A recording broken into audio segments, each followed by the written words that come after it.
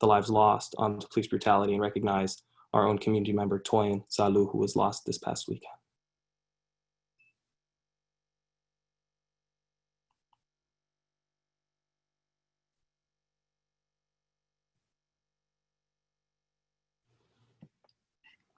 So with that being said, we will now go into roll call. Senators, when I say your name, please raise your hand so I can see that you are present.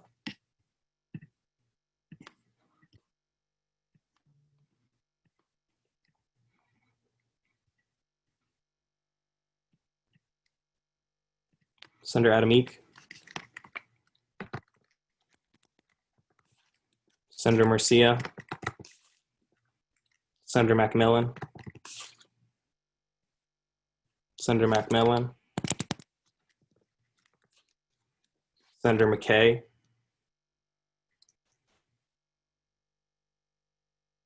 Senator McKay.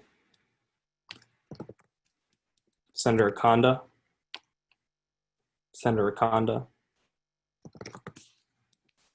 Senator Bateman. Senator DeYoung. Senator Little. Senator Lavender. Senator Lavender.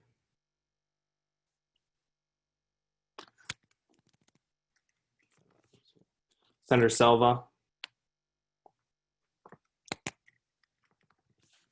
Senator Colvin. Senator Rossi. Senator Mouget.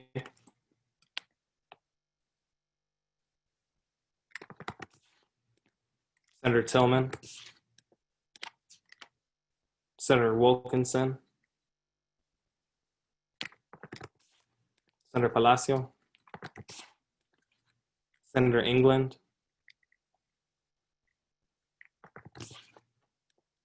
Senator Wang. Senator Yanam.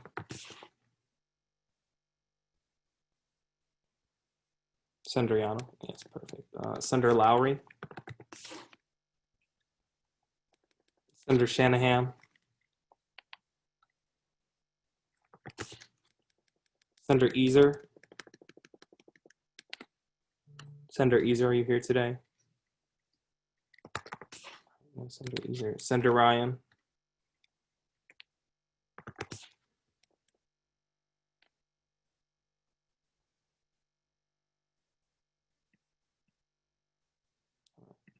Senator Capallo. Senator Leckey. Senator Sam.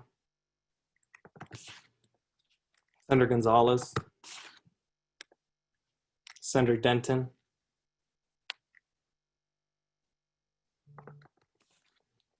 Senator Martin. Senator Adams. Senator Dotson.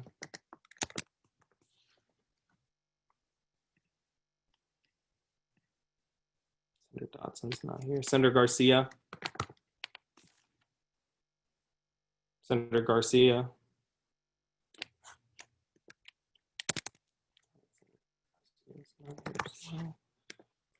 Senator Bogle. Senator Diaz. Senator Alexander.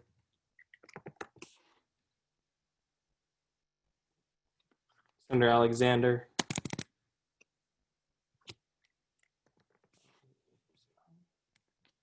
Senator Krueger. Senator Krueger. All right, Senator Dean. Senator Sylvia. Senator Kuznier. Senator Ascanio Martinez. Senator Ascanio Martinez. Who here? No. All right. Senator Murray. Senator Murray. Yes, she's here. Senator Medley Mera.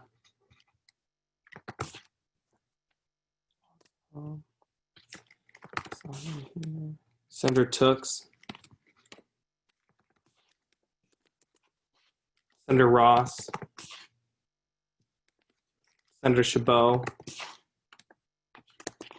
Senator Gabadaj. Senator Waters. Senator Stinson. Senator Rudd. Senator Porter.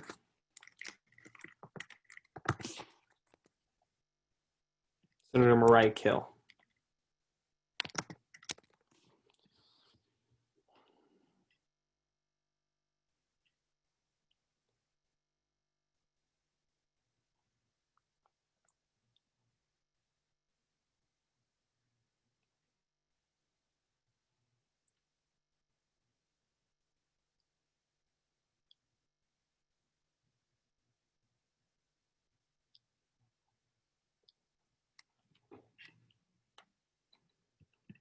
All right, so we do have quorum. We have 40 of 51 senators present today. So with that being said, the quorum is verified. Corrections and approval of the journal, June 5, 2020. Is there a motion to accept the journal? Senator Porter. So moved. Is there a second?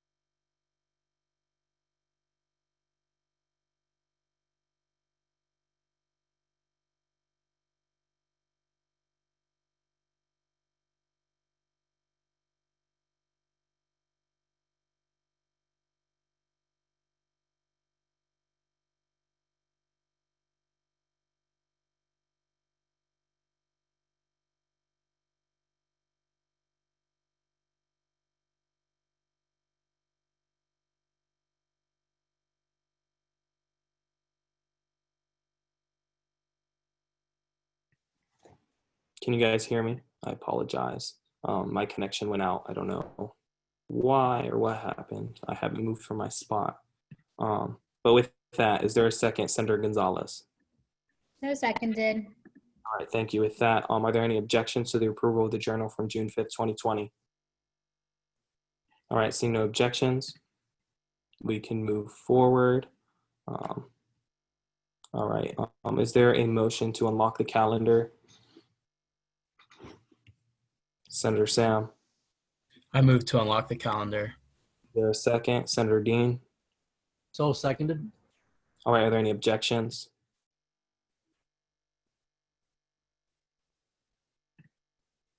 Senator Leckey, are you objecting? May I ask what the calendar is being unlocked for? To allow Vice President Amy Heck to speak, as well as the agencies to speak prior to open comment. Okay, I withdraw my objection. Okay, with that being said, we will be moving into, because the objection has been withdrawn, so therefore the motion has been accepted to unlock the calendar.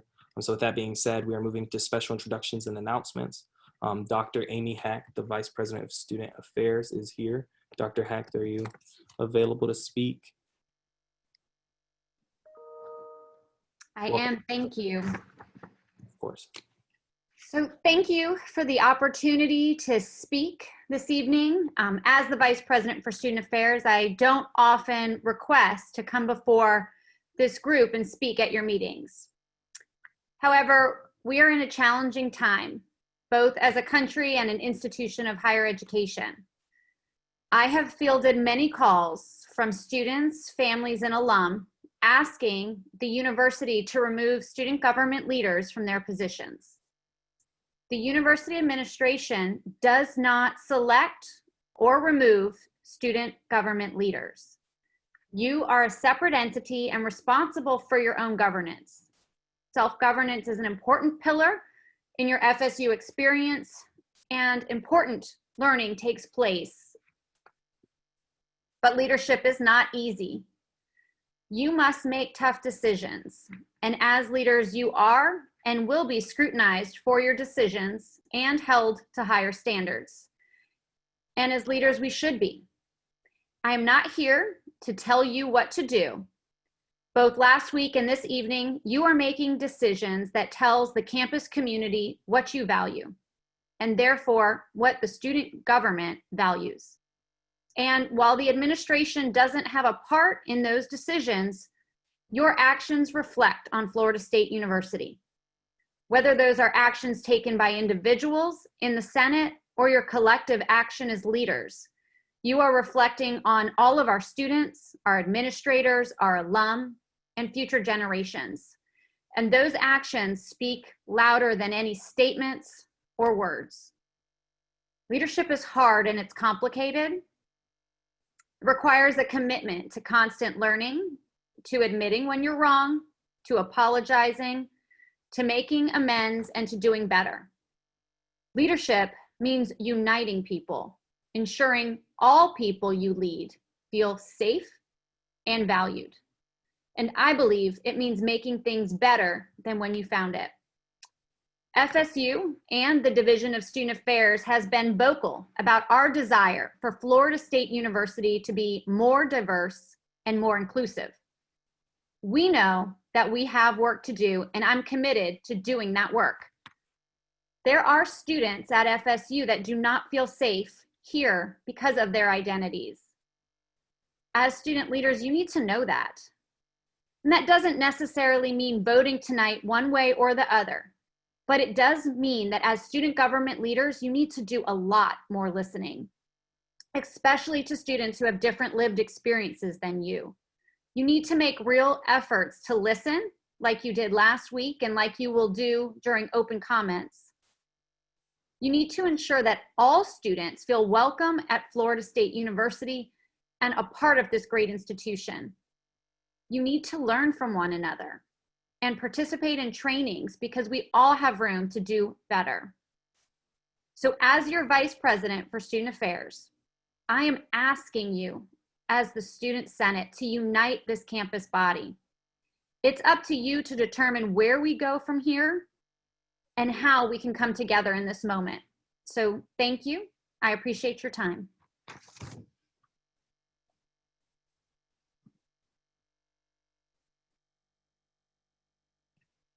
Thank you, Dr. Hecht. Our advisor, Dr. Acosta, will be sharing a document. It's a statement from a legislator, from Legislator Caruso, that SGA received.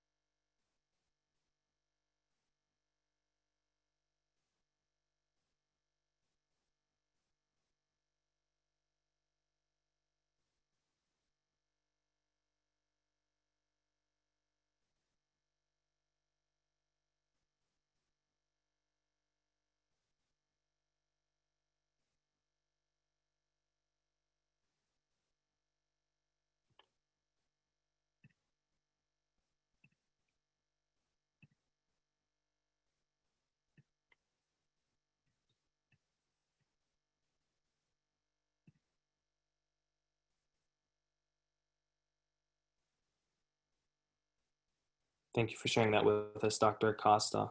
Now we will be moving into agencies, messages from agencies and bureau directors, SGA organizations, officers, employees.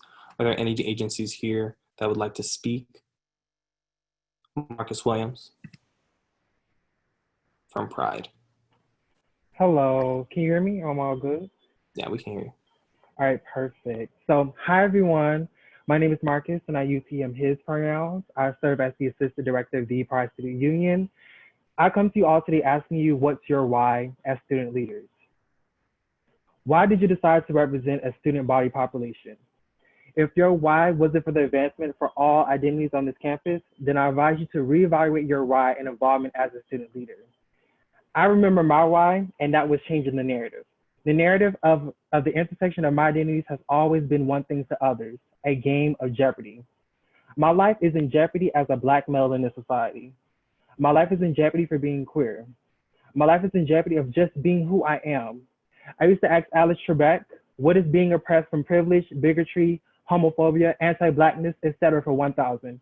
My life isn't a game of jeopardy, but it's the reality of living in the United States of America. I live in a society where saying I can't breathe, I can't breathe, can and does not stop the police officers in their police brutality behavior that slowly cost my fellow brothers and sisters to be remembered for their cause of death and not the Black, trans, and queer excellence that they have achieved in this society.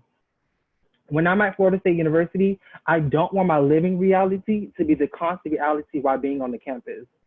Do you feel me? Do y'all hear me? Do you see why it is important to at least strive for safe spaces for all on a campus striving for diversity and inclusion? This campus may be the only place that queer, trans, gender nonconforming, and non-binary people feel themselves and feel confident in their pursuit of queer liberation because I know that I do. However, if that liberation continues to be pushed down in this campus throughout various entities and systematic structures, then I question myself. Why did I choose to attend Florida State University to have a constant reminder of the nightmare of living my identities in the society? As being student leaders, you must remember those that you represent on this campus. You not only represent privilege on this campus, but the oppressed. In the strive to dismantle systems of oppression, why should people indulge in behavior that marginalize identities on and off campus? This is a problem in student leadership. Student leaders speaking on identities that they don't occupy and not understanding the impact of every single word, rhetoric, and action that they are engaging in. With all of the resources that are available on this campus and institutes striving for positive sustainable change, we can no longer allow for the oppressive behavior to be tolerated on this campus. As a university that's a part of the nation's top 20 and holds numerous awards for diversity and inclusion, oppressive behavior like this, it should not be tolerated. At these unprecedented times with everything going on within student leaders' behavior and just life in general, I ask you all to call in with the work that we all are engaging in. That means acknowledging the harmful words or behaviors with the ethics of love and care. Calling in does not negate from the conflict, but focuses on education and not shame. We have to give grace when we are having these hard conversations, and that we as student leaders must make this decision to educate those who need support while also educating ourselves because we never know everyone's reality. We never know what someone experienced before taking that student leadership position. We don't know the reality. So that's why grace and patience are fundamental in the advocacy work that we are all doing. Advocacy work requires constant education, communication, and dialogue. Advocacy work is not about pity and hate. Starting at this moment, student senators, from this minute and far on, I ask you all to call in and have the intent to educate when addressing and holding others accountable when harmful actions and words happen, especially with our student leaders. The intent of education is not to justify the actions, but to prevent the actions to continue to harm others. I ask you, senators, to invest, please.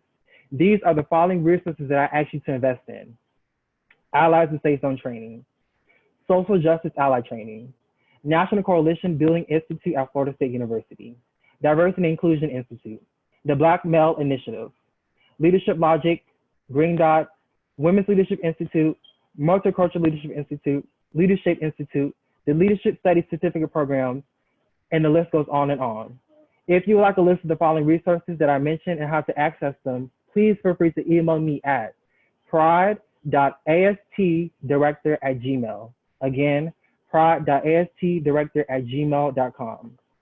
I hope you all really do reflect on my statement. It took a lot of courage, it took a lot of love, and it took a lot of reflection from all of the experiences that I had as being a student leader within my only second year on this campus.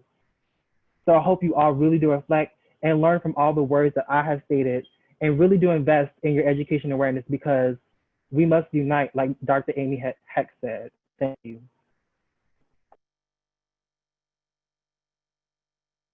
Are there any further comments from agencies, bureaus? With that, I'll be entertaining a motion to return to the order of the calendar. Senator Bogle. So moved. Is there a second? Senator Kuznier. Seconded. All right, with that being said, we are now back with the order of the calendar. And we will be starting with open comments. Senator Dean. Yeah, so I moved to impose a 2-minute time restraint on all opening comments. All right. With that being said, is there a second? Senator Chabot.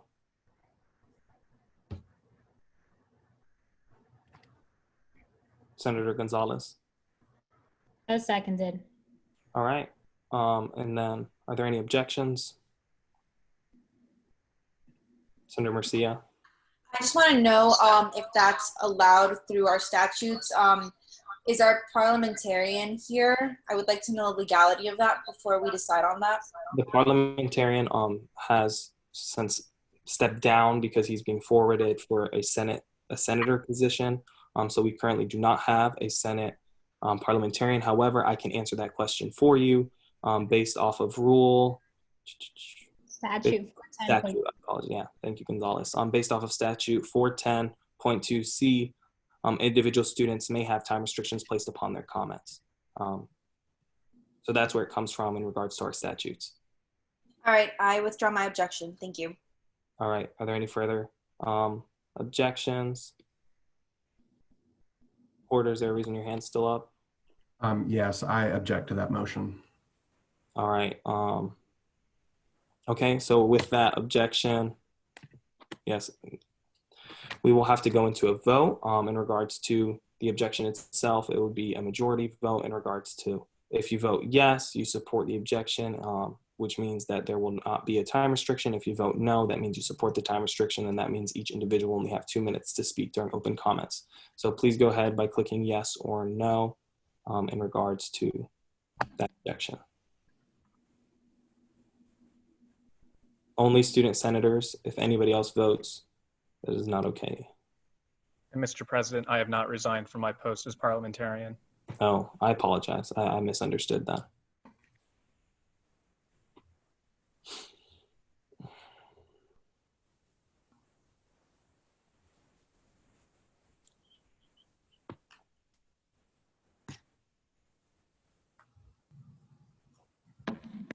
Please, all senators vote. We only have 30 votes. We have 41 senators present.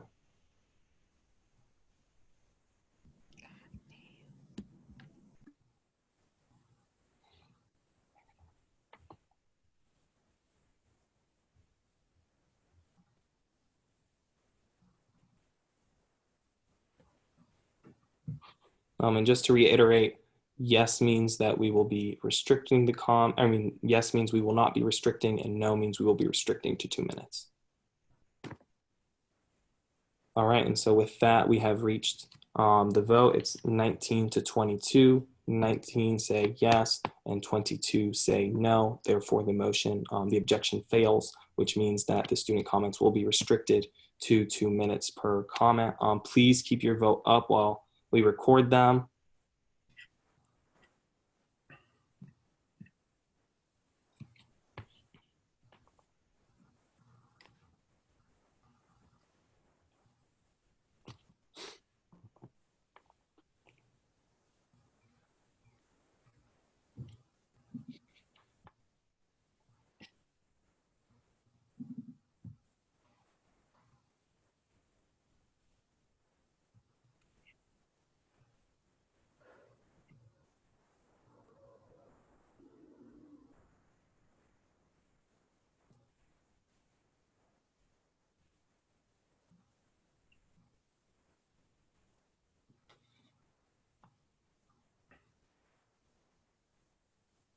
All right, so with that being said, Dr. Acosta,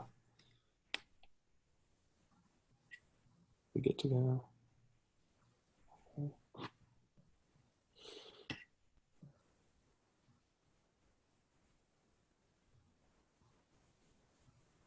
All right, so we will be moving forward in that regard. The motion passed, which means that open comments will now be 2 minutes. 2 minutes per open comment. Okay, so now student and non-budgeted RSO comments is where we are on the calendar. Dr. Acosta, do you have the list of students who signed up to speak?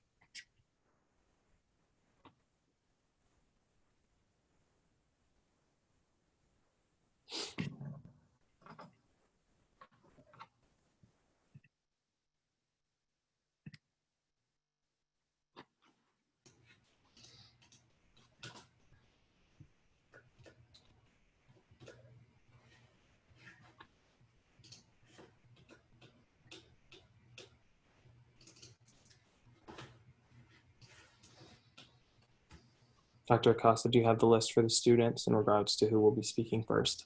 The first student is Emily Pacente. Emily Pacenti, are you here tonight? Emily?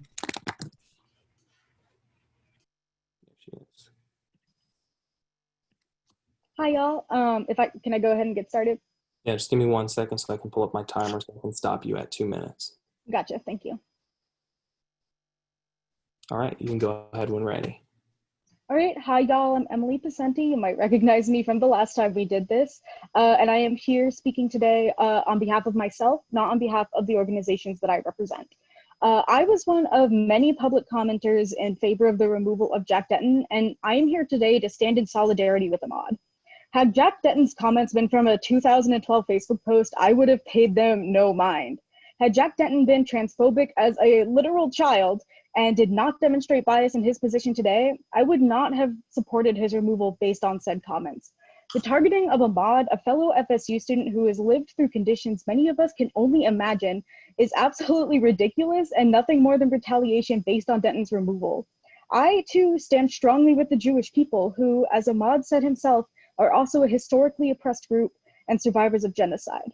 I also stand with Palestine. I also stand against the state of Israel. The equation of condemning state-sanctioned war crimes committed by Israel to being anti-Semitic is nothing but a scare tactic used to silence criticism of the state. A government engaging in illegal occupation and genocide is far different than the civilians within its borders. Throughout Ahmaud's career as a student and as a senator, he has never once demonstrated any bias towards Jewish students, unlike Jack Denton, who had a track record of voting down or refusing to vote on resolutions that affirmed FSU's transgender community. To condemn a 12-year-old boy who grew up in a war zone and hold that past child to the same standard you would hold a child in this country to today is insane. I will not stand here and look down on a young boy who had to face tear gas on his way to school. I will not sit in my Florida home and judge how a Palestinian child copes with racism, with trauma, and with terror. Ahmaud, I stand with you, I know you, and I believe in you as a fair and balanced Senate president whose experiences with hardship will make you a valuable leader for our community. Thank you.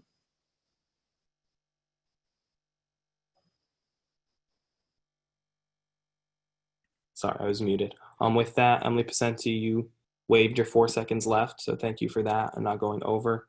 Next student on open comments is Benjamin J. Stoltz. Benjamin Stoltz, are you on the call? If you are, please raise your hand so I can unmute you. Benjamin Stoltz, I see you. And have you been unmuted, Benjamin? Yes. All right, that sounds great. So with that, you have 2 minutes whenever you're ready, okay? Thank you for the opportunity. I just want to be clear that my views do not represent the organizations I'm a part of, and they're merely my views as a citizen and as an FSU student currently. I firmly stand against Jack Denton when he made transphobic, horrific comments that deeply offended me personally, not as a trans man, as I am cisgender, but for my trans friends and all of our trans brothers and sisters. However, this is not the same as what Ahmaud has done.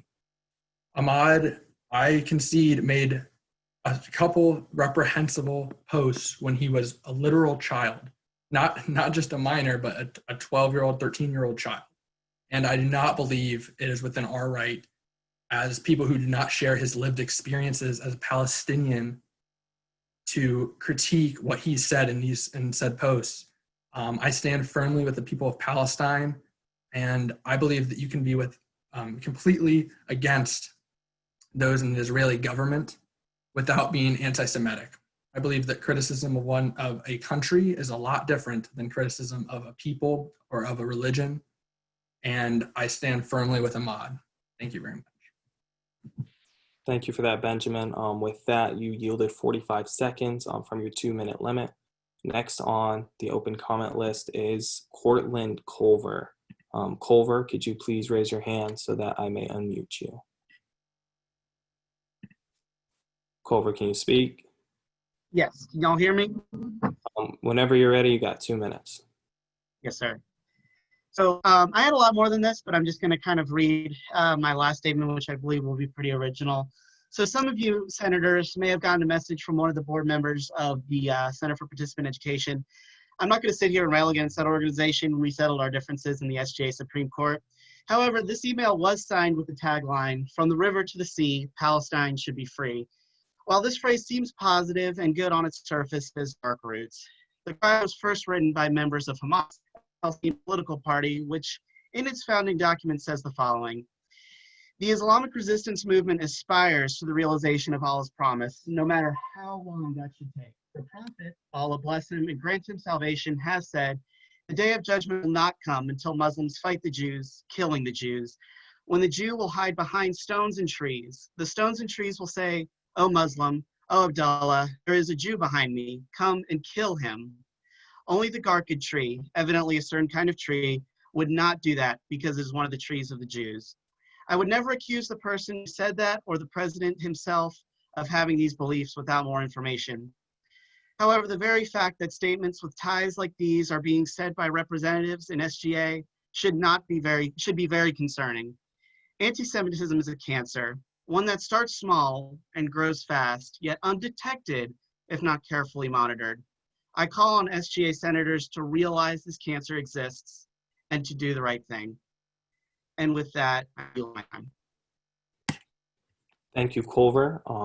With that, the next person on the open comment list is Donna Alima. Donna Alima, could you please raise your hand so I can unmute you? Donna Alima. Can you speak? Are you unmuted? Yes. Yeah. Okay, awesome. So with that, Donna, you have 2 minutes whenever you're ready, okay? Okay, thank you. Hi, I'm Donna Alima, and I'm a senior majoring in IMS. I am speaking out tonight as a concerned constituent about the recent appointment of Ahmad Daraldik. I was born in Israel, and I'm part of a Jewish family. A few years ago, my 17-year-old relative went out one night in Jerusalem with her boyfriend, and she was stabbed 12 times in the back by a Palestinian man that left her to die in the street. I visit her grave every year, and my uncle still cries when he hears her name. I've had to run into bomb shelters, helping my grandma get to safety as quickly as possible, while Israel was being shot out by the West Bank and Gaza. However, through all of my personal experiences that I've been through, I would rather love my country and my people than to hate another, because we're all human and we deserve the same amount of respect. As an Israeli Jewish student at FSU, I feel hurt by many of the things that Ahmad has said, not only in the past, but also very recently, and by many of the claims that he's made on social media. I understand that as a Palestinian man, he's been through many hardships and traumas that I cannot and I will never minimize. However, I find it extremely hurtful that when students resurface posts with the words, "F Israel, stupid Jew," photographs of swastikas, and an entire website dedicated to the comparison of Israel and Nazi Germany, not only did Ahmad not apologize, but he instead defended the words "F Israel" and compared contemporary Israeli policy to that of the Nazis.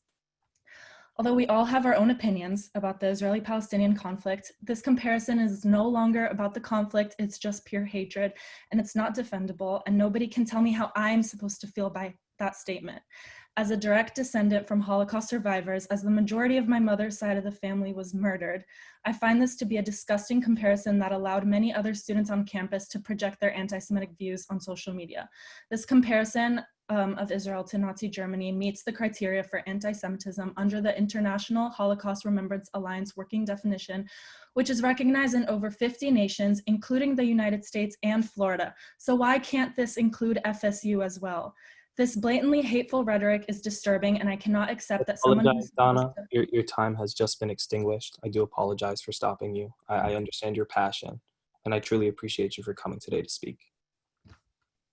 So with that being said, next on the list is Zach Grzowski. Zach Grzowski, are you on the call? Could you please raise your hand? Zach, okay, Zach Grzowski. All right. Can you? Yeah, can you hear me? Yes, I can. You have 2 minutes whenever you're ready, okay? Sounds good. All right, so my name is Zach. I'm a senior here, and I'm someone who's gravely concerned by the leadership problems facing the school right now. I'm not shocked that someone with anti-Semitic tendencies was appointed as president, but rather just appointed. More importantly, however, I'm appalled by the shortage of knowledge on what anti-Semitism actually entails, and the lack of care and support for the FSU Jewish community by a huge portion of the Senate. So let there be no debate right off the bat. What the president has said recently is deemed as anti-Semitic according to the United States government. There seems to be a huge misunderstanding of why Jews and activists are concerned about the current president's appointment. This, frankly, has nothing to do with the conflict. This has nothing to do with conflict and everything to do with hate. I could care less about what the Senate's views are on the Israeli-Palestinian conflict. So let's look at the definition. The definition of anti-Semitism, according to the US State Department, includes drawing comparisons to Israeli policy to that of the Nazis. Does this sound familiar? The president in last week's comments stated, "I do not condone crimes Hitler committed against Jews. I myself am a Semite and will not allow racist Israeli policy to commit those same crimes against my people." Emphasis on those same crimes. This is clearly an act of hate speech as defined by the US State Department. Is FSU of a lower standard than the United States government on anti-Semitism? If not, the president directly made an anti-Semitic slur by its official definition. This rules out any debate over whether this was hate speech or not. Comparing the only Jewish state to Nazis is in and of itself, by definition, anti-Semitic. And this wasn't when he was 13. This was last week. If this isn't already enough evidence to suggest that the current president has consistent anti-Semitic tendencies, his high school project surely reinforces my concerns. He stated that Israel's actions reveals them as basically Nazis with beards and black hats. I didn't know our local Chabad rabbi on campus is a Nazi, or that all Zionist Jews with beards and black hats are Nazis. Or what about me? I'm wearing a kippah right now. This is a black hat. I'm growing out a beard. I'm a Zionist. Am I a Nazi to you? It deeply offended me. You might ask why I would bring this up if there's already an example of the president's anti-Semitism before. It is because it illustrates from middle school to high school. Your time has expired. Your 2 minutes. The president's views seem to be consistently hateful. Thank you for the time, and Am Yisrael Chai. Thank you for speaking today. So with that, our next person on the list is Cindy Shamides. Cindy Shamides. Oh, okay, she has her hand raised. Cindy, can you hear us? I am here. Can you hear me? Yes, Cindy. Give me one moment so I can restart the timer. All right. Whenever you're ready, you can go ahead. All right, great. My name is Cindy Shamides. I am the president of Knowles for Israel. However, tonight I am pleading with you as a Jewish student at Florida State. I am no stranger to being discriminated against because I'm Jewish. Sadly, as a child, I became used to people drawing swastikas on my paper at school, being taunted with Holocaust jokes, or asking me to pick up spare change from the ground. I hope that FSU would be different, a place whose student body and student senate embraces diversity and protects the inclusion of all students. But unfortunately, again, I'm facing the same anti-Semitism I experienced before. But now this anti-Semitism is being carried out by our Senate president, the very person who is supposed to foster FSU's diversity and inclusion. I stand before you tonight because I recognize that you are elected leaders on this campus, and what you do sets the tone for what kind of campus we have. For that reason, I ask that you vote tonight to remove Ahmad Duraldik from the role of Senate president. Ahmad Duraldik's contempt for the Jewish and Israeli community is well documented. The documentation goes as far back as social media posts from 2013 and is as recent as July 2020, right now. I have compassion for Ahmad's experience. I face discrimination and aggression towards me for being a Jewish woman. I understand that he has had a very hurtful and traumatic experience. I understand that Ahmad was very young at the time he made some of these offensive posts on social media, but what I do not understand is why Ahmad has yet to apologize for the remarks that he has made on social media. I believe that as a leader on this campus, he has a responsibility to pursue inclusivity and acceptance for all. Ahmad's experiences do not give him a right to bigotry. If you ignore the anti-Semitism and the pain it causes our Jewish community, you will be sending the message that you as senators find anti-Semitism to be an acceptable bigotry. No bigotry is acceptable. The last time the Senate convened, it was to remove a Senate president that expressed views members of our community found harmful. Please hold our current Senate president to the same standard of integrity. Show our community that you also condemn problematic remarks made about and against the Jewish people. Time has just expired. And I did want to address the fact that you said I didn't apologize, and I do realize, I hurt many people on this campus, and I want you to know that I do apologize to you and to every Jewish student who's felt hurt or has felt anything, in regards to my comments offending them in any way, because that was not my intent. But with that being said, our next student commenter is Elad Almog. Elad, did I say your name right? Elad, can you raise your hand for me?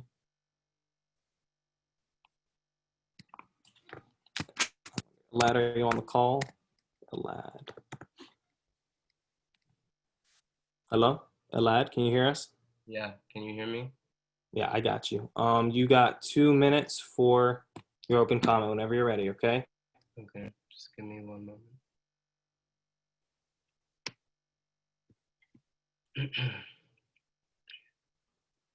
Good evening, Senators. My name is Alad Almag, and I'm here today to express my concerns. Today, I wanted to clarify that this is not and it should not be a political debate. Neither Ahmad's political views, religion, nor nationality play a role in the concerns that have risen. Frankly, they have nothing to do with this. This is about clear anti-Semitism being expressed from a student leader, whether he was aware or not, in a role that is supposed to represent all of the students at FSU. He has claimed he is not an anti-Semitic, yet his actions have proven otherwise. After a photo surfaced with the caption, F Israel, students expressed their feelings regarding the caption. Ahmad took it upon himself to address the students in a video. There was no apology. Instead, he just justified and defended his words. He refused to acknowledge those students who were hurt by these harsh words. He then compared Israeli policy to resemble the policy of Nazis. While Ahmad has had these personal experiences, and I truly do sympathize with him, it does not justify his hateful language. These remarks are blatantly anti-Semitic, and it is wrong for anyone to justify or defend these points. Soon after Ahmad's video was published, other anti-Semitic posts resurfaced. A fake photo captioned, "Stupid Jew thinks he's cool," photographs of swastikas, and even an entire website comparing Israel to Nazi Germany was discovered. SJP released a statement defending Ahmad and his post and claimed that he should not be liable for an offensive post he made as a preteen. However, the posts may have started in 2012, but they continued up until this past week. SJP also attempted to demonize my character by stating that I was more concerned about his caption than the photo depicting an IDF soldier killing a Palestinian girl. This image is fake. It's been proven to be part of a broader propaganda campaign. Look closely and you can see that the Israeli flag is printed out of a piece of paper. Alad, your time has been expired. So thank you for coming today. Thank you for your time. With that being said, after Elad, we have Karen. Karen Bard. Karen Bard, could you please raise your hand so I could unmute you? Karen Bard. Karen, can you hear us? Yeah, can you hear me? Yeah, we got you. You have 2 minutes whenever you're ready. Okay. Good evening, all. My name is Karen Bard, and I'm a rising junior at Florida State University. First and foremost, I would like to extend my appreciation for the opportunity to speak tonight. I am a proud Jewish woman and a proud Jewish student at FSU. Politics aside, I am ashamed and disheartened by the comments, posts, and website written by the Senate President. I've seen many arguments all over social media discrediting the validity and even hurtfulness of said comments based on the time they were posted and political viewpoints, but the truth is that none of that matters. There has been a surge of political wokeness regarding human rights issues in our country, including racism, homophobia, and transphobia. In fact, those have currently plagued our campus as well. What I can't seem to comprehend is how Jewish students are any less worthy of this wokeness, just as it is not the job of a white person to define what racism is and isn't. It is not the job of non-Jews to define what anti-Semitism is and isn't. Regardless, I'll present the definition used by our country for clarity's sake. The United States defines anti-Semitism as a current perception of Jews, which may be expressed as hatred towards Jews.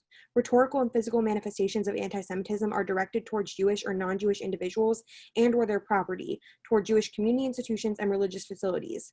A number of contemporary examples are also listed, including drawing comparisons of contemporary Israeli policy to that of the Nazis, denying the Jewish people their right to self-determination, and using the symbols and images associated with classic anti-Semitism to characterize Israel or Israelis. These are but a few examples of how anti-Semitism is currently seen, and already the Senate President can check each box. There is proof and pictures shared, including a maze of swastikas, the statement "Stupid Jew thinks he's cool," and hashtag F Israel. Beyond that, the website-style paper written by the Senate President himself in 2016 includes comparing the Israeli-Palestinian conflict to a contemporary Holocaust, as well as other quotes defaming Jews as a whole. Any person who would still like to deny that this represents an anti-Semitic person might as well be an anti-Semite themselves. You see, this issue has been made to seem like it is about almost anything but the actual problem: anti-Semitism. Anti-Semitism is not conflated with anti-Zionism, and a person can hold the beliefs of one without ever approaching the other. Aaron, your time has expired. Thank you. Of course. Thank you for coming.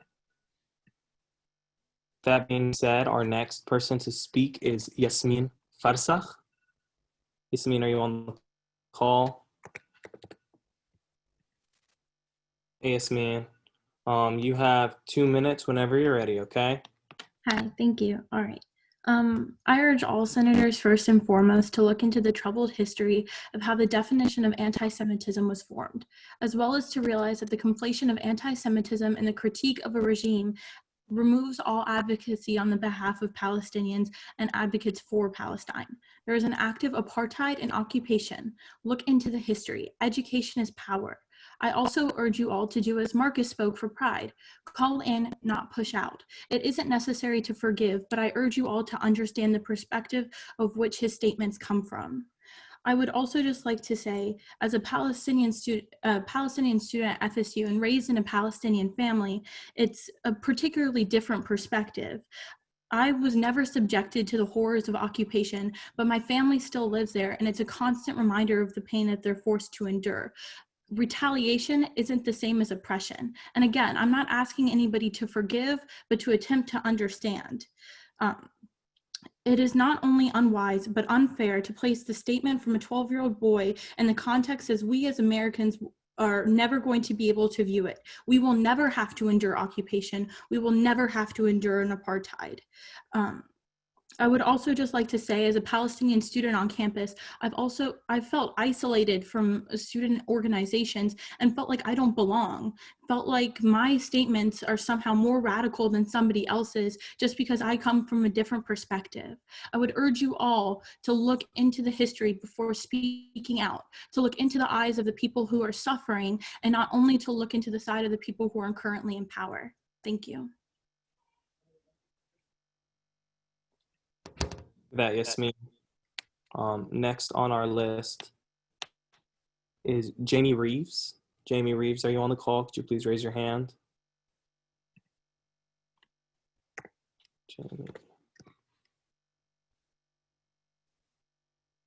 Jamie Reeves is not on the call.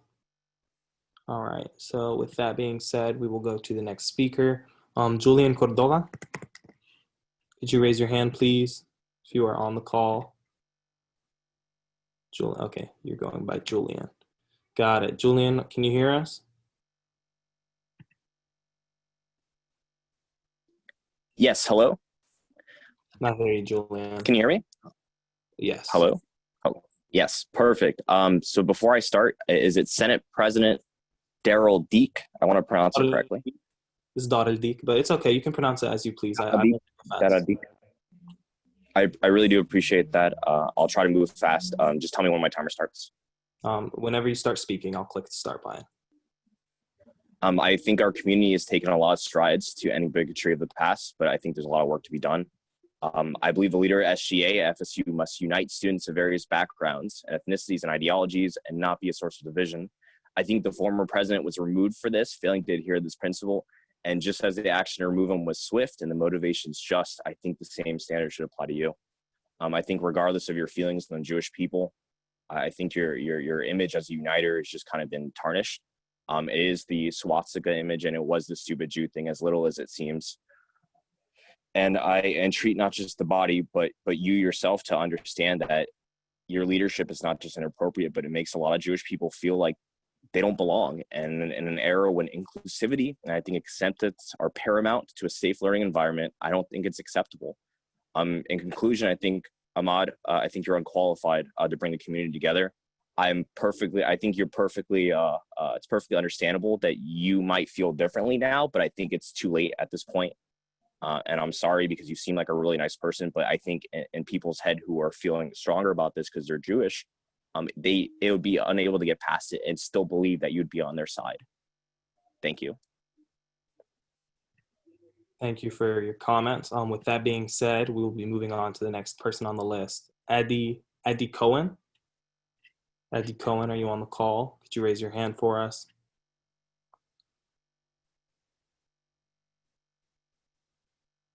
There you are. Can you hear us? Yeah, I can hear you. All right, whenever you're ready, Addie, you may go ahead. You have 2 minutes. All right. Good evening, Senators. My name is Adi Cohen. I just graduated, and I'll be starting graduate school here in the fall. I am Jewish, I'm Israeli, I'm transgender, and I'm tired of having to defend my identities to this university and desperately trying to find someone who's capable of representing them. When Jack Denton made his transphobic remarks in private, this very Senate was quick to denounce them and remove him from his position. This was a win for me personally and the FSU community as a whole. Now I am hurt, upset, and angry that Ahmad has publicly made a thread of anti-Semitic posts and remarks which must also be denounced. Well, the common counter-argument for most of these postings is that they are old and we have all said stupid things when we were kids. I would like to point out that as recently as 2019, Ahmad was using hashtags like #FIsrael and even last week chose to double down on his anti-Semitic statements, which to me shows that he has not grown or changed in his beliefs. I would like to also add that I empathize with Ahmad. My entire family lives in Israel. My family has also experienced trauma and pain from the Israel-Palestine conflict. A few years ago, my cousin was run over by a large truck driven by a Palestinian while he waited for the bus to take him home. This attack left him without the use of his legs for the rest of his life. Just as recently as January of this year, another one of my Israeli relatives was attacked as she drove with her 3 children. 2 were babies. Palestinians threw rocks into her car, shattering the windshield and injuring the 2 babies. They were covered in blood and their older brother had to take care of them as their mother drove them to safety. These are 2 instances of many experiences that have caused us harm. I don't share these 2 personal stories to take away from the experience Ahmad has faced, but rather to highlight that we are not all that different. We've both faced trauma because of this conflict. Jewish and Israeli students deserve to be treated with respect. Ahmad's continued statements do not express respect or understanding. Tonight, I'm asking you to show the same understanding and compassion you showed to the trans community the last time you convened. I'm asking you to show the same standard of behavior you demanded of Jack Denton and apply it to Ahmad. If in fact there's only one standard, you must vote to remove him. Thank you for hearing from me tonight. That was perfect timing. Your time just expired. So thank you for speaking today. With that, the next person on the list is Loez. I apologize if I say your name wrong. It's my first time being able to see them, but Loez Grunberger. Loez, are you on the call? Yes.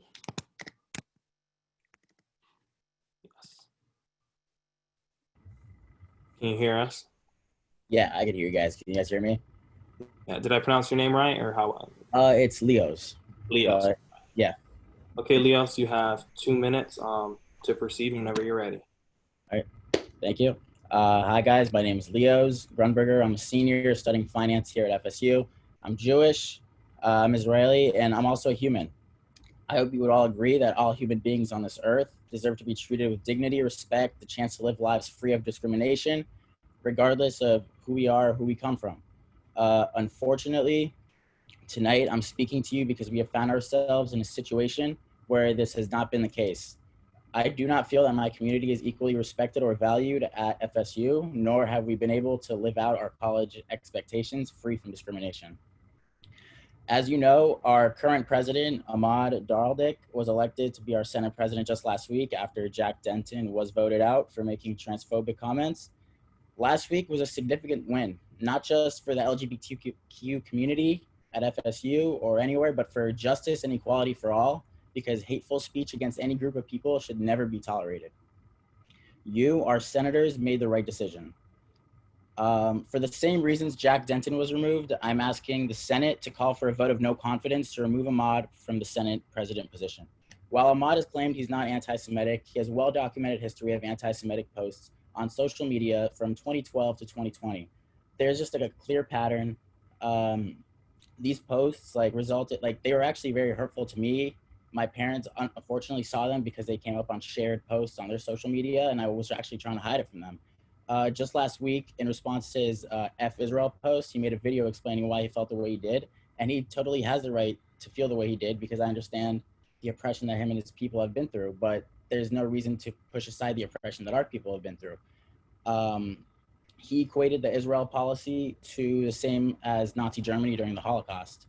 But let me tell you about the Holocaust. Both my grandparents were survivors in Auschwitz. My grandma, actually the only person to walk out, she saw her brothers. Leo, your time has expired. All right. Thank you for coming today. So with that being said, our next person on the list is Benjamin Horn. Benjamin Horn, are you here today? Could you raise your hand, please? Benjamin Horn, I do not see you on the call. All right, we will keep pushing forward. Rose Finkelstein, or sorry, not Rose, Matthias Bishop. Matthias, are you on the call?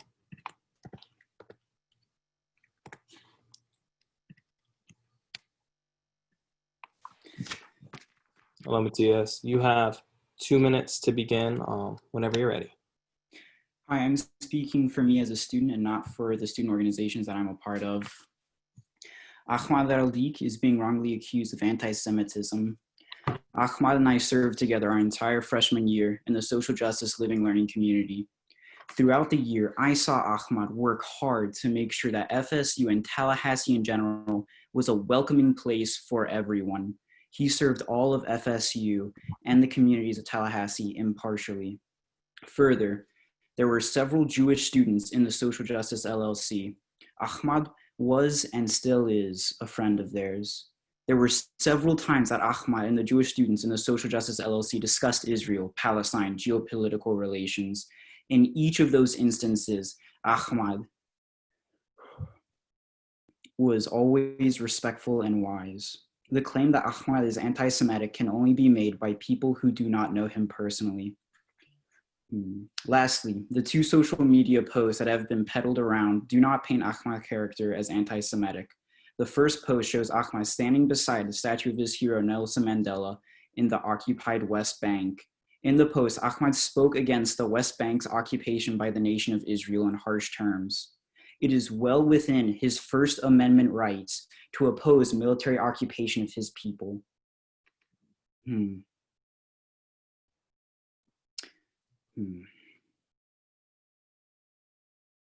I can speak from my personal experience.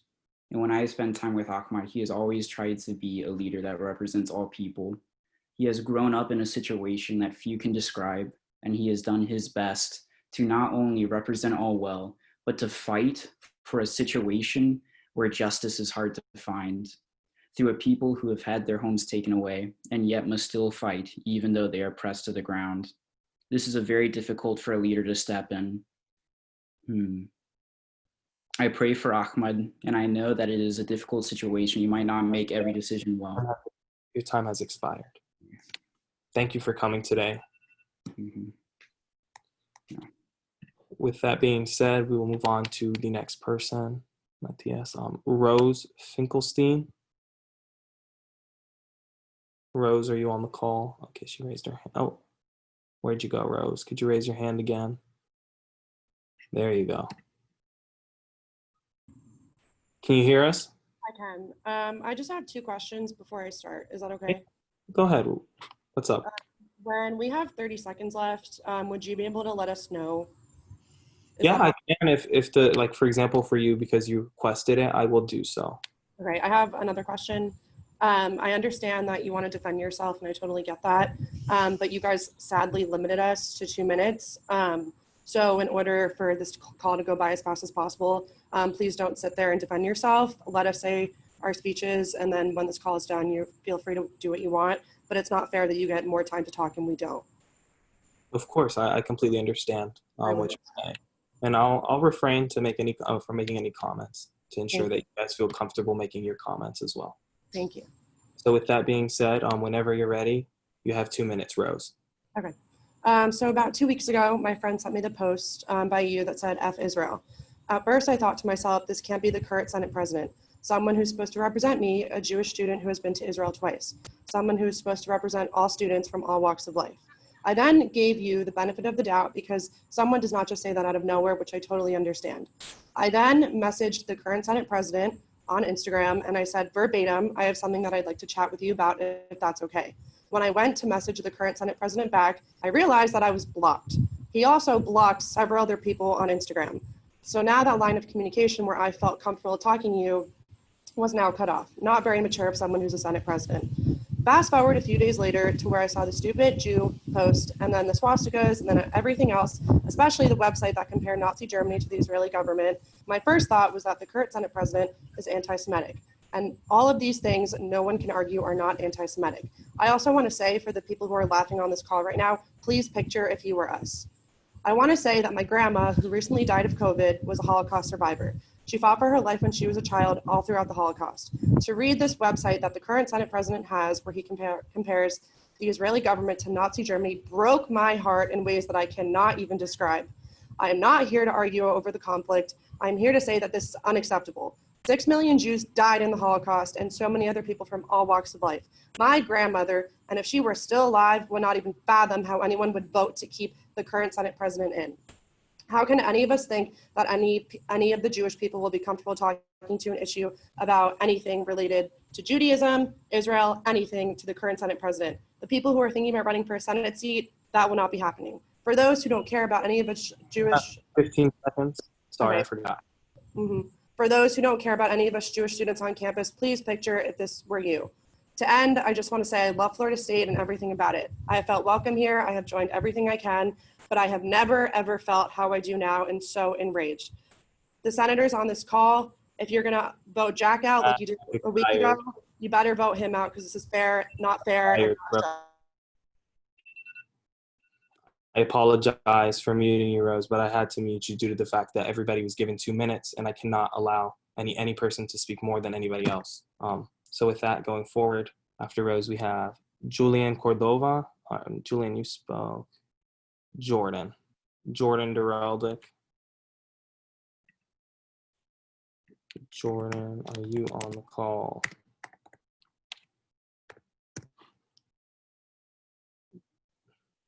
Jordan is not on the call. Shayna Cohen.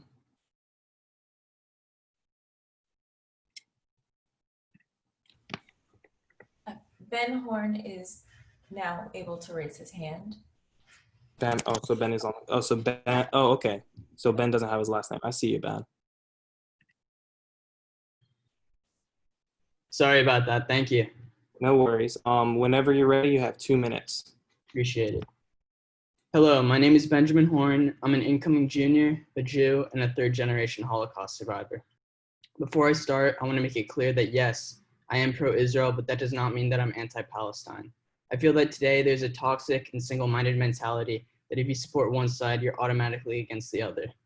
That is not the case here. I'm hopeful for a day sometime in the future where a generation of Israelis and Palestinians will see eye to eye and live together in harmony. The Israel-Palestine conflict is an exhausting and controversial topic that I believe would be a waste of everyone's time to discuss tonight. My concern is not so much that the Senate has appointed a president that opposes Israeli policy, but that our president has demonstrated hate-filled anti-Semitic views. I've seen swastikas, a manufactured photo of an Israeli soldier pointing a gun at a young Palestinian girl captioned, "Stupid Jew thinks he is cool," and a website that compares the sufferings of the Holocaust to that of Palestinians. Ahmad is responsible for all that I just listed. My grandfather was in concentration and death camps. My great-grandfather was gassed in these camps. My great-grandmother left these camps in a cattle car to be taken to a field where she was forced to strip, dig a hole, and from the end of a machine gun, learn that she had just dug her own grave. Could you imagine how this makes me feel to hear our Senate president compare Jews to their oppressors? I can't accept that a man so misaligned with what is best for our campus is in a leadership role in this body of representatives. I'm concerned that his leadership will embolden hate groups on campus and further marginalize organizations that celebrate Judaism in Israel. To Ahmad, I apologize for what happened to you at the border and believe that you have a right to feel the way that you do about Israel. We both have experienced pain and trauma from this conflict. However, trauma doesn't give us a free pass to inflict more pain on others. I believe that a true leader is able to look past our differences and focus on our common threads. The things that bring us together are often much greater than the things that divide us. Senators, please remove Ahmad from the role of Senate President. Be consistent, be fair, do not give Ahmad a free pass to bigotry. Thank you for your time. Thank you. So with that being said, the next person on the list, Shayna Cohen, could you please raise your hand so I can unmute you?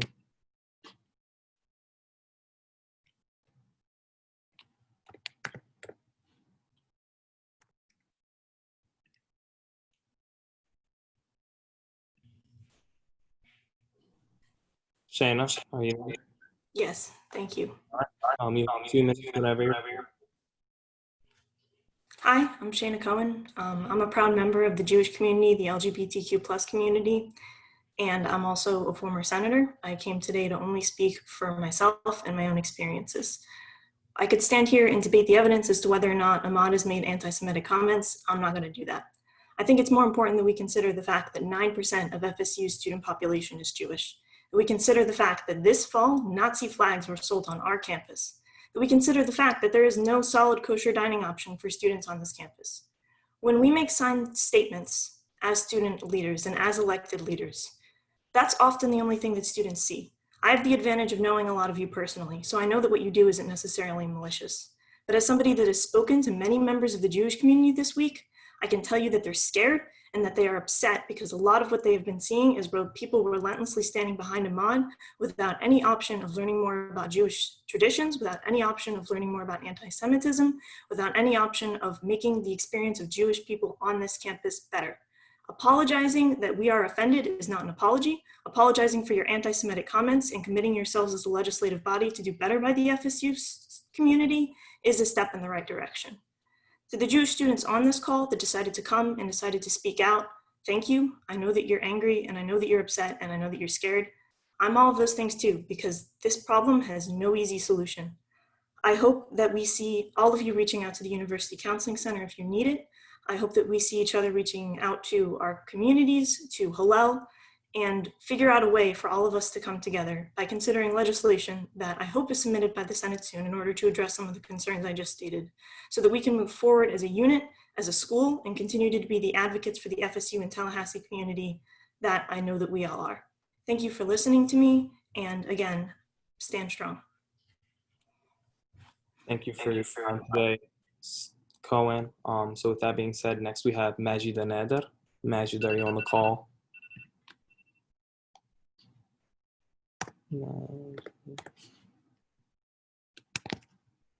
Here she is. Can you hear us? Yes, I can. All right, you can go ahead. You have 2 minutes whenever you're ready. Okay, Majida? My name is Majida Nader. I am a rising senior at FSU, and I've known Ahmad since his freshman year here. I was assigned as his mentor at Freshman Leadership Institute, and I've always known him as a very passionate and vocal leader. And Ahmad has been vocal about his Palestinian pride and shared many experiences with me about injustices he faced in Palestine. And nothing he has ever said in criticism of those injustices went anywhere near anti-Semitism or discrimination of the Jewish people. That is not something that we tolerate. That is not something we strive to perpetuate. The Arab Student Union has only existed on this campus for 2 years. I've been going to FSU for 3 years. Ahmad is our president for this past year, and I think I can speak for most of Arab Student Union that we are proud to have him represent us, and especially represent us in SGA.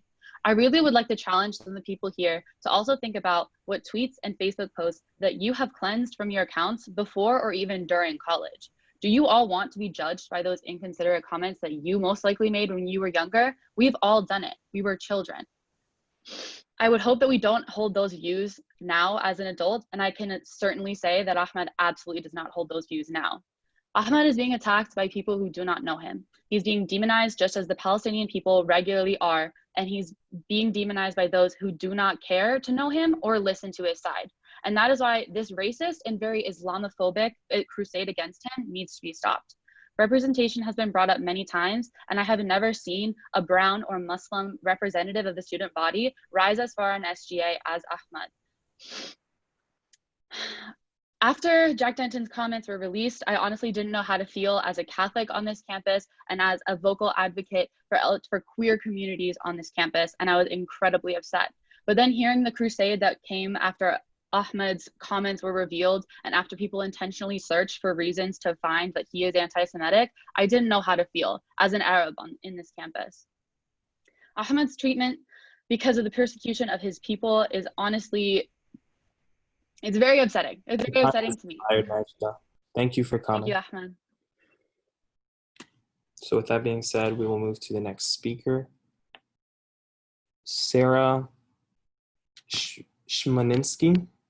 Sarah Shmaninsky, are you on the call?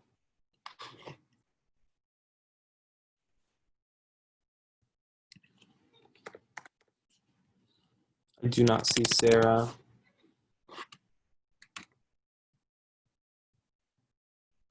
All right, well, if Sarah is not on the call, we will continue to move forward. With that, Aliana Cooper. Aliana Cooper, are you on the call? Ellie Cooper. All right. Ellie, can you hear us? Yeah, can you all hear and see me? Yes, ma'am. I hear you and see you well. So go ahead whenever you want. You got 2 minutes, okay? Okay, great. Hello, I'm honored to address you all today. So I, as a Jew, engage in anti-occupation work, both here in the FSU, the United States, and in the occupied territories. I'd like to begin by saying that criticism of Israel is not inherently anti-Semitic. Moreover, the Jewish community at FSU is not inherently or universally Zionist. I urge you to hold that in mind. Anti-Semitism is a problem at this university. At the beginning of this call, someone drew swastikas on the agenda. Nazi flags were able to be sold on campus. These are problems of white supremacy.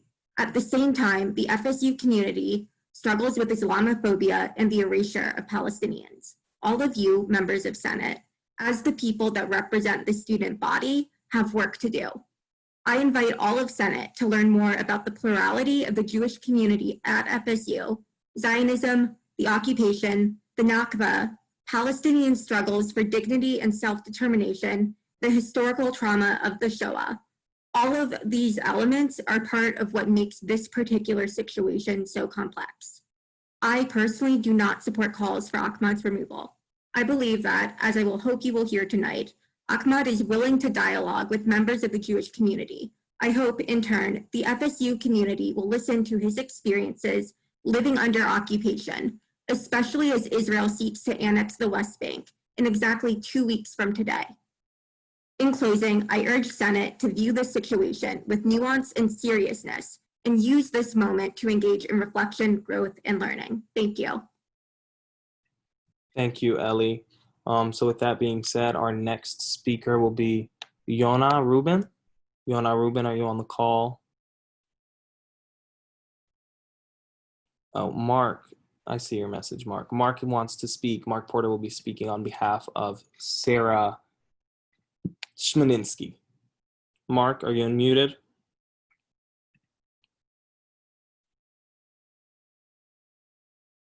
Mark.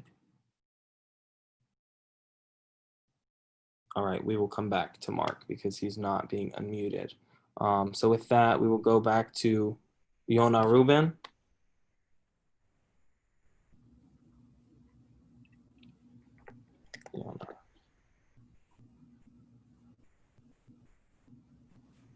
Yona, can you hear us?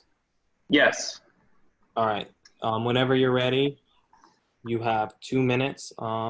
Yeah, so just whenever you speak, I'll start the timer. Thank you.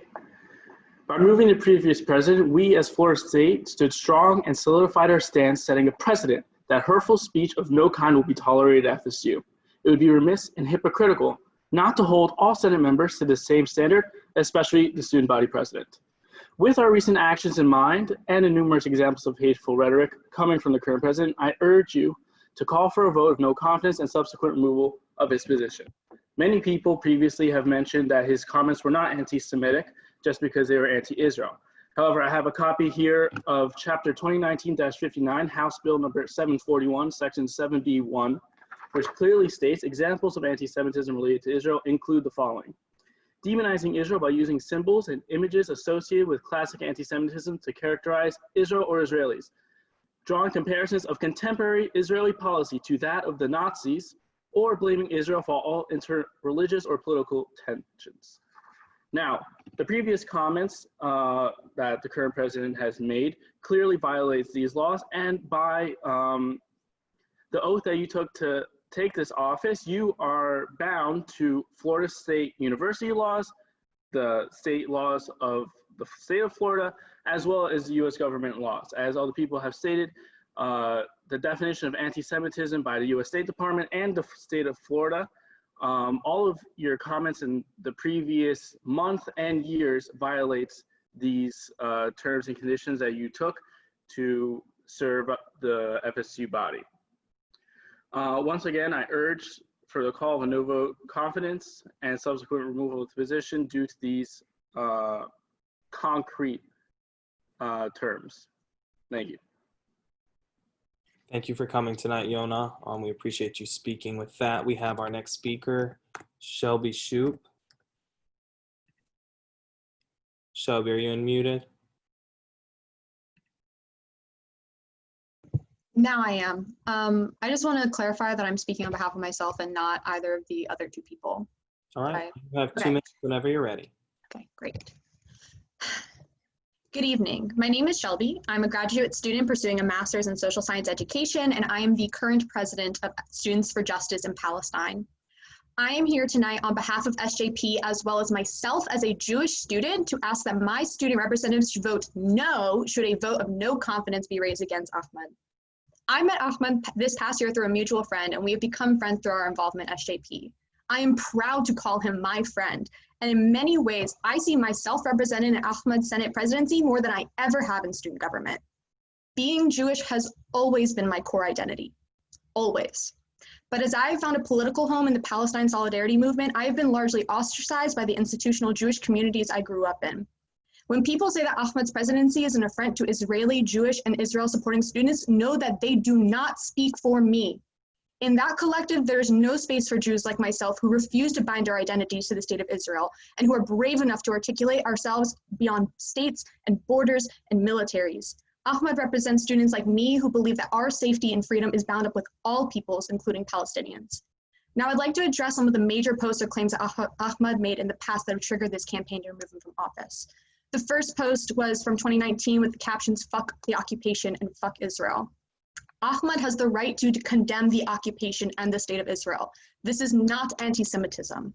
When the state of Israel was founded on the ethnic cleansing of 700,000 Palestinians, occupies the West Bank for 50 years, collectively punishes 2 million people in Gaza, codifies apartheid with the Jewish nation-state law, selectively targets Palestinian homes for demolition, and is on track to annex the West Bank in 2 weeks. How many more blatant human rights abuses must Israel commit before we are allowed to say fuck that without our character or intention being called into question? The other posts and claims are from Ahmad's childhood. The first is the image of the Israeli soldier stepping on the Palestinian girl with the caption, "Stupid Jew thinks he's cool," and the later, a class project comparing the Shoah with the Nakba. And while I hold that comparisons between genocides are not only valid, but actually necessary to forge solidaristic, internationalist, and inclusive movements against oppression, Your time has expired. Thank you for your time. Thank you. Yeah, and I just want to say for everybody who's speaking, we appreciate your time here today. We appreciate you coming out. But remember, when you are speaking to the Senate body, please do not use profanity. Yeah, it's okay, Shelby. I understand that you were being passionate, but in regards to that, please, anybody who's going to speak next, please do not use F-bombs, S-bombs, any other type of profanity at all.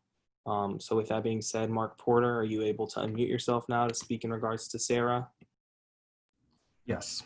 All right. So whenever you're ready, you have 2 minutes to speak on behalf of Sarah right. Shuminsky. So the statement, "Hi Senate, my name is Sarah Shuminsky and I'm a third year at Florida State in the College of Social Sciences and Public Policy. I have been an active member in the Jewish community my entire life and am active in our Hillel community on campus. I myself am a great-granddaughter of a Holocaust survivor of who I am named after. Regardless of what happens tonight, we will have a bigger issue to address. How do we stop anti-Semitism on campus? How will we work together to combat hate on all fronts? I am so sorry that I have to be here right now. I am sorry that Ahmad's actions and experiences have led us to this moment. I will not ask you to remove him. I will not ask you to keep him. I will only ask you to understand we are coming from something that the FSU community and most of the Senate have completely lacked in regards to the situation. I will not pretend to understand what he has gone through. He is still a human being and he should be treated as such. I will not repeat the same facts that you have heard from my peers, but I will reiterate my hurt. I have lost sleep speaking to many students, attempting to come up with the right words to make them feel safe, but there are no words. Many tears have been shed within my community over the past week. There will never be anything that is said that can justify what has happened to my family and to those that you have heard speak tonight. That is why it hurts so much to hear so many people quietly accept things like their attempts to destroy Palestinian society within Israel and the occupied territories reveals them as basically Nazis with beards and black hats. I struggle to understand why we accept anti-Semitism in our community while condoning other acts of bigotry. Rather than address Ahmad, I would like to address 2 senators that have said ill things to my peers in regards to this matter. Christian Sam, please understand that anti-Semitism is anti-Semitism. The color of your skin does not matter. Anna DeYoung, please do not tell us to shut up. Please do not tell us to say you are sick of this situation. Do something about it. I would like to invite you and all the senators to have an open discussion with the community about this issue. I'll finish off by leaving the words of a prayer that brings me comfort. Sim Shalom. Grant peace and well-being. Bless the world with grace, kindness, and mercy for us and for all Israel, your people. Thank you, Sarah. With that, thank you for speaking, Mark. On behalf of Sarah. Mariah Richmond. Mariah Richmond, are you on the call? You are next. Mariah.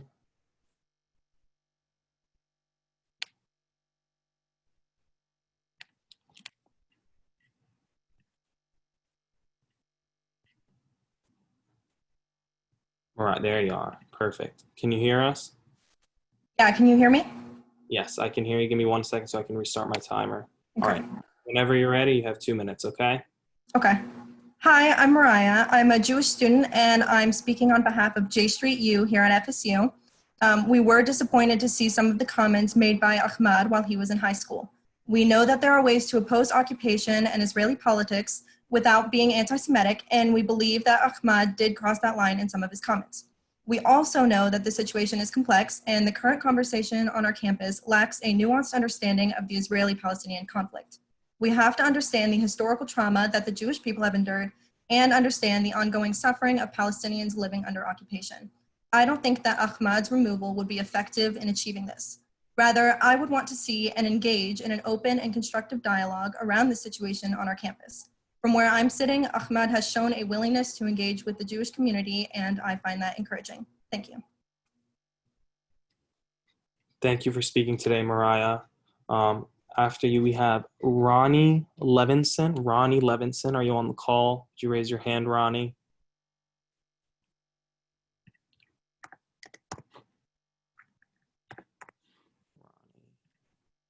Ronnie, can you hear us? Ooh, hi, sorry. Let's get my room. Okay. Whenever you're ready, you have 2 minutes, all right? All right. Hello, my name is Roni Levinson. I'm a rising senior at Florida State, and I speak tonight as a concerned constituent about the recent election of Ahmed as Senate President. I understand that at the time of Ahmed's post with the caption, "Stupid Jew thinks he's cool," he was very young. We have all said and done things that we wish we could take back. However, it is appalling to me that one's post was brought to light and Ahmed did not apologize until recently, which I do appreciate. But for these posts and for the multiple other anti-Semitic social media posts, he is not. Not only that, but then he reaffirmed his anti-Semitic statements by restating them in an Instagram video he posted last week. In addition to Ahmed's social media, he also authored an entire website of anti-Semitic conspiracy theories, likening the systematic slaughter of 6 million Jewish people and 6 million of others to the complex Israeli-Palestinian conflict. He called the Israeli-Palestinian conflict a genocide. I hate that word. The deliberate and systematic killing of a large group of people, especially those of a particular ethnic group or nation. As a Jewish person, genocide is a trigger word for me. What my family went through, being rounded up like animals, separated from our loved ones who we are still searching for to this day, and killing us off like nothing, it pains me when people deny or claim that we Jewish people are committing another Holocaust to another people. It is sick that someone would allege that my family, Holocaust survivors, learn from their oppressor and apply these horrors to others. The website goes beyond a spur-of-the-moment social media post he came across. This is carefully planned project with links to disreputable news outlets and with texts written by Ahmed himself. This is not only gross misrepresentation of the complex Israeli-Palestinian conflict, but it is also unacceptable rhetoric for a leader of a representative body to present. Just 2 weeks ago, the Senate removed the former Senate president from his position due to a single discriminatory remark that he made in private. The remark made was deeply problematic and it was appropriate. Ronnie, your time has expired. All right, thank you so much. Thank you for coming. So after Ronnie, Alexa Becker. Alexa, are you on the call? There you are. Can you hear us? Yes, can you hear me? Yes, ma'am. I hear and see you. Whenever you're ready, you have 2 minutes. Okay, Alexa? Okay, great. Thank you. Of course. If we're holding everyone accountable and to equal standards, then we have to look past the political issue at hand, as my peers have mentioned, in an attempt to get their point across and address the blatant anti-Semitism. That is not to say that there isn't a problem with the Israeli-Palestinian conflict, but we're not here to host a debate. We can't pick and choose who to hold accountable. If we remove the last president for being transphobic, then we must do the same for Ahmad for being anti-Semitic. Our school has a large Jewish population, and what a blatant slap in the face it is to our Jewish community to allow a man to remain president of the Florida State Senate. This shouldn't be an argument. Hateful speech is hateful speech no matter who says it or when they say it. That's what we expect from one another, is respect. And I do hope that what was written on the screen at the beginning of this meeting will not be taken lightly by the Senate, and that there will be consequences for such hateful behavior towards both our African American community as well as our Jewish community. Thank you. Thank you for speaking today, Alexa. With that, Jamie Reeves, you're on the call. We tried to have you speak earlier. Can you hear us? Yeah, I can. Here I am. All right, whenever you're ready, Jamie. Okay. So first I would like to say that I totally agree with what Mariah, I think her last name was Robinson, said a couple speakers ago. We do need to have a more open discussion about the Israel-Palestine conflict on campus, because I know a lot of us are extremely uninformed, and for people that culturally this does not affect, or ethnically this does not affect, like me, I really don't know that much about it.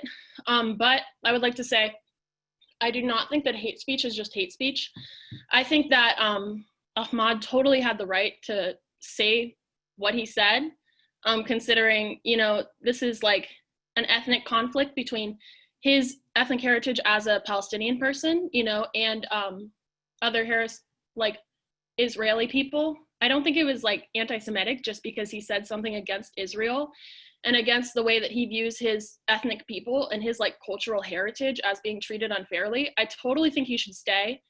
And I feel like he is someone who speaks out in the face of oppression for human rights. And that's somebody that I really want to see leading Senate. Also, I'm very proud to have a Palestinian American Senate president.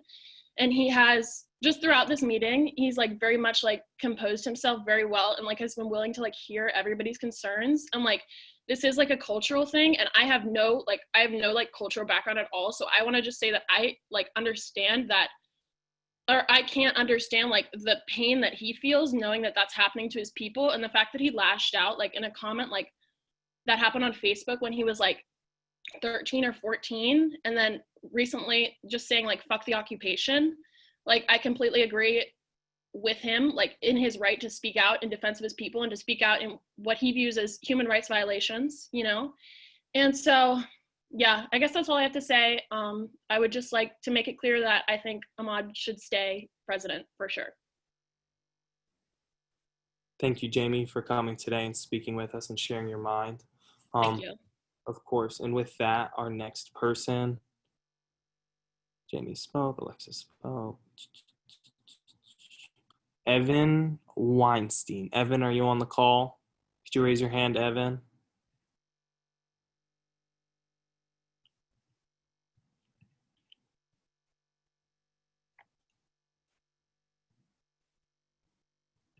Senator Bogle, you had a comment or point? I do have a point. Sorry, yeah. I do have a point of inquiry. So for public comment, for when people were particularly commenting about former Senate President Denton, people were not allowed to make character remarks either way towards now Senator Denton's character. And somebody pointed out to me that that kind of thing was happening in this case. So I think it would be good to remind everybody that no character comments are allowed. Yeah, I appreciate it, Senator Bogle. Any commenters take into consideration what he said. Make sure you're speaking upon experiences and actions that have happened, not necessarily on character. So thank you for that reminder, Senator Bogle. With that, Reeves has spoken, and then who was next? Evan Weinstein. I don't think Evan's on the call. I looked for him. Oh, there he is. He didn't raise his hand. Evan, can you hear us? Yes, I can. All right. Give me one moment so I can get my clock ready for you. Okay. I'm ready. You got 2 minutes whenever you're ready, Evan. Sounds good. So just letting you all know that, so yes, I grew up Jewish, but I also grew up with a disability. I was diagnosed high functioning autism when I was younger. So I'm a senior at FSU majoring in psychology and family child sciences. I'm speaking with you all as a college student who's been at FSU for 3 years and involved in the Jewish community. I'm here to address the negative and derogatory comments made by Ahmad pertaining to his inaccurate comparison of both the Holocaust and everything going on in the Israel-Palestinian conflict. I was at work last Tuesday on a break when I became aware of the concerning video Ahmad Daraldik posted. His story was sad, and I have empathy towards him and his experience. I want to say I validate his experience. I also feel alarmed since I learned that he, over a period of 7 years, posted and committed many actions inciting hatred and prejudice towards Israel and the Jewish people, such as posting F the occupation, F Israel, creating a false information site inciting blood libel, comparing the Holocaust to the Israel-Palestinian conflict, and posting a picture of a maze made of swastikas. Although Ahmad has prejudices and biases, he was still appointed to a Senate president position, a position purposed to advocate and represent people of all races, ethnicities, genders, and other identities on campus, including Jewish people. He made inflammatory statements towards Jewish people in Israel and did not apologize for the anti-Semitic and anti-Israel statements he made. Although he was young when he made a few of these statements, he affirmed them recently and did not acknowledge anything about what he said being wrong and hurtful.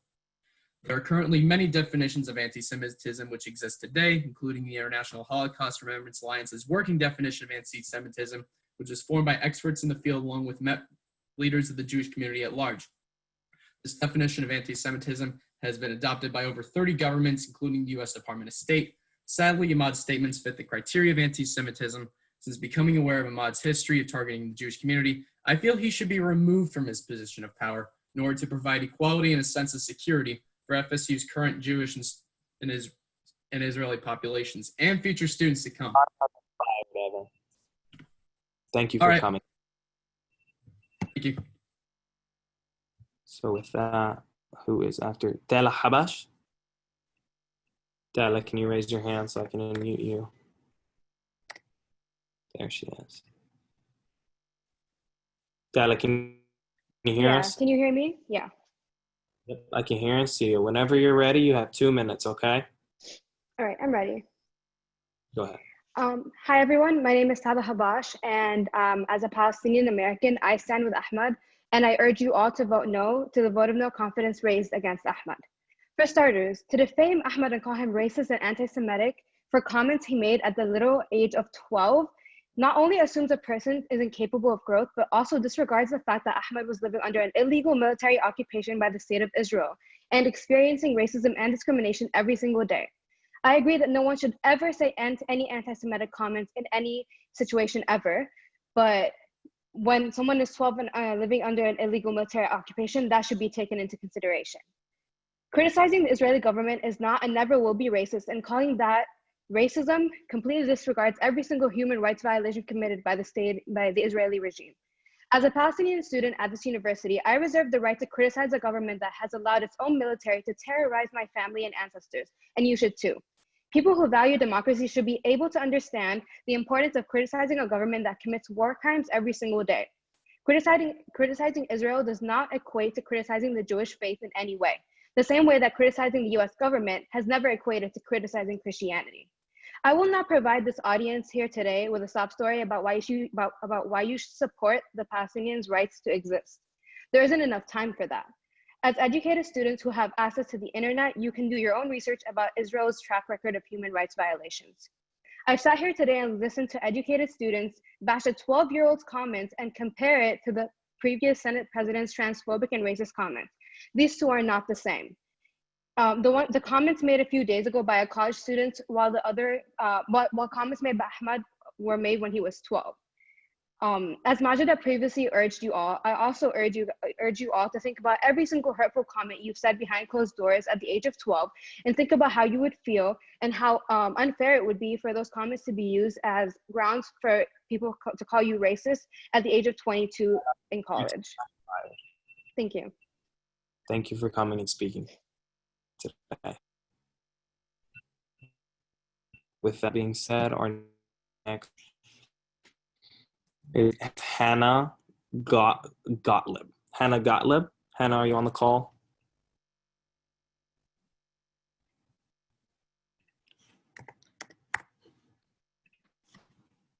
Hannah, can you hear us?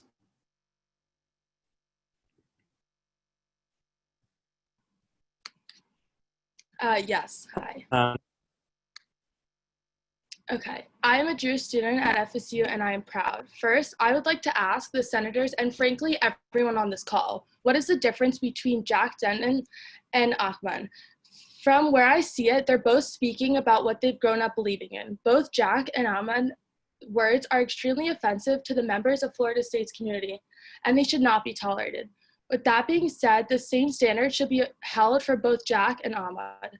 This isn't about the Israeli-Palestine conflict. This is about the fact that Israeli and Jewish students at FSU do not feel welcomed or represented. I am genuinely appalled by the number of organizations and student leaders that have signed the letter written by SJP. How are these organizations and students supposed to represent me? How am I supposed to feel safe on campus when so many people, including people in power, go against who I am? Speaking from personal experience, when you are in a position of power, people look up to you. People will believe anything you say, regardless of true facts. As a person in power, you cannot let your personal beliefs affect you from representing the rest of the community. You are supposed to be open-minded and not shut down other people's ideas or beliefs. Thank you. Thank you, Hannah. Next, we have Angelica Almanza. Angelica, are you on the call? I can't see. There she is. Angelica, can you hear us? Yeah, can you hear me? Yes, ma'am. Whenever you're ready, you have 2 minutes, okay? All right. First, I would like to say that I speak for myself and not the organizations that I'm a part of. I think it's important to realize that an angry 12 or 13-year-old venting his feelings is probably not going to be very eloquent or thoughtful. I understand how my fellow students are concerned and why his comments have been hurtful to some. I don't want to diminish those feelings. However, I do understand why he would feel the way he does. I believe being pro-Palestine does not equal being anti-Semitic. In his time at FSU, Ahmad has shown me and other students on campus that he is willing to fight for minorities and other students on campus. He has never been afraid to step into different spaces and welcome people from all walks of life. Ahmad is actually one of the most accepting people I know. Even if he disagrees with you, he's willing and even eager to hear your point of view and discuss the issue. I believe if he was given the chance, his actions would prove his character. I believe as president, he would act for the benefits of all students, including Jewish students. I think it would be a disservice to the student body if he wasn't given the opportunity to serve as SJ's president. Thank you. Thank you, Angelica. Thank you for coming today. After you, we have Jack Fox Keene. Jack Fox Keene, are you on the call? I see ya. All right. Ms. Jack, are you ready? Can you hear us? Yes, hold on just a second. Okay, so hello, my name is Jack Fox Keene. I use they, them, their pronouns. My views do not reflect the organizations I'm a part of, solely myself. First, my heart goes out to the Jewish community that has been hurt by these statements. I do not know your lived experiences, but I know that you're in pain and your pain is real. After looking further into the issue, I do disagree with the U.S. Department of State's definition of anti-Semitism, which includes comparisons of Israeli policy to the Nazis, just as I disagree with many of its foreign policies.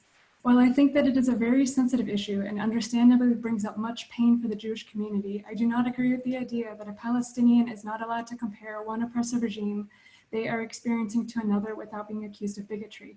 I have spent many hours discussing the situation with my Jewish colleagues, and this particular definition is not universally agreed upon within the Jewish community. The Israeli violation of Palestinian human rights has been well documented by humanitarian organizations and Israeli newspapers. I have personally been keeping up with Haaretz and the Times of Israel as I try to educate myself on these issues. And strong criticism of the Israeli government from left-leaning Jewish activists is common and not deemed anti-Semitic. Given the complex historical nature that gave rise to Ahmad's comments, I do not view them as anti-Semitic in nature, but as a political protest to human rights violations. I do believe that in the future, such political statements must be made with the feelings and lived experiences of our Jewish community in mind. Words matter, growth matters. I have made many mistakes, and I have said things in ways that I wish I hadn't, even as recently as a week ago. I hope that everyone here is able to learn from these experiences within themselves and with others.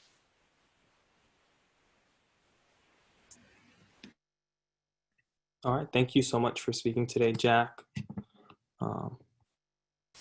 Catherine Lessard, are you on the call?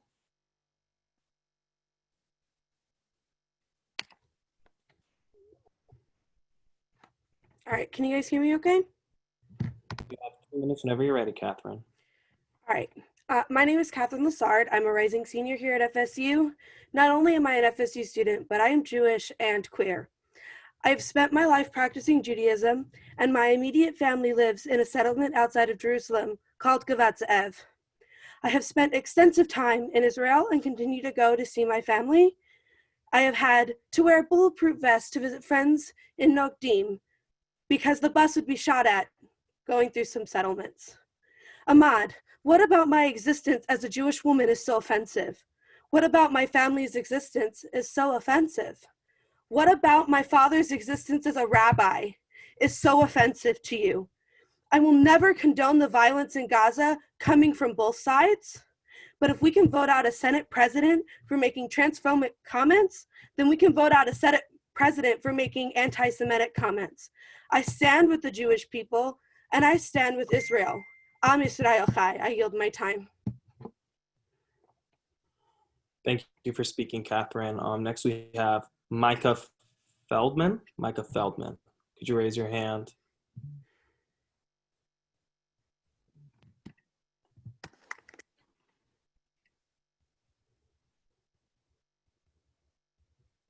Micah, can you hear us? Hi, can you hear me? Yeah, is it Micah? Is that how I pronounce it? Mika. All right, so whenever you're ready, Micah, you have 2 minutes. And just let me know when you start. Hi, everyone. Aside from the character defenses of Ahmad, I've heard two main defenses of his horrible and anti-Semitic comments and posts. And that was firstly, number one, that he was young when he made them, and two, that they were political in nature. And I'd just like to comment on both of these things. Firstly, on the first, that he was young, it completely ignores the website which he has created, or thesis, which is filled with anti-Semitic rhetoric, including that Jews and Israelis are harvesting Palestinian organs. And second, that none of the things that Ahmad has said actually speaks to the Israeli-Palestinian conflict. Saying fuck Israel doesn't speak to, excuse me, I apologize, saying expletive Israel is not a criticism of Israeli policy. And to anyone who's said that Zionism does not represent Judaism, I implore you to learn more about the past 3,000 years of Jewish history. Every year, for the last several thousand years, Jews have said, next year in Jerusalem, in conclusion of our Passover Seder. And guys, that's not because we really want a vacation in Jerusalem. That's because ethnically, historically, and religiously, we're connected to that land. And I certainly empathize with Ahmad's position and his background, but none of that excuses anti-Semitic comments. And if you are to hold equal standards, as you did to Jack Denton, you will remove Ahmad. Thank you. Thank you for speaking today. Next we have Taylor Daniels. Taylor Daniels, are you on the call? Could you raise your hand? Taylor. Can you hear us? Hello? Yes. Okay. You have 2 minutes whenever you're ready, Taylor, okay? Okay. I am here to inform you of the recent events that have transpired via social media within the Florida State community. In the span of a couple of weeks, a plethora of survivors have worked up the courage to come forward and reveal the name of their assaultants. Furthermore, many have shared their details of experiences as they revealed their individual stories. Several of the accused have multiple allegations against them. As some of the survivors of sexual assault, we can understand how hard it is to share that one is victimized by this, even more so how difficult it is to publicly share their story. In the best interest of those who victimized, Florida State University should not ignore these allegations and must address them. As a university, the highest priority should be the safety and well-being of the university of all of its members. The issue among the university calls for the immediate call to action and should not be taken lightly. Vires Artes Mors is our model that Florida State University prides itself upon. However, we cannot embody this Florida State community. We cannot embody this if the Florida State community is unable to effectively serve and protect our students by continuing to ignore the prevalent issue that exists upon our community. Therefore, we ask the university to release a statement addressing the issue in conjunction with FAMU and ensure the victimized students are being reached out to. Implement the university counseling center services tailored to the needs of students of color and queer students, including a publicized of the services offered by the University Counseling Center intended for the victimized students. During these trying times, our students need to be reassured that Florida State community will be there for them in their need of time. As we continue throughout the pandemic and return to campus is near, students should not have the added stress of Florida State's relaxed position on past, current, and future allegations. In the words of Jeremy Kent, to say nothing is saying something. Thank you. Thank you. Your time had actually just expired, so I appreciate you for stopping. And with that, we have Bana Habash next. Bana, are you on the call? Bana, can you hear us? Hello? Yeah, whenever you're ready, Bana, you have 2 minutes. And right before you go, I did want to remind senators, please pay attention. And character comments, please, ensure that you guys aren't using those. But yeah, whenever you're ready, Bana, you can go ahead. Perfect. Can you hear me? All right. Hi, everyone. My name is Bana Habash. I'm a Palestinian American, and I stand with Ahmed Dadiq. Just to clarify, it's literally impossible to lump Ahmed in a group of anti-Semitism for multiple reasons. Firstly, Arabs and Middle Easterners, by technical definition, are Semitic. Second, Ahmed, among many other Palestinians, including myself, are against the illegitimate Zionist regime, not any religious identities. Whatever was said over 7 years ago was fueled by living under the Zionist regime and because Ahmed was a literal child. You certainly forgive your friend that said a slur and slipped up and just said something. Why can't you forgive something Ahmed said when he was a child? Is it because of where he's from, or is it because of whose side of history he's on? It really makes you think. I'm not going to sit here and talk your ear off with some sob story. I believe that we all deserve the right to criticize the government, since that is a part of all of our First Amendment rights. Ahmed and all other Palestinians should have the right to voice out their disdain against the illegitimate Zionist occupation. That is the least we deserve while their families are being terrorized every day under the violence of the Israeli Defense Force. To address the note about not feeling represented, imagine how tired we feel when student senators are sent to AIPAC conferences and are sent on birthright trips while organizations like SJP don't even get the time of day. I'm proud of Ahmed for taking a stand and voicing his thoughts on this illegitimate state. It hurts me to know that I may never be able to see my homeland where I am from because of this occupation. So I believe we should be spared the right to voice our feelings rather than have the opportunity taken away from him by simply stating his feelings towards a political thing, not the religious identity of Jews. Additionally, when addressing other points such as the Jews being able to return to Jerusalem, which is their right because that is the homeland for Christianity, Islam, and Judaism. So no one is disagreeing with that. In fact, as Palestinians, we all believe that that is the homeland for all of the Semitic religions. So that is that on that. Ahmed's statements are purely political. Thank you very much. I yield my time. Thank you, Bana, for coming today and speaking. With that, next we have Brandon Leventhal. Brandon Leventhal. If you're on the call, could you please raise your hand?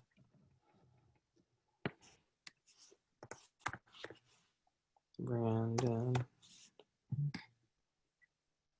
Leventhal, I do not see you. If you're on the call, please raise your hand so we can allow you to speak.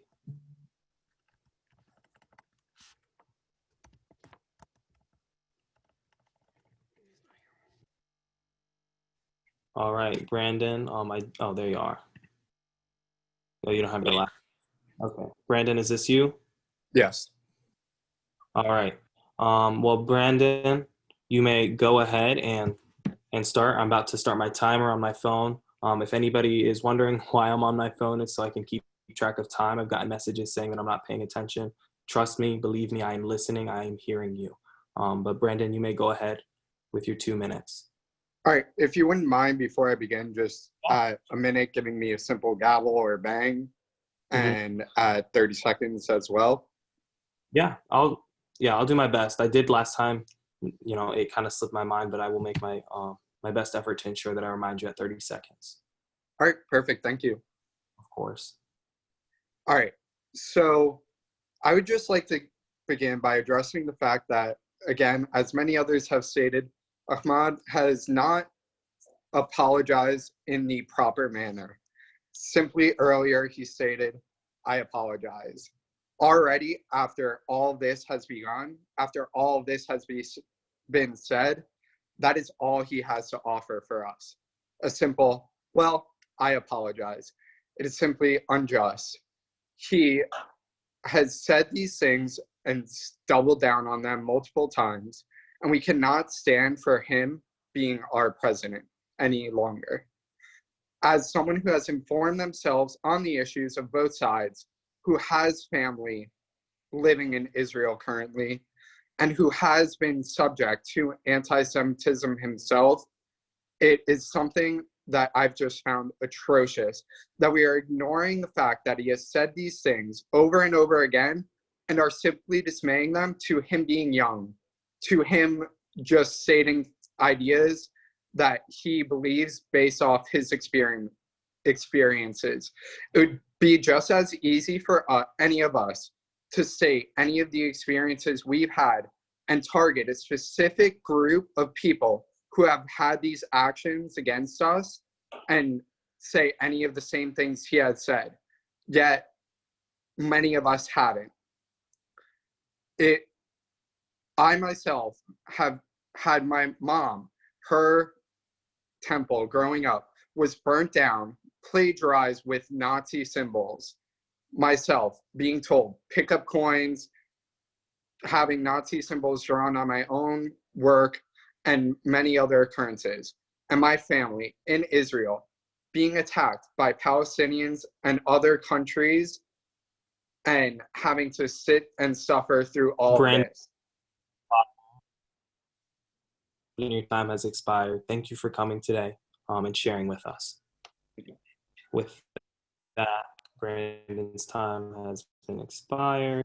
Next on the list is John Ocampo. John, are you on the call? Yes. Can everyone hear me? Yeah, John, we hear you. And just a reminder, you have 2 minutes whenever you are ready, okay? Okay. So, I think it speaks volumes that we literally just kicked out someone from the FSU Student Senate presidency for being against Black Lives Matter. But Ahmad is someone who actually has made Black Lives Matter a priority. And the fact that we want to kick him out right now, when all of this is happening, when civil rights and human rights are at the forefront of a conversation here and around the world, just speaks like, it's honestly despicable, because Ahmad has proved that he stands up for all people and all minorities, including Jewish people, Palestinian people, Black people, and LGBTQI plus people.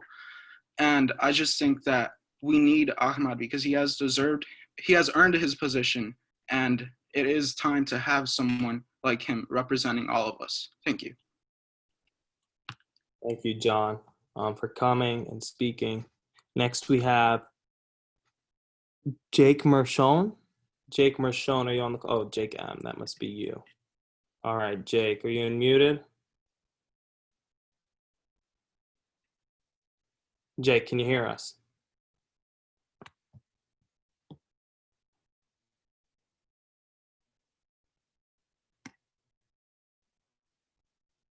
Jake, it says that you do not have your mute on, but I cannot hear you. Can you hear me? There you are. I hear you. I hear you. I see you. And Just to let you know, you have 2 minutes whenever you're ready, okay? I would first like to start off by saying that this is a matter that is very close to me. I'm a proud Jewish person. I do not support Israel in the methods that they have used in Palestine. 100%. I'm with you there, Ahmad. But however, there is a reciprocity that has gone both ways in terms of Israel and Palestine. Palestine has used many different tactics against Israel as well, such as bombs, tear gases as well. I just find very disturbing that people are treating the removal of past President Denton completely differently as they're treating this currently. These comments are very similar in nature in that they're both discriminating against certain groups. You can say all you want that this was from 2012. You can't judge this kid. Sure, fine. Just stop this cancel culture stuff. Pulling up tweets from other people from 2012. If you're gonna do that to somebody else, don't do it to anybody else. But I'm just gonna say this to you, Ahmad, just one-on-one. I'm deeply hurt by what you've said and what you've done. Comparing what my heritage is, I've lost family members in the Holocaust, and for you to compare my people to Nazis, it's deeply hurtful. And I don't think you understand it because you've blocked and you've ignored several of our fellow Jews and our fellow students' attempts to talk to you about this, and you've just ignored them and blocked them. And it is very frustrating because we cannot have faith in somebody as a leader who is not willing to talk to all of their constituents. That includes their Jewish constituents. And for you to just sit there and block people and ignore people's messages to you and ignore people's replies to you and ignore people's pleas, that is very unprofessional of you. It doesn't matter what comments you've made, even for any leader whatsoever, depending on what position that you have. For you to ignore your constituents and ignore anything is deeply unprofessional. I urge every single senator to remove. Jake, I apologize for muting you, but your time has expired, like I said multiple times. With that being said, our next speaker, Lord, am I frozen again? All right, Patricia Lindquist. Patricia, are you on the call?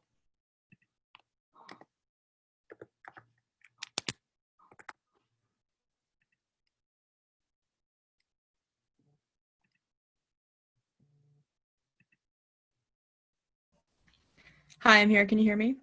Patricia, yes, I hear you. I see you. Give me one moment so I can get my. All right. You have 2 minutes. Whenever you're ready, I got my timer for you. All right.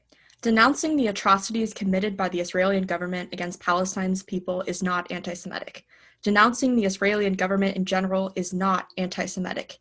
It is important that we separate the Jewish faith from the government of Israel because they are not one and the same. Criticizing Israel does not make one anti-Semitic, just as criticizing our government does not make one anti-patriotic. What Ahmad posted on social media when he was a child in occupation should not be held against him and his self today. He has continually shown today that he is supportive of the Jewish community here at FSU and in general through his voting record and through dialogues around anti-Semitism.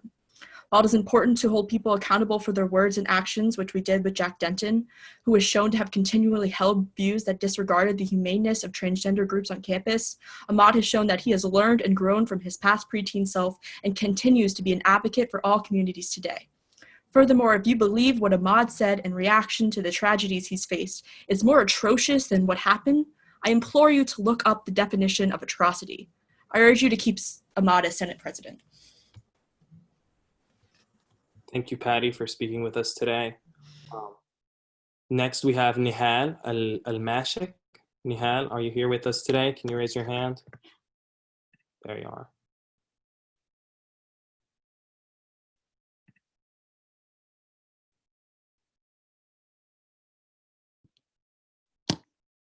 Do you hear us, Nihal? Yes, hi. Hi, Nihal. Whenever you're ready, you have 2 minutes, okay? Sorry, hold on. No, you're good.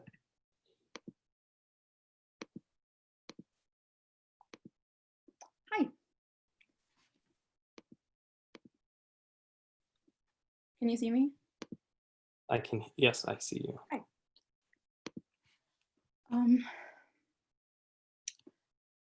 My name is Nihal El-Mashak. I am a recent graduate from FSU, and I am a co-founder of the Arab Student Union on campus. 2 years ago, a friend and I decided to start the Arab Student Union at FSU because we felt incredibly alienated and isolated from other students, as well as discriminated against because of our identity. The consistent erasure of Palestinian, Arab, and Muslim voices on campus and legislature is disgraceful and disheartening. We cannot equate anti-Israeli sentiment with anti-Semitism in the same way that we cannot equate the actions of the United States government with its citizens. Not to mention, as other speakers before me have said, Arabs are Semitic.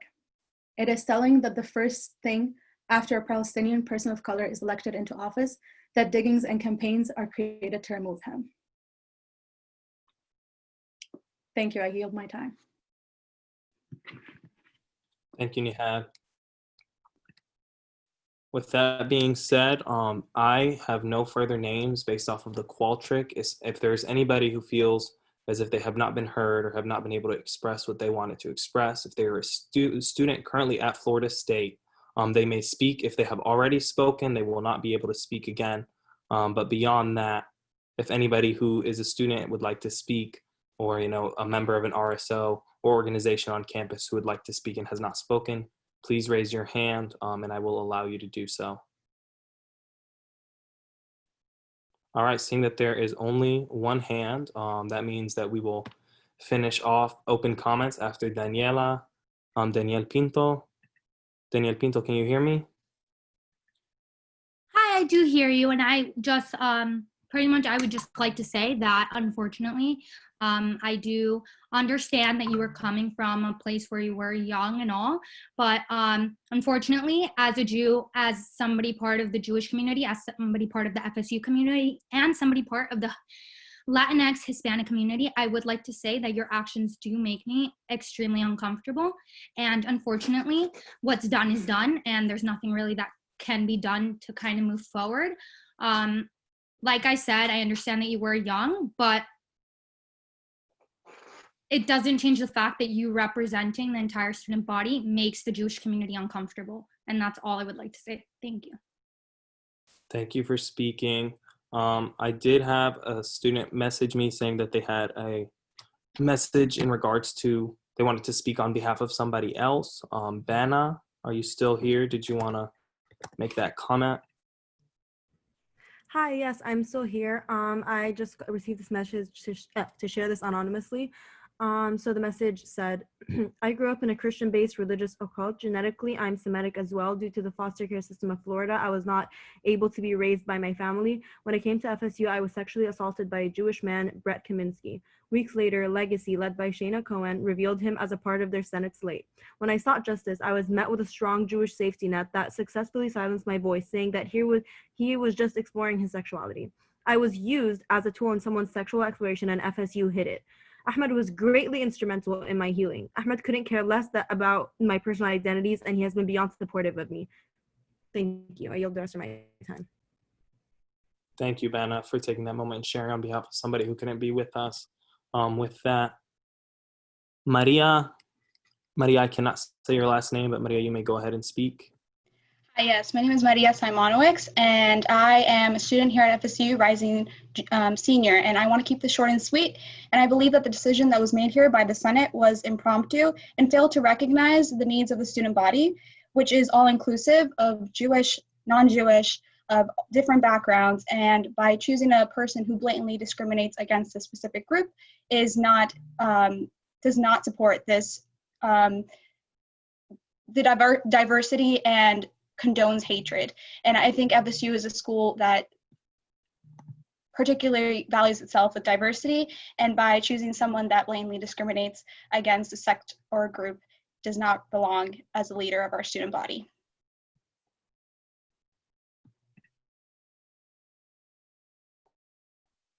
Thank you, Maria, for sharing with us.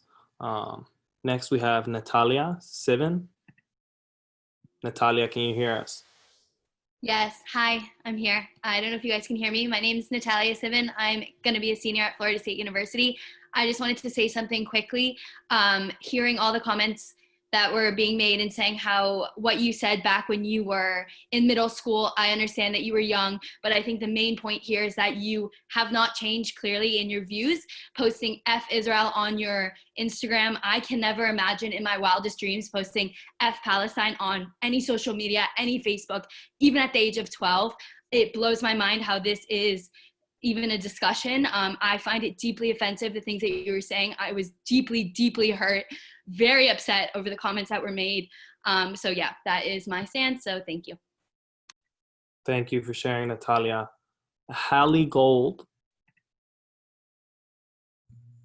Hi, 1 second. Hi. So I'm a rising freshman at FSU, and I have grown up since about 10 years old. I moved, and I've been in an extremely non-Jewish community. When I was younger, I did have a large Jewish community around me, but coming into FSU, I know the Jewish community is small, but I was looking forward to having more Jewish people and more representation and, you know, more ability to speak my voice and become more connected with my culture. When I saw these comments, I immediately was very appalled. I did not realize at first that they were from 2013, but even then, it can't be excused. I am sorry for the experiences you've had to go through, and I fully sympathize with that. But personally, I feel very offended, and I do not feel comfortable coming to campus in the fall. The fact that you apologized after someone called you out for not apologizing kind of shows to me that it wasn't very genuine. You've had roughly a week to make a public statement and apologize, which you haven't. And to me, as a member of the incoming Jewish community on campus, is very offensive and shows that it was not a genuine apology. You have had a week to compile an apology, and I want to come to a community where I feel welcomed and where I feel safe. And I love all people. I appreciate that you support the Black Lives Matter movement and Muslims on campus and any other group, LGBTQ. I support all of that as well. But you can't be picky and choosy when it comes to what minorities you want to support. And your actions have not proven that you support the Jewish community, despite you saying that you do. So I need to see some actual change, whether you're removed or not, that you support us. But I am calling for you to be removed. That's all. Thank you for speaking with us today. Next, we have Charlie Tobin. Charlie, are you here? Yes, I am. Charlie, you're a student, right? Yes, I am. Okay, perfect. Go ahead. You have 2 minutes whenever you are ready. Thank you. Good evening, Senators. My name is Charlie Tobin. It is truly commendable that Ahmad has stated that his Black Lives Matter will be at the top of his agenda while he is Senate President. We must do everything in our power to fight systemic racism and support our peers in the Black community. I agree that FSU needs a Senate President that will ensure Black Lives Matter at Florida State. I also think our efforts to fight systematic racism do not need to be led by someone who has made profoundly anti-Semitic comments. Our Senate leadership needs to be someone that doesn't have a long record of spreading hate and dividing marginalized communities.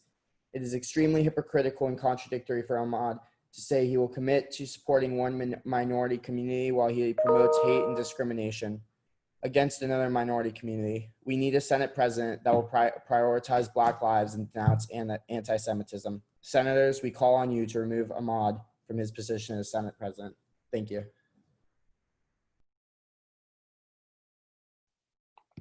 Thank you for speaking with us today. Next, we have Hannah Yende.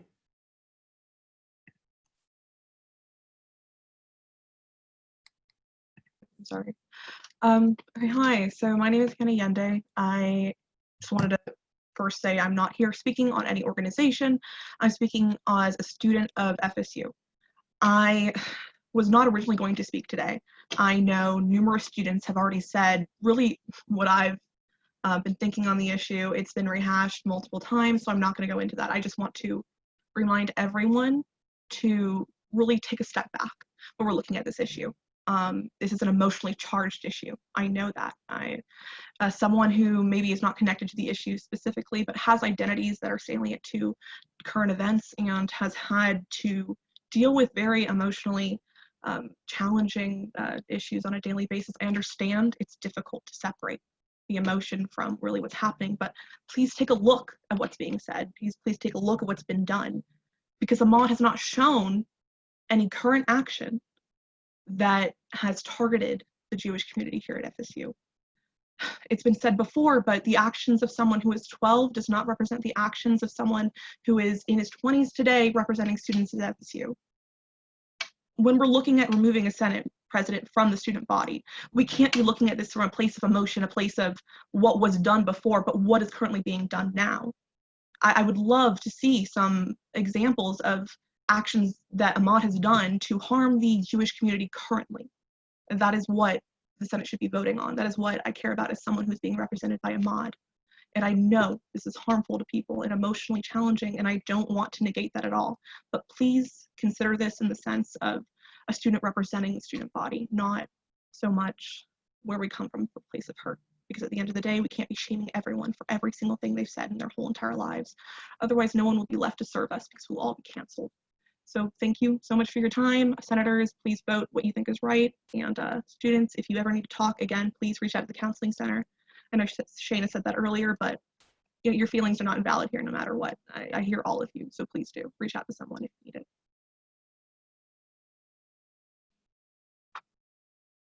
Thank you, Hannah, for coming today and speaking. Next, we have Victoria Paul.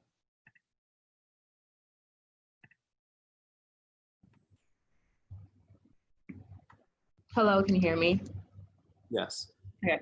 Hi, my name is Victoria. When I initially heard the comments made by Ahmad, I was very hurt. And even though I don't identify within the communities that are being discussed, as someone with the intersectionalities, as a Black woman and second-generation immigrant, it was very difficult for me to try to digest what I saw and what he said, and to be able to continue to stand with him. However, listening to what everyone has said and doing some more research, discussing it with some of my friends, I think that Florida State requires a culture shift where we can actually have the conversations that we're having right now and learn from them and then move forward. Denouncing someone and leaving it at that doesn't create sustainable change, and I think that's the goal that many of us have. A lot of people that I respect have vouched for Ahmad's growth since he's been here at Florida State, and as a rising second year, I've also grown so much since I've gotten here. And I've also gone through the social justice living learning community that Ahmad was a part of as well. And I know how powerful that experience is. So I can trust that he'll continue to govern outside of his biases and protect everyone. And I think we even saw some examples of that last week when, as pro temp, he was like, stop attacking Jack Denton directly and just like talk about the issue. So I definitely do trust that if given the opportunity, he'll be able to govern us all. So I don't think that he should be removed. Thank you for speaking today, Victoria. Next, we have Alana Portnoy. Alana Portnoy.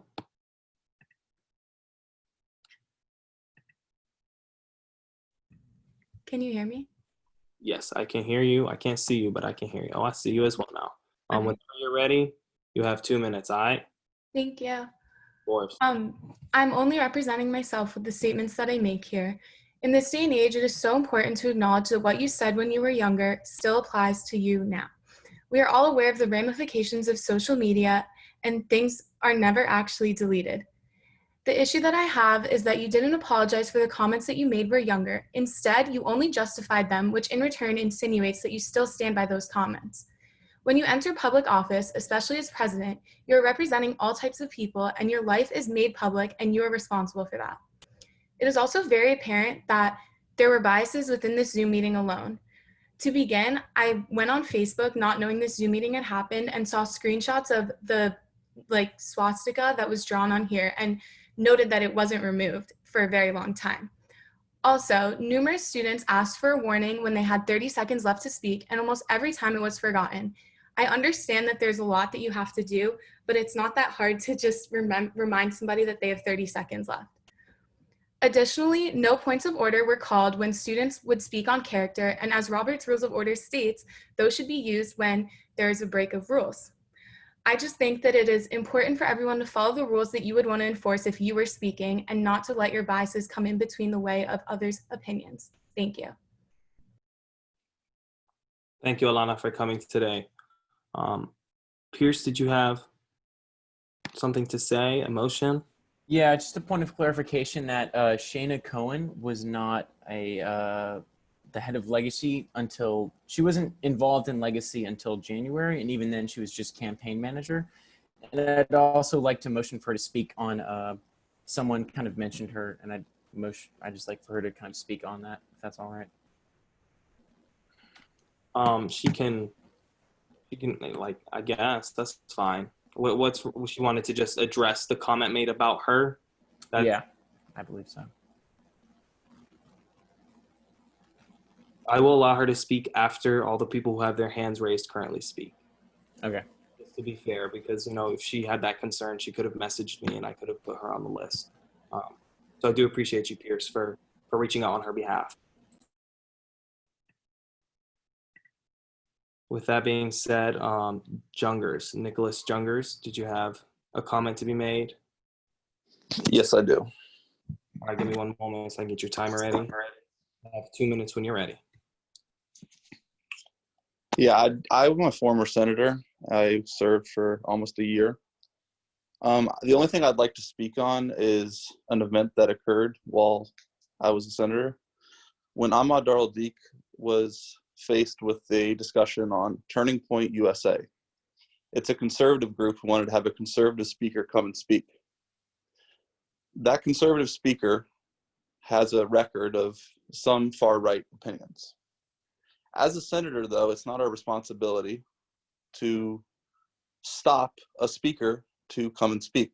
Ahmad Darul-Deek said, and I quote, it might not be exact, but I would never let someone come and speak who has that opinion. I just don't agree with it. This is who's leading our Senate right now. Somebody who has an opinion that a far-right conservative can't come and speak, even though a large group of people, I think it was like 200, wanted to come and watch this person. I really don't want to speak on all the issues because I don't feel like I'm as well-versed as other people who have already spoken. But I just wanted to let you know that's who's leading our Senate currently. I just don't believe that that is the kind of representative body that we should have. Someone who won't let alternative opinions speak. That's all I have to say. Thank you very much. Sam Level. Sam Level. Hello. Hello, Sam. Hi. You have 2 minutes, okay? I just wanted to say that I stand with you, Ahmad, and I think that people are forgetting the fact that you lived in an oppressive regime, and I feel like you're entitled to speak about that. You're entitled to have your own opinions on that, and I know, like, beyond a political issue, it's a human rights issue. The fact that you felt oppressed and, like, the fact that you had to go through your experiences, you're definitely entitled to that.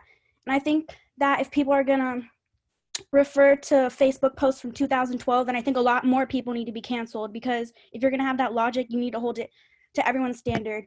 And the fact is, I think that if this were a different person, the situation would not have gone to the extent to which it is now. I feel like when Ahmad was elected, I know that so many people felt represented by you. So many people who didn't feel represented on campus in general now finally felt they have a representative who looks like them, who stands for them. And I think that all the senators need to take this into consideration, especially if you know him.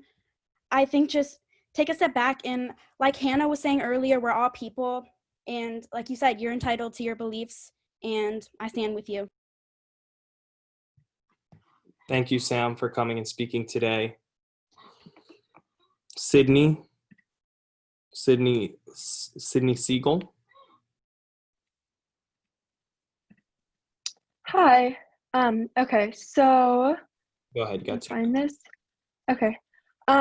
First I want to say that I feel targeted and hurt by your comments against Israel and the Jewish people, but mostly due to the biased information you've spread through your videos, mostly about Israel, but still being anti-Semitic.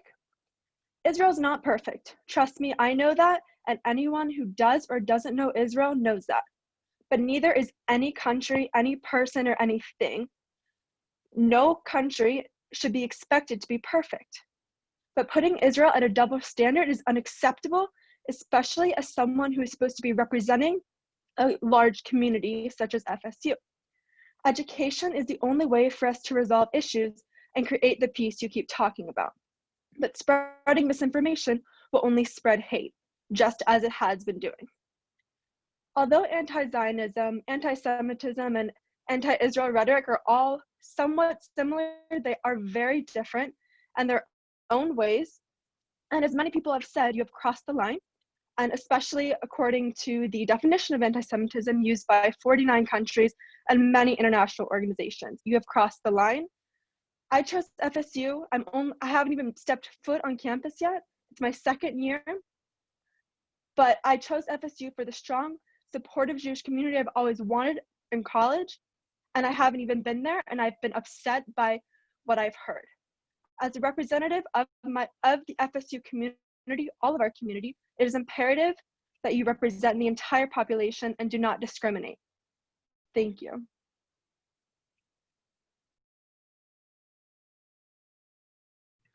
Our next speaker is Amanda Press.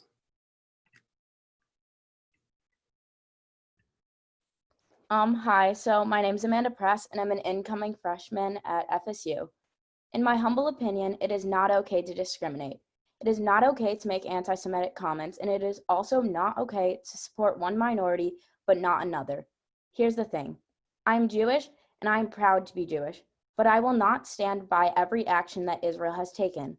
But with that said, I will always stand with Israel. But here, it is not a political issue. I think that all students at FSU should feel welcomed, they should feel safe, and they should not be discriminated against. As a Jew, I believe that all people should be treated fairly, and I would never publicly make any comments to put down Palestine. I am a Jew, but I'm also a person. I'm a person that sees other people as just people, and I honestly don't think that that is the way that you see people. We need a president that does not see the label that people carry, but instead see the person that they are. We cannot stand for discriminatory comments, whether they are transphobic, racist, or anti-Semitic, or anything else. I believe that you should be removed because, quite frankly, the words that you have used upon my people, upon me, and just in general, they're not okay. And honestly, thank you for supporting the other movements, but I think that it would have been better if you also supported mine. And frankly, I will always stand for Israel, but that does not mean I will ever say anything to put down Palestine, because I think all people are people and they should be treated as that. Thank you. With that, KP, Senator Yanam, has a point of order. What is your point, Senator? Point of order, in my understanding of how the time limit works, it's that if you have exhausted your time to speak, you are not able to speak again. In my understanding, Shana Cohen waived the remaining of her time, and regardless that we are in student comments and she cannot respond to a comment that was made about her, given that the nature of the comment was emotional and involved a victimization of a student on this campus, it is not fair for us to allow a response. I think for her emotional stability.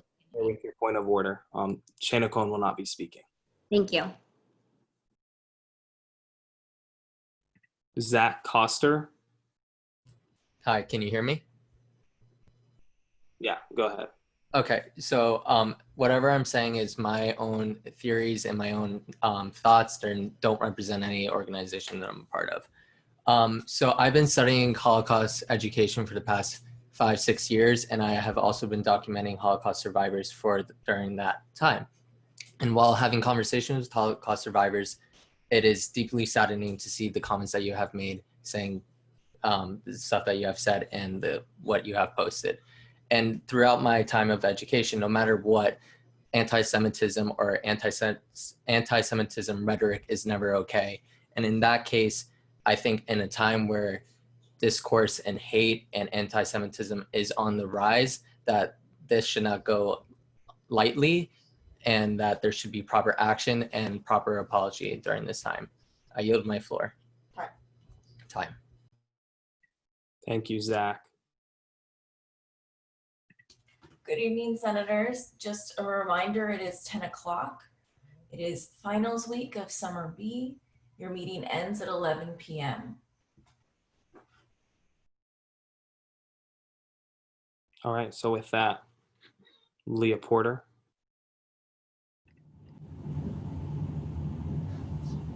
Hi, can you hear me? Yes, I do. I would like to state I am a Jewish woman who goes to Florida State. These comments have deeply upset me and others And while I can never understand the perspective of the Palestinian students, however, non-Jewish people can never understand my Jewish experience. While I understand that Arabs are Semites as well, the definition of anti-Semitism was specifically created by Germans to target Jewish people and to put a word to their hatred. I support a two-state solution, and I do not support every action of the Israeli government, nor do I think that Jewish people should be held accountable for the Israeli government. I also found the comparison of the Holocaust to the human rights violations occurring in Palestinian territories is inherently false. Comparing the Jewish people to our oppressors by saying Jews turned into Nazis with beards and black hats is very blatantly anti-Semitic. I cannot stand by these comments and condone them, especially as there's so many hate crimes against the Jewish people across the world and in America. In 2019, in America alone, 60% of religiously motivated hate crimes were targeted towards Jews. Thank you for your time. David Lerner.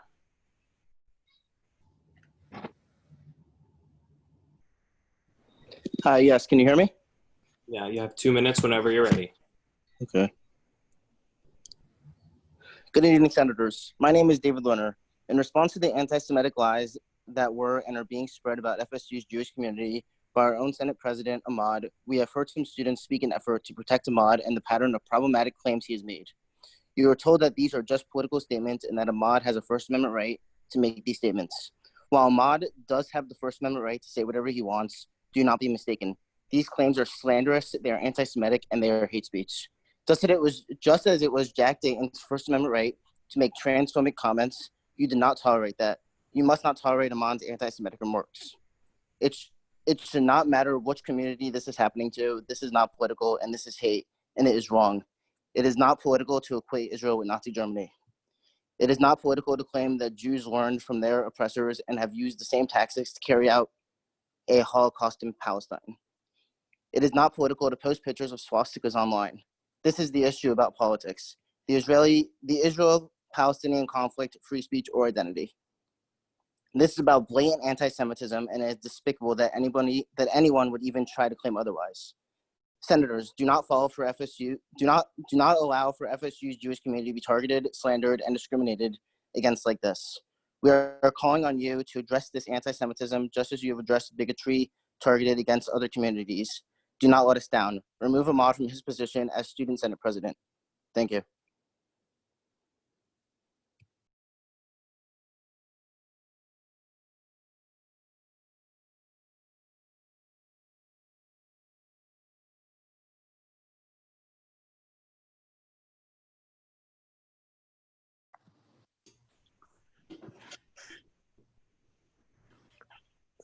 Yes, hello.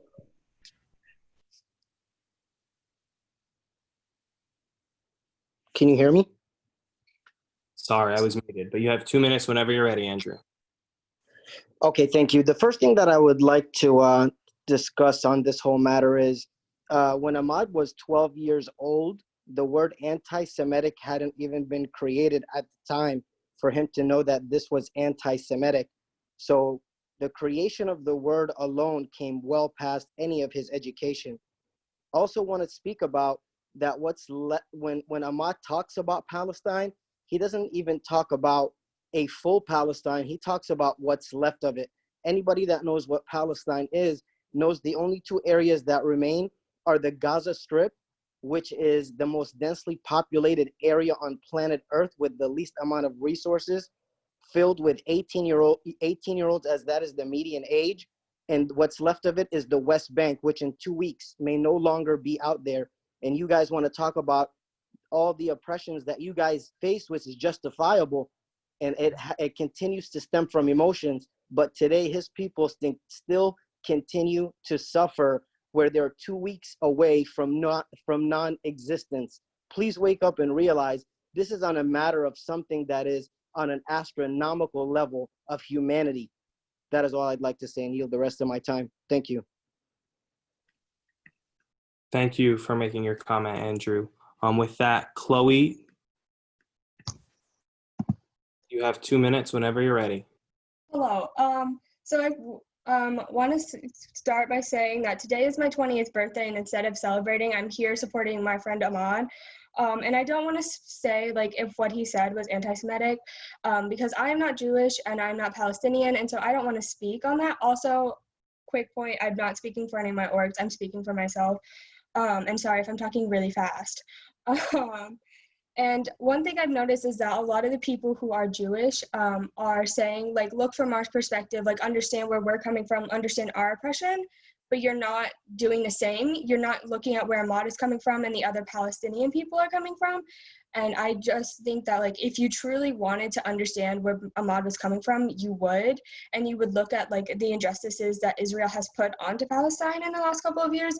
That is not to say we need to play oppression Olympics and say who is more oppressed, because that is not what this conversation is about. This conversation should be about why these posts were maybe not okay, but also, like, how can we learn and grow from these, because that is what we should be about. And the other thing I want to point out is that when we compare something like the Holocaust, which was a genocide, to what is currently happening in Palestine, it's not necessarily always comparing like this specific account. The Holocaust is the most well-known genocide in our history. And so a lot of times when we're talking about genocides, we talk about the Holocaust, although there are many others. And so that doesn't necessarily mean we are saying like this is exactly what is happening, but maybe like we're saying like this is the most well-documented form of a genocide, and we need to like kind of compare it because of like what happened. However, I do encourage you to look into other genocides and look into the definition of a genocide and what a genocide means. Thank you. Thank you, Chloe, and happy birthday. Layla, you are next with your hand raised. Layla. Hi, can you hear me? Yeah, we hear you. You have 2 minutes whenever you're ready. Okay. So I wanted to speak as an alumni of FSU and co-founder of Arab Student Union. I would like to express my frustration at the administration, at the student legislature, and at the members of the student body. As an Arab Muslim who is vocally pro-Palestine, I never felt safe at FSU. The voices of minority groups were ignored. Even when people tried to make a community, obstacles continued to be made to prevent minorities from speaking up. Watching these events unfold, I feel the emotions once again. I was ready to believe that FSU was ready to make progress when Ahmed was elected. However, a campaign was created to remove him in less than a week after his election, and I again lost hope. I feel exhausted, and I cannot say anything other than anti-Israeli sentiments and posts criticizing the Israeli government do not equate to anti-Semitism. I look at my diploma with shame because of the chronic failures of this university. I yield my time. Thank you for speaking. Fabian Sohos.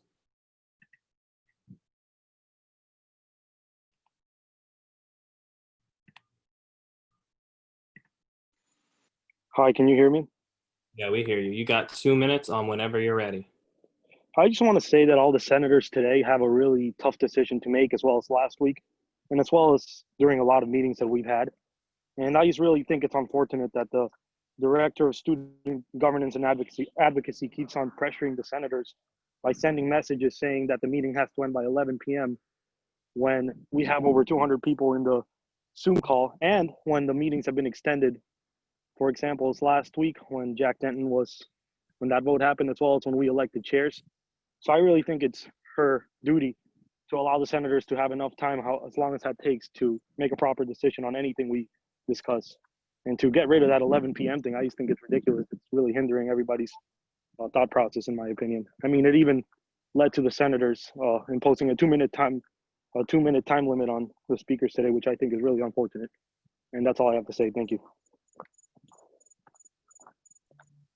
All right, with that, Kimberly, you have 2 minutes whenever you're ready. Kimberly, can you hear us? Kimberly? Yeah. Can you hear me? You sound a little like. Hello? I hear you now. You got 2 minutes whenever you're ready.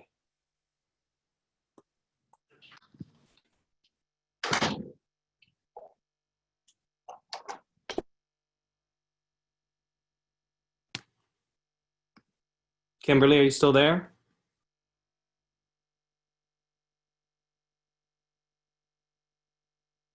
Kimberly, I'm going to have to move on if I can't hear you.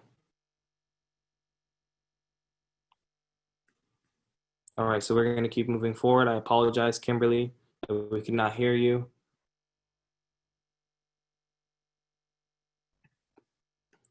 Alex Factor. Hello, can you hear me? Yeah, give me one moment, Alex, so I can get my time. No problem. All right. You have 2 minutes whenever. Perfect. Thank you for giving me the time to speak today. So when I was 11 years old, I actually moved to Israel, and my first car that my parents bought, there were, what's it called? It was bulletproof, and it was just, I was 11 years old. It was in a traumatic.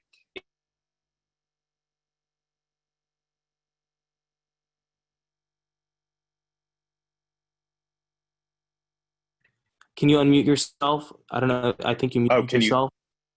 Oh, you muted yourself again. Alex?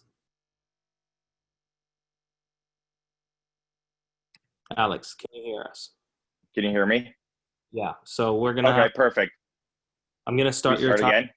Yeah, I'm going to start you over because you kept chopping Okay. off. So Okay, perfect. I lived through a very scary situation when I moved to Israel. I was 11 years old. Like I said, my first car ever with a family of 7. We had bulletproof windows, and when we drove through Israel, there were different types of neighborhoods. We were at risk all the time. My professor, his daughter, the bomb went off near her, and there was shrapnel that caused her brain damage. There was a lot of traumatic experiences that I went through, and I've seen personally. I had a bomb shelter, and this is Israel. This is not Hamas. There's two sides to the story, and I just want to tell you that I'm not here to rip on you. I'm here to say that I understand it's a complex situation. I understand there are moving pieces. But when I'm given the opportunity to learn and to be educated, I do.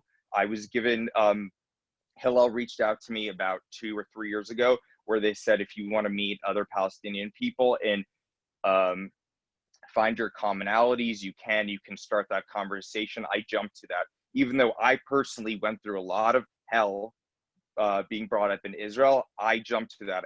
Imagine a FSU student doing that.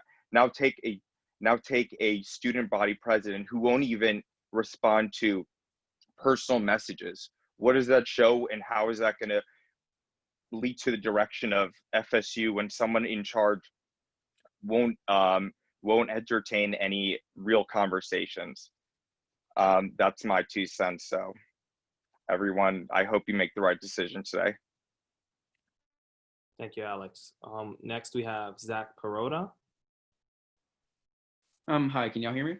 Yeah, we can hear you. Okay, that's great.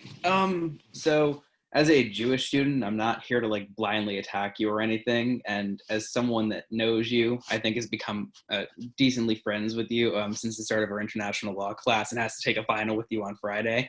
I'm also not here to blindly defend you. I feel like this debate has just removed a lot of the nuance around this, and it's definitely not as clear cut as the Jack Denton thing was.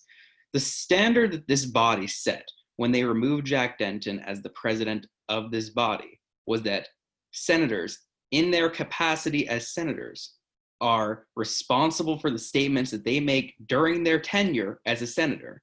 And so in my personal view, this body should not be taking action against you for the views made before 2019, which is, I believe, in the fall or the spring or whenever it was that you were first made into a senator. And with that in mind, although I find like some of the things you said in 2013, as well as the website that you put up to be relatively reprehensible, in particular with the website and the comparison between the Holocaust and Palestine. While I certainly disagree with the Israeli government's actions there, I don't really think that it's comparable to a systematic genocide that killed 6 million people, including people that are in my family and that are now dead or literally outside of Europe as a result of it. But I would insist that this body only look at the actions that Mr. Darlik took after 2019, that simply being his statement, F Israel, as well as his comment that he made within the video that compared but did not specifically assert that the things happening in Palestine were the same things happened in the Holocaust. I think that Ahmad should do a more in-depth apology, and that he should certainly make a resolution affirming that he is on the side of Jewish students. And I think that he should reach out more broadly to the Jewish community to ask how they feel about this. But as a matter of principle, I don't think this body should be removing him for things that he did outside of his capacity as a senator. Thank you. Thank you. Your time actually was just expired, so I appreciate you for staying with the time limit. Next, we have Samantha. Oh, Samantha, where did she go? Samantha, can you hear us? Hi, can you hear me? Yes, Samantha, I hear you. You have 2 minutes whenever you're ready, okay? Good evening. My name is Samantha, and I'm a former student at Florida State, and I want you to know that we stand with you, Ahmad. You are the voice of the voiceless. And as a minority, I feel safe knowing that someone that actually went through discrimination represents us. I see that those against you are the same people okay with colonizing an entire people, which is illegal under international law. So to those that want to speak about the legal definition, look up the legality of the crimes against his people by Israel. And to compare the suffering of the Israelis to the suffering of Palestinians is inadequate, as they are the occupiers. I just want to say that one of the arguments against you is coming from posts that you made as a child growing up under an illegal military occupation. And if that doesn't upset everyone here today more than some ignorant post that came from a child in war, then I don't even know what to say.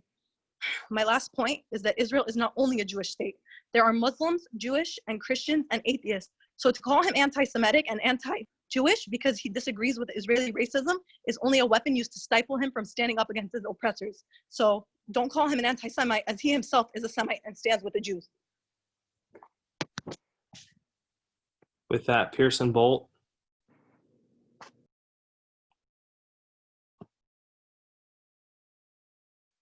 Pearson, can you hear us? Hey, y'all, can you hear me? Yes, I hear you, Pearson. Beautiful. Awesome.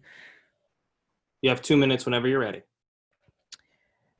Hey, y'all, my name is Pearson Bolt. My intention today is to affirm the character of Ahmad Darlik and encourage this body to vote no in the event that a vote of no confidence be raised against Ahmad. At SJP GBM, Ahmad spoke at length about his own experiences in occupied Palestine. I remember vividly thinking about how much courage and passion it would take to endure the military occupation of the Israeli apartheid. Though I've not long been an advocate and comrade of those who struggle for justice in Palestine, Ahmad was able to speak about his experiences in a way that was harrowing, not because of their gravity alone, but rather because they were so mundane. Simple, arbitrary, senseless cruelty was commonplace in the stories that Ahmad told. I couldn't help but be reminded of Hannah Arendt, a Jewish woman who fled Hitler's Third Reich and went on to contribute richly to our contemporary understanding of fascism and tyranny generally. Evil, Arendt wrote, comes from the failure to think. It defies thought. That is the banality of evil. Frankly, I find it despicable that this conversation is even happening in the first place, that certain members of this body took it upon themselves to comb through the social media posts Ahmad Darlik made 7 years ago is a shameless attempt to try and get this Palestinian and Muslim man removed from office and says far more about their character than Ahmad's. To say that this is cowardly, to say that it is grasping at straws, would be an incalculable understatement. Furthermore, equating Jewish people with Israel is foolish. There are countless Jewish folks, including many of those gathered here today, who are members of the Jewish diaspora, men, women, and non-binary folks who have never called Israel home and whom doubtlessly have no desire to do so to begin with. Saying fuck the occupation is a critique of a nation state's foreign policy. Saying fuck Israel is a critique of a state. I understand that every state is built upon a monopoly of violence, and Israel is no different in this regard. This is the primary function of the modern nation state, to perpetuate violence against its own people and against the people that are adjacent to it. Senators, I implore each of you to refuse the thoughtless banality of evil, to embrace the ruthless critique of all that exists, and to question everyone and everything. In times such as these, it is incumbent on each of I apologize, Pearson, but your time has expired. So I have to ensure that each person only gets the 2 minutes allotted. With that being said, please refrain from character comments. Please refrain, if you're an alumni, from speaking, because there's been some alumni that have slipped through. Beyond that, please ensure that you're being respectful of each other and of yourself when you are speaking. And with that, if you have already spoken prior, please lower your hand, because I will not call on you again because you have already previously spoken. So with that being said, Rooster Pally. Yeah, hey, can everyone hear me? Yeah, I can hear you. You have 2 minutes whenever you're ready. My name is Jordan, and I'm currently an FSU student. I'm a senior, and I'm going to go ahead and use my 2 minutes to read some names. Adnan Abu Khatir, Yusuf Shawarma, Nadim Siyam Nawara, Mahmoud Oda, Ali Abdul Latif Al-Awur, Muhammad Jihad Dudin, Muhammad Hussein Khadir, Hussein Yusuf Khawari, Basim Salim Hussein, Muhammad Ali Faraj, Abdullah Hamid Kharawi, Qasim Jabir Adwan Khawari, Siraj Abid Al-Al. And I'm going to continue reading these names. These are all names of children killed by the IDF soldiers, innocent children under the ages of 15.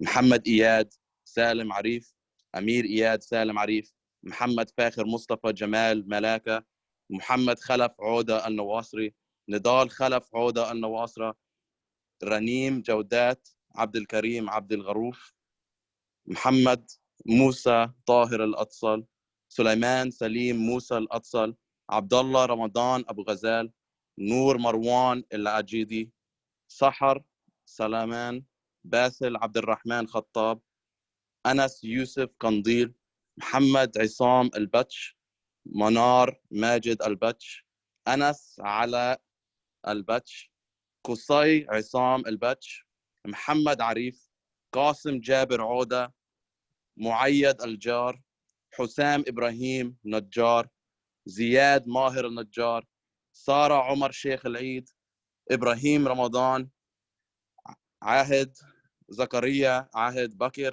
Muhammad Ramiz Bakir, Ismail Mahmoud Bakir, Yasmin Al-Astal. There are many more names. And this is just because you spoke the occupation. To be honest, I stand with Ahmed, and I want you guys to just look into everything and just I looked up this page. Remember these children, Israel, 131 deaths, which I feel sorry for. Palestinians, 1,656. Free Palestine, I stand with Ahmed. With that being said, Donna Alima, do you have a comment to speak on somebody's behalf? Yes. Can you hear me? I hear you. So because Okay. if you're speaking on somebody's behalf, Yes, I am. that is fine. Just ensure that, when you start speaking on their behalf, you say what you're speaking for them. Okay, for sure. So I just have the statement that was sent to me. Is that okay if I just read it off? Go ahead. Okay. First, I would like to clarify that the term anti-Semitism was created in 1879 and has been a reality since 2000 BC. As a proud FSU student, Jew, and Zionist, I have been disgusted by the comments and actions taken by Ahmad. I've been sick to my stomach about the comparison of the Israeli government treatment of Palestinians to Nazi Germany. Have you ever been to Poland? Have you ever seen the concentration camps? The truth is, if you're not a Jew, you cannot understand. Just as the past few weeks, the majority has expressed that although they cannot understand, they stand with the Black community. Do we think only certain minorities matter, or all minorities matter? I would also like to point out that students laughing on this call have no place in defending either side of the issue. This issue deserves the utmost respect towards both sides. We want to talk, we want to educate. We do not want to be blocked on Instagram simply because we're Jewish and we're trying to have a conversation. I stand aside my fellow 9% of FSU and 0.2% of the entire world. Using explicit language, fake news, and still trying to represent FSU students, how do we as students think this is a just system if we cannot be stood by and supported by those that represent us?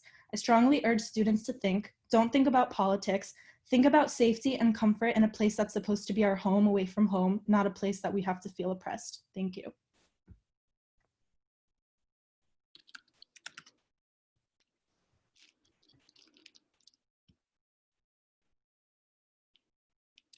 What was that?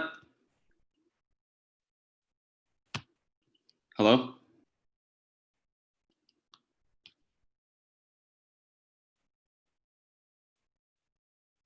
You have 2 minutes whenever you're ready. All right. Thank you, Ahmad. Well, I'm speaking to you, to everyone on this call that's on it right now, and to everyone that's going to be listening to this recording in the future. I want to speak about the current situation involving our Student Government Association.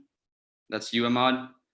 And as you may be aware, or everyone here is more than aware, this involves the Israeli-Palestinian conflict, an extremely polarizing subject for many in the Florida State community and people in this world alike. It is difficult for anyone to form their own opinion on this matter due to the overwhelming amount of articles written with extreme bias towards one side or the other.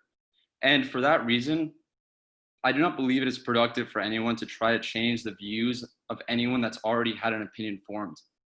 If you view hate on a spectrum, taking any side on this debate will only fuel more hatred.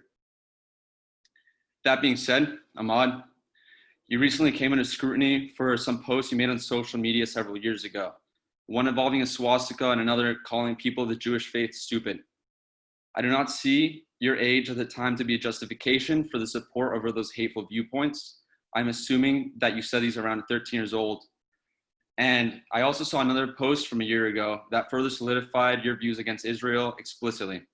Ahmad, you responded to this controversy in a 6-minute video, which you posted on the FSU class pages. You went on to justify your views and your post painting a narrative against Israel. It is your right as a citizen of the United States and as a human being in this world to raise your voice in support of your views. However, I do not believe it is in the university's best interest to allow someone with viewpoints as one-sided and polarizing as anyone's to represent a university and student body as diverse as ours. Ahmad, students on this call, senators, faculty, and anyone listening to this afterwards, we're living through a very strange time. And I want to commend everyone here. Your time has expired. So with that, I thank you for coming on this call, and I thank you for speaking what you hold to yourself. Alexa Ben-Zeev.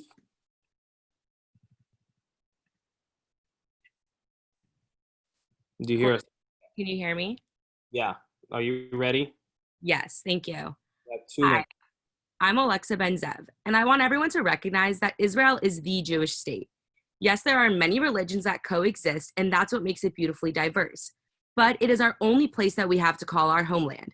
That being said, Israel by definition is intrinsically connected to the Jewish state. Israel is where I solidified my Jewish identity, so do not take that away from me by claiming that Israel is not a jab against my people. Ahmed, you are entitled to your own beliefs, but in a position of power, you cannot have hateful beliefs that cause people in the student body to feel unsafe or targeted.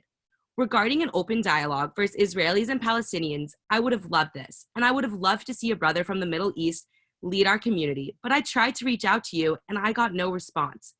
Your initial reply in your Instagram is what was genuine, so I don't believe anything you say now will change the feelings of Israelis and Jews feeling so unwelcomed on campus. Ahmed, I appreciate your passion about so many things, but maybe leading a diverse student body isn't the right position for you. This isn't a political conversation we should be having. It's what's right versus what's wrong. Thank you.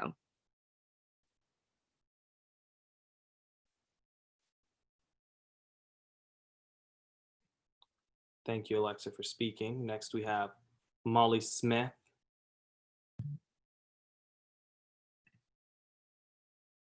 Molly Smith, are you there? Hi, can you hear me?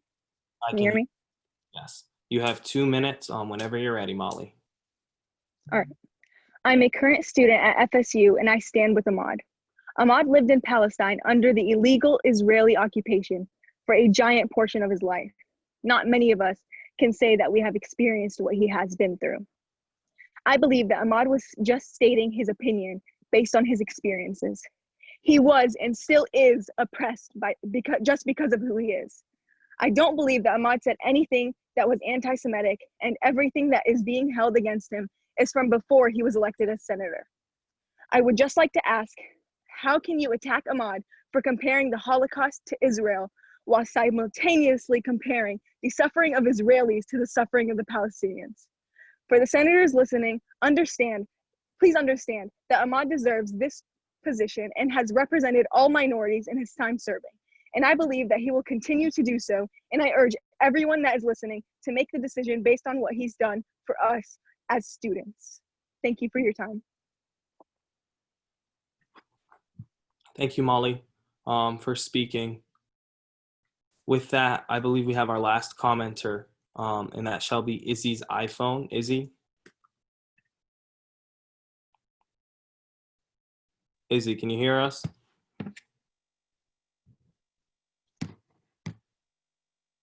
Hello?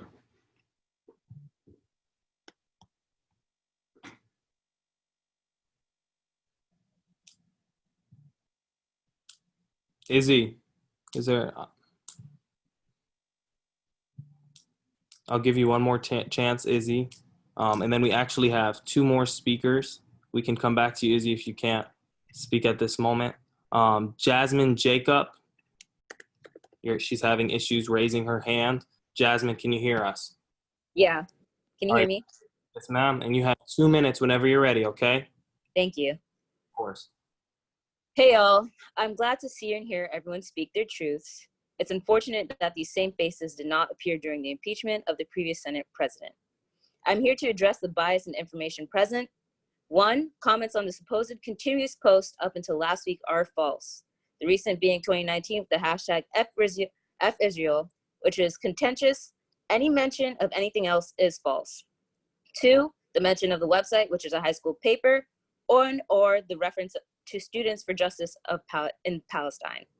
Even posts from adolescents have the power to be hurtful, but with reflection and age, it no longer pertains to the current person. 3, there has been a statement made. It is not acceptable to contact a senator's personal account. Please use the proper channels to speak with your student leaders. I also urge y'all to reflect on the truthfulness of your statements. When you say that you understand and empathize, when your following words contradict the previous statement. I would also like you to think about the next steps. Do we intend to crusade the next president? Who will be enough? I can assure you there is something to be found with each individual.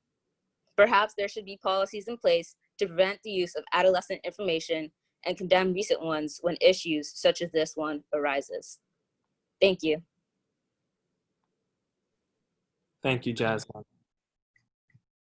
With that, Melissa Khalil, I don't know if she was having an issue raising her hand as well. She messaged me privately. Melissa, are you on the call? Yes, hi. Hey, Melissa, whenever you're ready, you have 2 minutes. Okay, great. Hi, I'm Melissa, and I'm a grad student here at FSU.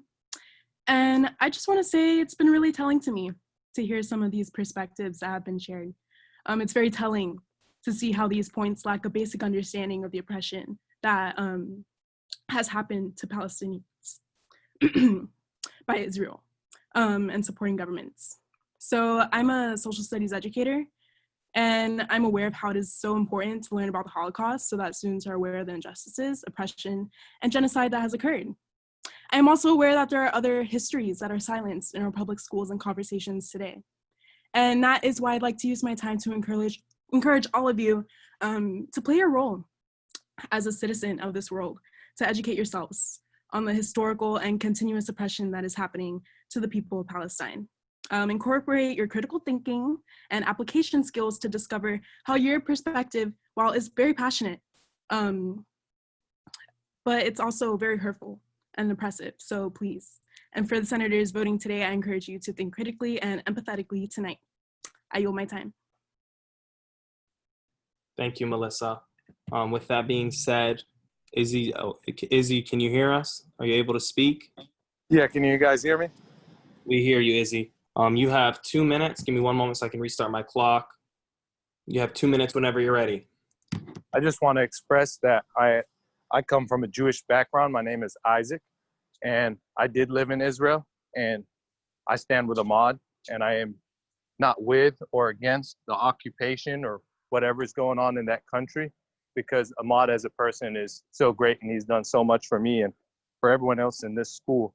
But for the Jewish community, I am Jewish, and for the Jewish community to attack somebody based off where he comes from is very offensive to me, my family, and to the rest of the Jews around the world. I appreciate you for you guys' time, and have a great day. Thank you, Izzy, for sharing. With that, are there any other speakers? Because if not, we will be able to move forward. All right, seeing none, we shall continue with the order of the calendar. That being said, we already did the special introduction announcement for Dr. Heck. Next is messages from the executive branch. I know Jonathan Levin is here with us today. Jonathan. Oh, wrong Jonathan. Where is Jonathan? Are you here?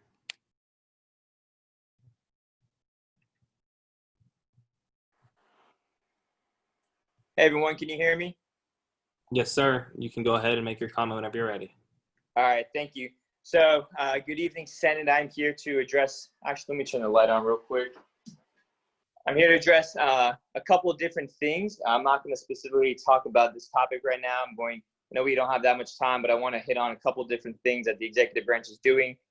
First of all, in one of my roles as student body president, I also serve as a university trustee on the board of trustees for FSU. And so tomorrow, just to inform all the students, we will be voting on the reopening plan that will be submitted to the Board of Governors.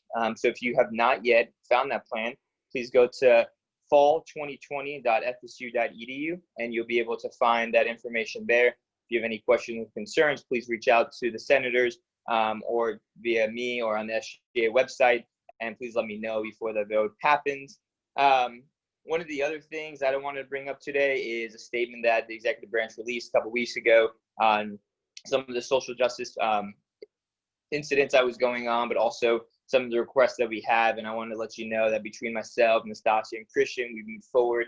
We begin to engage with FSU administration, the city of Tallahassee, with the mayor and the police chief to ensure that the request that we had would actually happen for the city and we'd be able to move forward with that. Lastly, I know that we had some candidates that we forwarded tonight, and we're in full support of that, as well as for university committees. It is one of my responsibilities to ensure that there are students serving on different university committees. Those applications are open and was also posted on the SGA Instagram. So I want to encourage all students to apply. With that, I do have a statement from the executive branch representing myself, as well as Nastasia and Christian, that I will read here today, similar to one 2 weeks ago, but after this, my statement will be concluded. So the Florida State University Student Government Association and the student body. As the leaders of the executive branch and representatives of the student body, we have heard and felt the sentiments and response from members of our Seminole community, students, and alumni alike. With that, we've engaged in multiple conversations to ensure our priority is for student voices to be heard and acted upon. The mission of FSU student government is to provide representation, services, and advocacy to all students, regardless of race, religion, or sexual orientation. The executive branch condemns all speech pertaining to hate, racism, and anti-Semitism. We intend to hold these principles as we speak out against injustice in our community and elevate a platform for others to do so. The Student Government Association encompasses many student leaders with different political ideologies and viewpoints on cultural issues. We encourage all students to engage in dialogue in order to further education and the ability to look at topics from multiple angles. The statements made by Student Senate President Ahmad Daroudi are not representative of all students within FSU like we have seen today. However, due to the turmoil this has caused on different levels, local, national, and in the hearts of the different students, we strongly advise that the Senate President consider for himself with self-evaluation, regardless of the vote, whether he would be an effective president and he would truly be able to move forward having an unbiased, neutral opinion on all matters regarding the Student Senate. Furthermore, we ask that each of you rise above the animosity in our work. Student senators serve as student leaders and community representatives within the mission of advocating diverse students at our institution. Furthermore, student senators should not be harassed based on their vote on any matter. Rather, we encourage our students to contact their respective senators and express their concerns. As we continue to trust that our 72nd Student Senate to be a voice for our students, we acknowledge that successful leaders are those who continue to learn and grow. Thank you, and have a great night. Thank you. And with the calendar still being unlocked, there's one student who messaged me. Their name is Alec Schmidt. Their username is free Ahmad. But we shall allow Alex Schmidt, the every right to speak, just as every other student has. And so with that, Alec, are you available? Can you hear us? Vote Ahmad! All you ladies pop your pussy like this. I apologize for that. I had no idea. There's a point of order. Yes, Senator Gonzalez.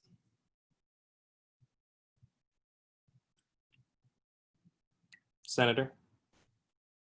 Yeah, point of order. Someone raised a Do it now. I apologize. Yeah, point of order. Someone raised a motion to return to the order of the calendar, so I believe that the calendar has to be unlocked again. Has somebody made that motion? Because I never accepted it. If there's Parliamentary and Alvarez, someone did. If you'd like to make that motion, Senator Gonzalez, I'll recognize it. I mean, if it's unlocked, leave it unlocked, but Because it's currently unlocked. I have not received a motion to return to the order of the calendar, because I would remember that as the presiding officer. okay. So with that being said, we are now in messages from the agency and bureau directors, which we have heard from. Moving forward, messages from the executive cabinet. Is there anybody from the executive cabinet here today wanting to speak? Seeing none, we will continue. Messages from the class council. Messages from the Congress of Graduate Students. Messages from the judicial branch. Messages from the union board and SOAR board. Messages from Campus Recreation Board. Report of the SGA Accounting Office. It is the end of the fiscal year. Report of Senate liaisons. Are there any Senate liaisons present wanting to make a report? Seeing none, report of the committees. Internal Affairs, Senator Adams or Chair Adams.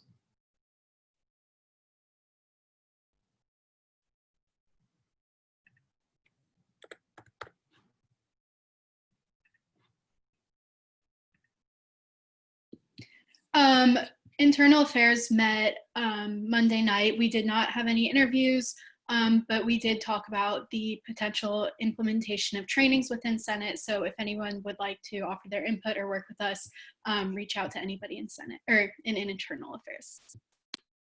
Thank you, Chair Adams. Now we will listen to Judiciary Chair Leckie, your report. Hey everybody, Judiciary passed Bills 80 and 81 as amended, and Bill 84. Bills 82 and 85 were tabled in committee, and I'm working with Student Body President Levin to get 82 on track. Thank you. Thank you, Chair Leckie. And Finance has also met. So Chair Adams, Chair Adamique.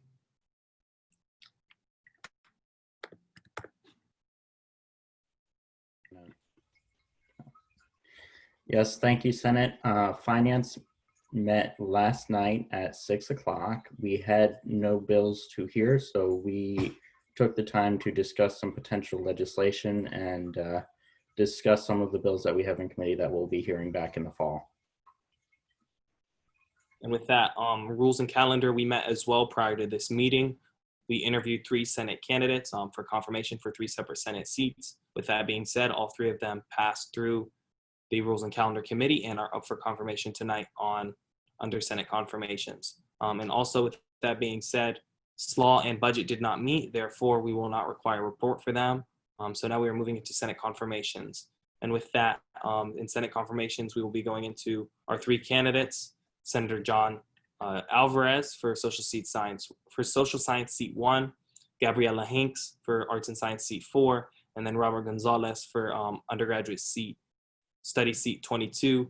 John Alvarez and Gabriela Hinks are both summer Senate positions, and then Robert Gonzalez's undergraduate seat that he is pursuing is a spring seat. So keep that in mind when we go through this, but now we are in Senate confirmations, and we will be hearing all three candidates. All three candidates, could you please raise your hand so we can unmute you?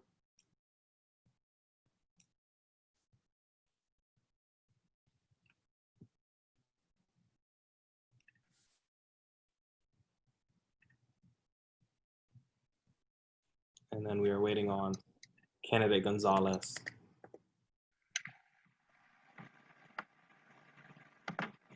All right, now that we have all three candidates here, we will begin with each candidate, giving their name and giving a brief introduction prior to us going into questions in regards to the position and in regards to their character. So with that being said, each candidate, you will have a brief introduction. You'll be given 5 minutes, and within those 5 minutes, you can speak as much as you like, and then you can waive or yield the rest of your time until you're closing. So with that being said, candidate Gonzalez, can you get us started? Yeah, so for the Senate, I just want to say my name is Robert Gonzalez. I'm running for a Senate seat in undergraduate studies.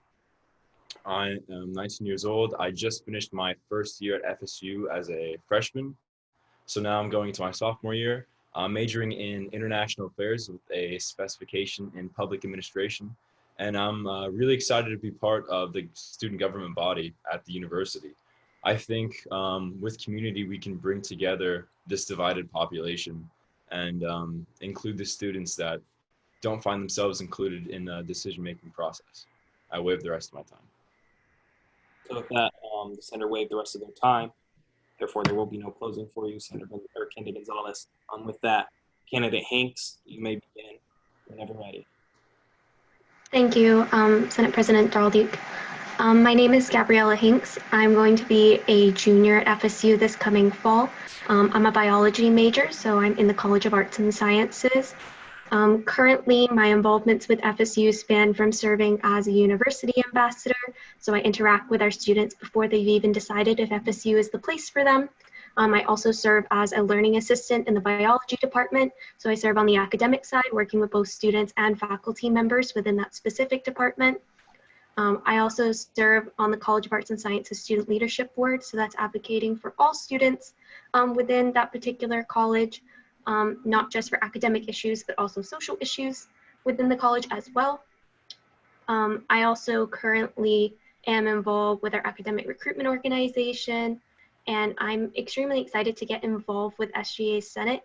I feel that we need to continue to advocate for all student voices on this campus, particularly those who don't feel that they have a voice or that their opinions and their thoughts and feelings are being listened to.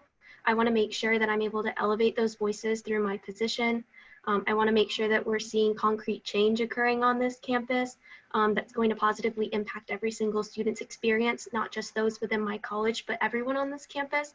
And with that, I yield my time. Thank you so much.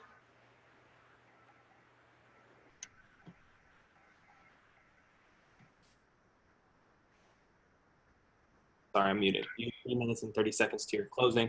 With that being said, candidate Alvarez, you have 5 minutes whenever you're ready. Greetings. I'm applying to fill the seat for the College of Social Sciences and Public Policy #1 for the remainder of the summer term. Some of you may know me as I'm the current sitting Senate parliamentarian, and I served for the entirety of the 70th and 71st Student Senate. I wish to return to the Senate as a senator for this brief period of time, as it is a very tumultuous and unprecedented time that we are serving in, with it being an entirely online setting for us in the Senate and for all of the socioeconomic events occurring on campus, outside of campus, and across the country.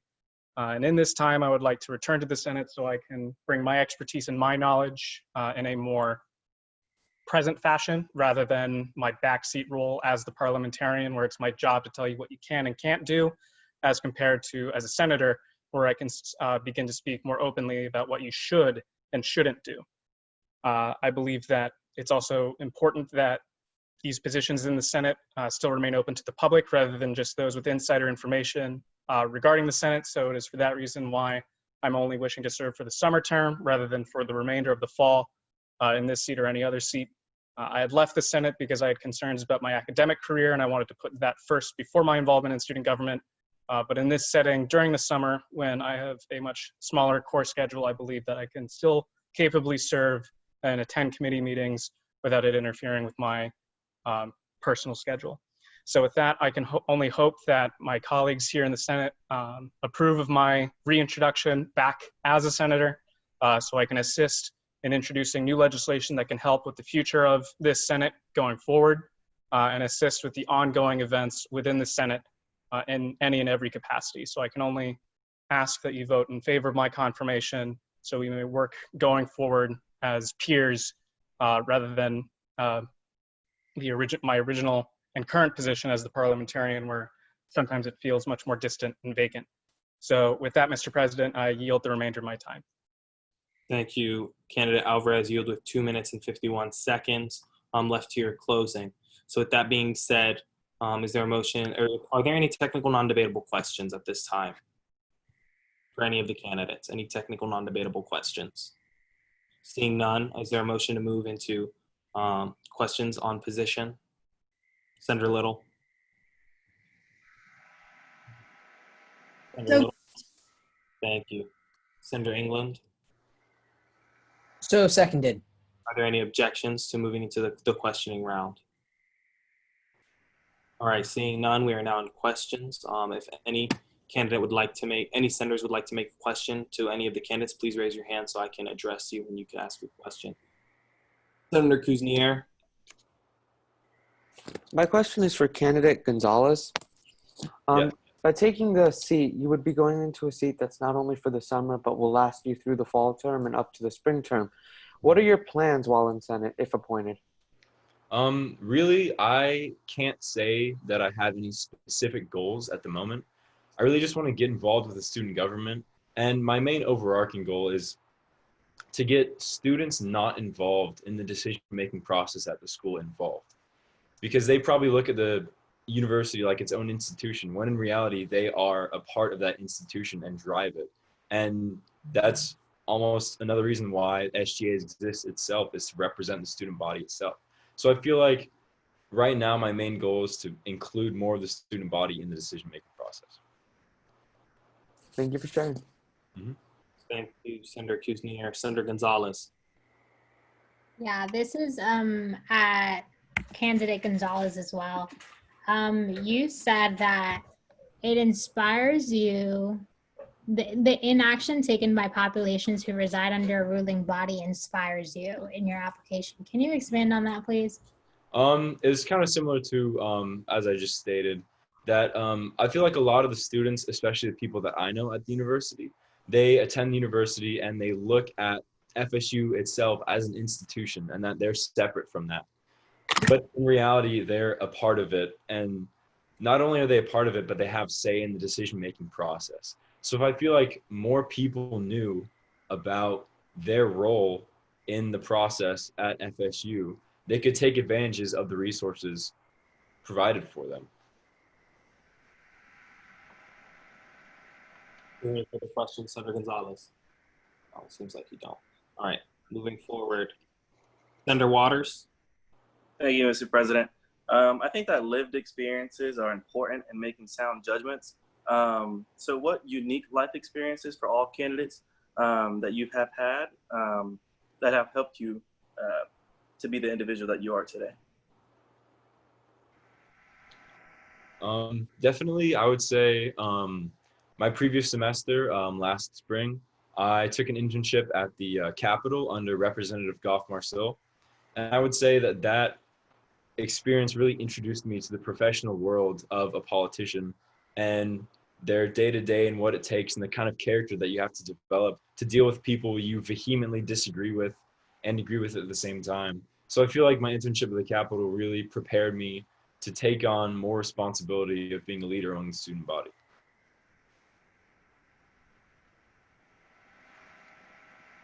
Candidate Hanks, you can respond. For me personally, I have a bit of a unique experience. So throughout my time growing up, I've lived in 7 or 8 different places, all with very unique backgrounds in terms of the people I was surrounded by, whether it be race, religion, sexual orientation, gender identity, and I've been surrounded by that my entire time growing up.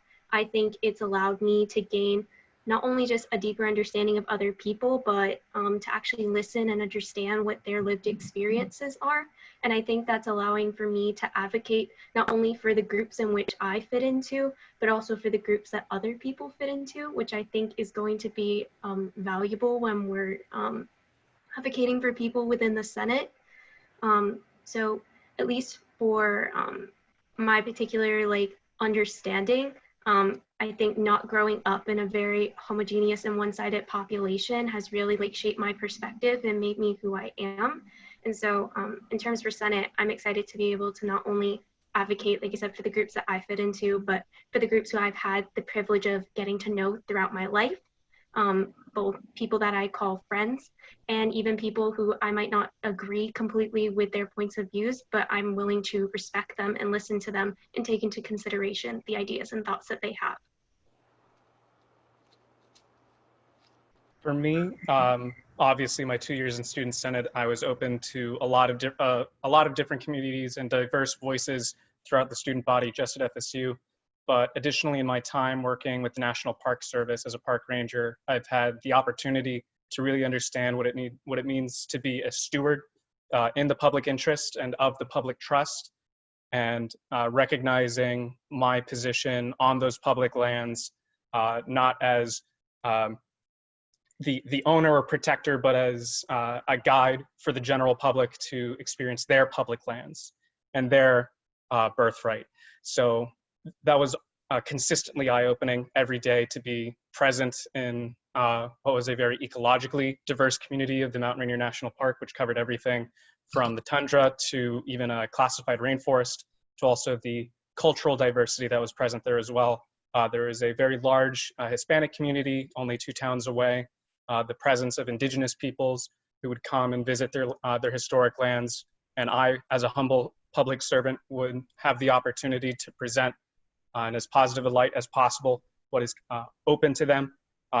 The strong immigrant community from Seattle that would consistently come and visit us, and hearing their perspectives and their histories and their interest in the National Park Service was always inspiring and eye-opening for me. So that would definitely be the largest impact that I've had in terms of lived experiences. And it's definitely influenced my perspective and decisions for my life going forward. But more than that, it's always been about the individual connections I made with people, whether it was in my time as a senator before coming to parliamentarian, in my time as just a student at FSU interacting with RSOs on my own time, or as a park ranger seeing upwards of 1,000 visitors a day and learning their life stories and trying to make as close and as personal and as real a connection as possible, both for their benefit and for my own. So I hope that can answer your question as best as it can, Senator Waters, and I look forward to any further questions. Senator Waters, did you have a follow-up? That's it. I just want to say thank you all so much and good luck. Thank you, Senator Waters. With that, Senator Gonzalez, did you have another question? Yeah, this is kind of a follow-up to Senator Waters' question, and I know some of you guys touched it, but I want you to state it more explicitly. What communities besides the college that you guys are applying to, do you plan on representing? We can start with candidate Gonzalez. Really, I don't want to specifically represent one group itself, because I feel like I wouldn't be doing my job in representing the student body as a whole. Because I don't feel that myself falls into one specific body of representation, but I feel like I want to be kind of all-encompassing in making sure that I don't put any barriers in between me and any student that wants to have their voice heard in the decision-making process. So I would say that my body of representation would be FSU students as a whole. Candidate Higgs? For me personally, I tend to agree somewhat with what current candidate Gonzalez was saying. I don't want to just limit myself to specific groups on this campus. In terms of where current issues have been, I've been making sure to have conversations with members of our Black community, with members of our LGBTQ community, now currently with members of our Jewish community, because these are issues that I have not ever personally had to go through, and I want to have that better understanding so that way when I'm sitting here, hopefully having the opportunity to be a part of these decisions that we're making, that I feel like I've gained a better and more complete understanding of where the perspectives are coming from. So just because those are the groups that we are currently speaking on the issues for, those are not the only groups that I'm hoping to represent, but those are a few that I currently have been right now. Thank you, candidate Hanks. And candidate Alvarez. So I've been around the block within SGA for a while now. I've seen a dozen different elections and a dozen plus different set of leaders come through this body and around the university to see what they've had to offer, and understanding that every given election that we have in the fall and the spring can barely surmise 10% turnout of the student body. My interest is that remaining 90% who, for whatever reason, may not know the capabilities of the student government. They may not know the responsibilities or even the existence of the student government, because they're more concerned with making sure that their tuition dollars aren't being wasted because they're a first-generation college student, or they're a student who's also working 2 full-time jobs on top of studying. And so they could care less about what happens to the A&S fees that they pay in addition to their tuition. I think those are the students that I would be most intrigued and endorsive of, and help their material conditions when living at FSU. The students that have next to nothing in their savings account, if anything at all, the students who lost their jobs because of COVID that are struggling right now, the students who have difficulties at home with access to technology so they don't know what the future will look like for them if classes remain online going into the future. Those are the students that I think I would want to hold up the most when working in this body, that vast majority of students who may not know that they're not being represented properly and may not be inspired enough to get involved, but still deserve our support and our respect in just the same way as any other student. Thank you, candidate Alvarez. No further questions at this time, Mr. President. Thank you. With that, Senator England. Thank you. Yes, I would like to move to forward the candidates individually. Is there a second to that motion? Senator Bogle? I second. Are there any objections? Senator Waters, okay, perfect. And then Bogle seconded. Got it. So there are no objections. With that being said, Candidate Gonzalez, you will not have a closing because you waived your closing.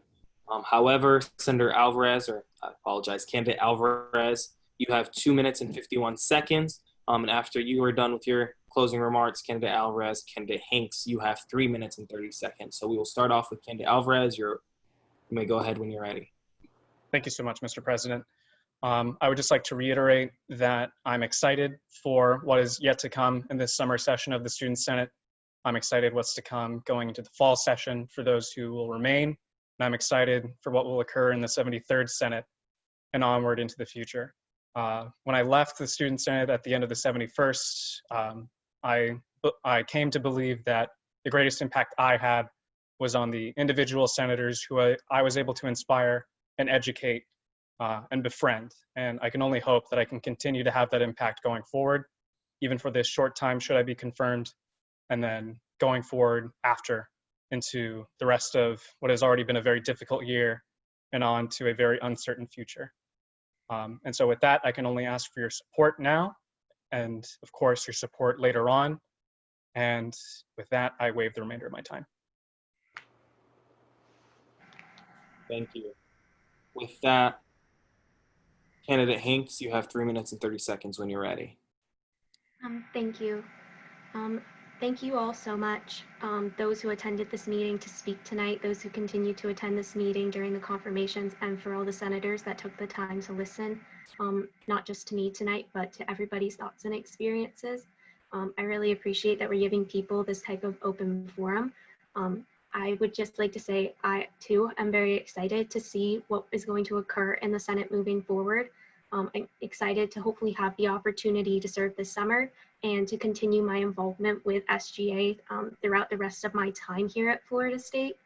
I want to make sure that everyone on this campus feels like they are completely in touch and in tune in what's going on with FSU and with SGA. Because I think that's something that has lacked a little bit in the past, not a full comprehension and understanding of what impact you guys have as senators. So for me personally, I'm excited to get involved with that process. I'm excited to be able to represent not just the students in my college, but every single student on FSU's campus who wants to make their voice heard and wants to see positive changes that will impact their student experience for the better. With that, I yield the rest of my time. Thank you for that, candidate Hanks. So with that being said, each candidate has now been forwarded individually. I will state the candidate's name and the position they are going for. And when I do so, you guys please take a vote. And when you do vote, senators, please ensure that you raise your hands because if you raise your hands, that way I'll be able to differentiate between the senators and non-senators. And you guys will be pushed to the top, and therefore it'll give me a better chance and more adequate way of taking and recording the vote. So with that being said, candidate John Alvarez for Social Science Seat 1. It's a summer seat. Vote yes for yes, no for no, and abstention if you have a moral conflict. With that, oh, can you not raise your hand and vote? Okay, so that seems like a problem. My bad. You can't do both. So I would just say, just vote yes or no, and I'll do my best to record it in a timely manner.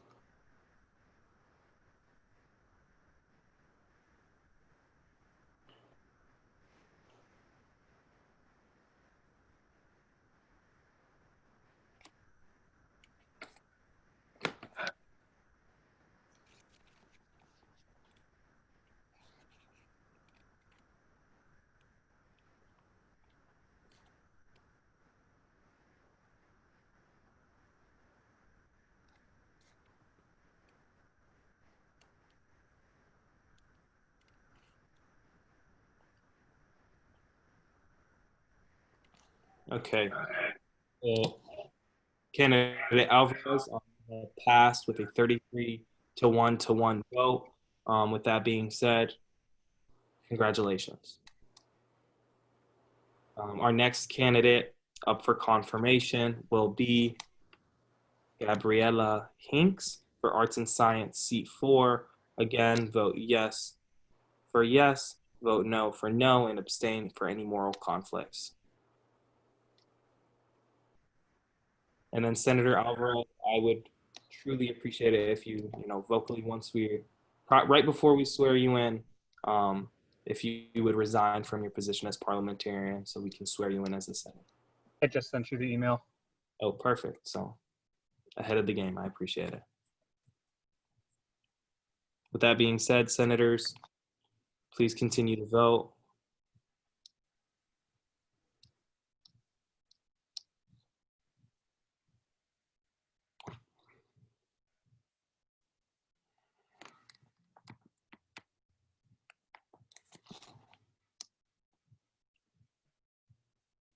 Senators, please ensure you're voting on all candidates because the number for this vote is higher than the last.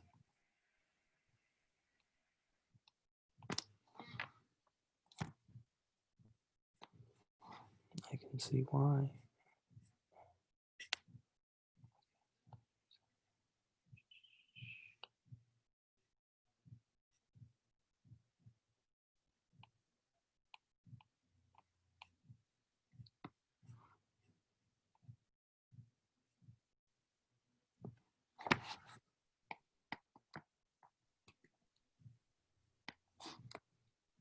So with a vote of 39 to 0 to 1, the candidate passes. So congratulations, Senator Hinks. I apologize for pronouncing your name wrong.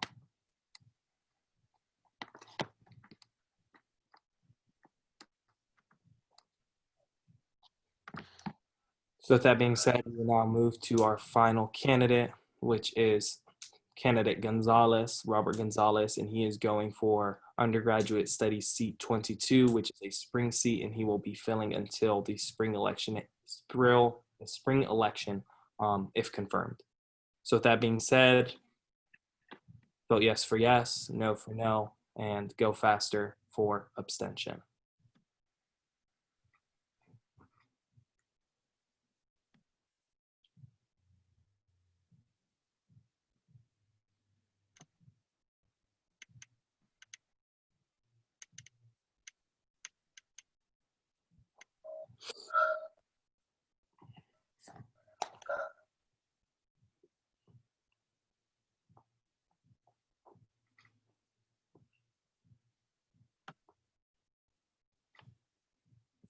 Please keep your hands or your votes on the screen so I can record them.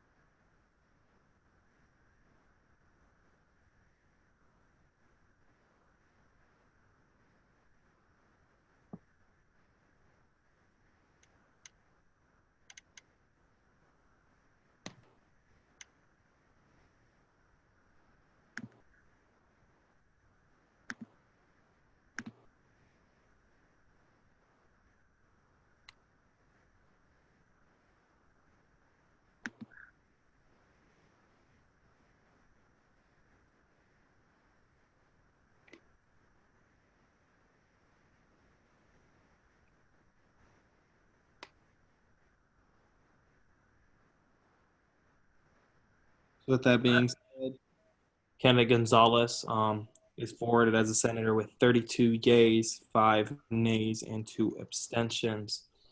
Congratulations. So with that, if all candidates can raise their right hand, so I can swear you all in. Give me one moment so I can get the oath of office.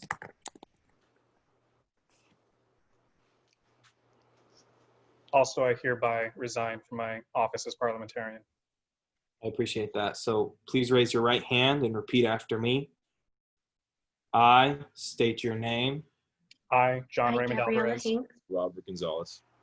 Promise to support and defend promise to support and defend Defend the Constitution of the United States of America, the Constitution of the United States of America, America, state of Florida, and the Florida State University student body. the state of Florida, and Florida, the and Florida State Florida State University University student body. student body. And I shall perform my duties to the best of my ability. And I shall perform my duties to the best of my ability. To the best of my ability. So help me God. On pain of impeachment. So help me God. help me God. With that being said, congratulations, Senator Gonzalez, Senator Hinks, and Senator Alvarez. So congrats, you guys are all senators now. Yay. Woo. Thank you. Glad to be back. Thank you so much. Of course, with that, you guys can mute yourselves now. Thank you for appearing in front of us. With that being said, we are now back on the calendar. When it comes to the consent calendar, PAC and RTAC do not meet in the summer. Therefore, there is no consent calendar. Bills on first reading. Bill 39, sponsored by Senator Sohos and Leckie, amending student body statutes, Chapter 807.6K regarding funding boards, budgets in the fall, referred to in finance then judiciary, is tabled in finance.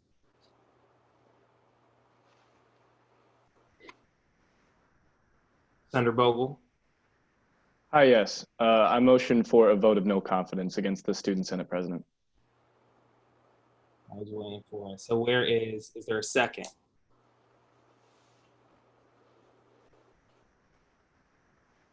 Senator Colvin, you second. So seconded.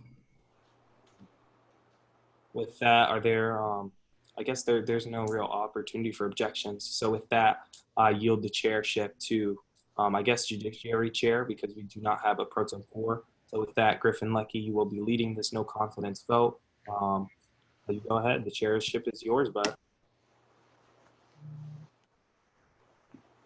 Okay, so this is going to work like any piece of legislation. What I ask is that everybody remember that this is a solemn and serious time and to stay respectful during debate. So, 1 second. Okay, so the sponsor of the motion, Senator Bogle, will have 5 minutes for an opening statement. Senator Bogle, can you raise your hand, please, so I can unmute you?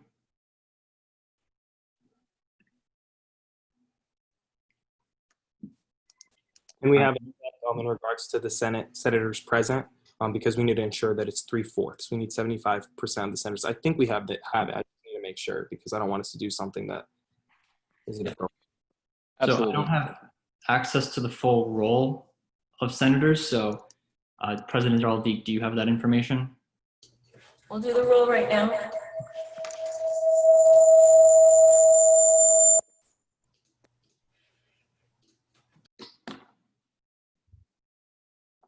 Dr. Acosta, are you going to do the roll?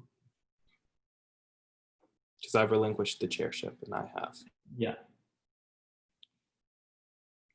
Dr. Acosta, did you say you were going to call out roll?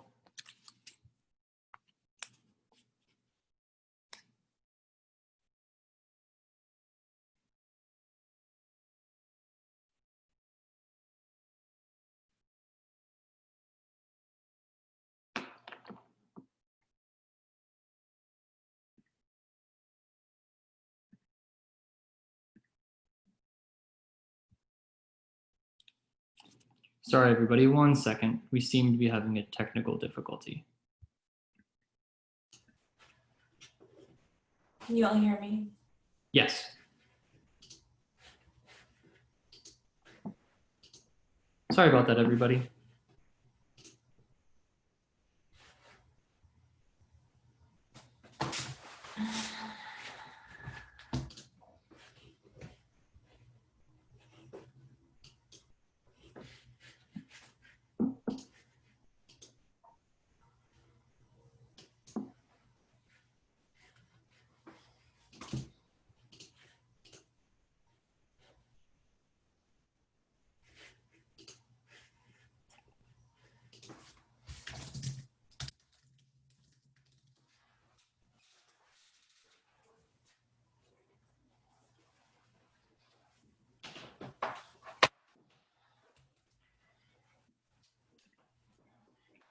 Okay. When I call your name, please raise your hand so I can confirm that you are here. Senator Adamik.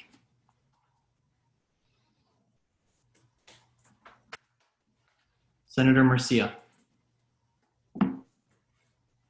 Senator McMillan. Senator McKay.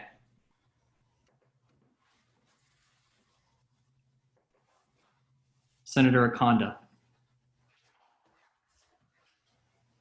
Senator Bateman. Senator Hinks. Senator DeJong.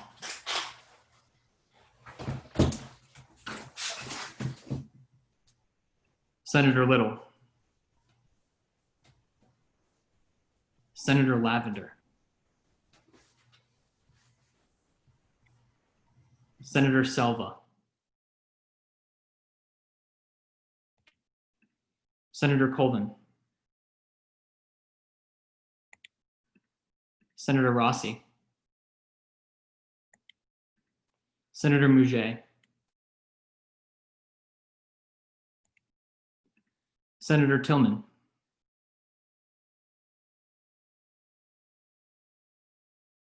Senator Wilkinson.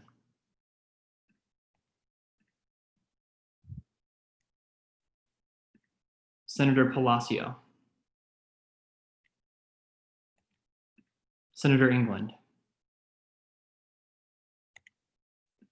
Senator Wang. Senator Yanam.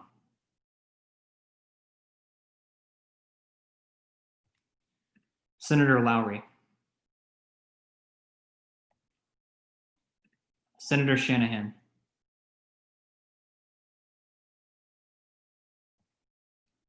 Senator Easer. Senator Ryan.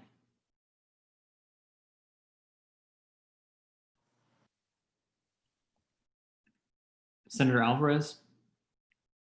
Senator Jake Alvarez. Senator Japalo.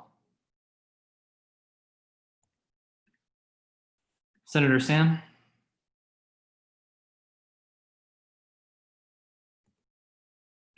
Senator Ashley Gonzalez. Senator Denton. Senator Martin, Sasha Martin. Senator Adams.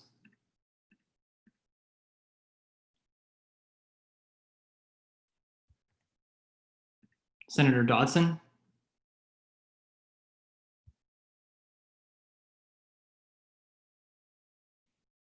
Senator Garcia, Stephanie Garcia. Senator Vogel's here. Senator Ruel Diaz. Senator Alexandre.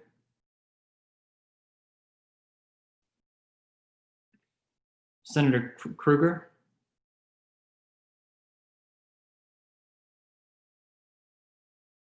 Senator Dean. Senator Sylvia. Senator Kuznier. Senator Ascanio Martin. Senator Murray. Senator Medley Nera.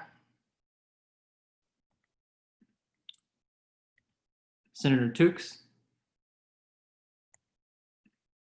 Senator Ross III.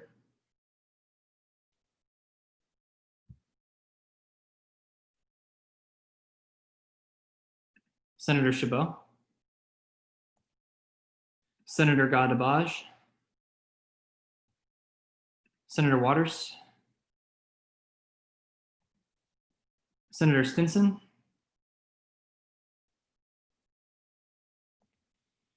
Senator Robert Gonzalez. Senator Emma Bella Rudd. Senator Porter. And Senator Kill. All right, give me a moment to confirm that 3/4 of the Senate is here.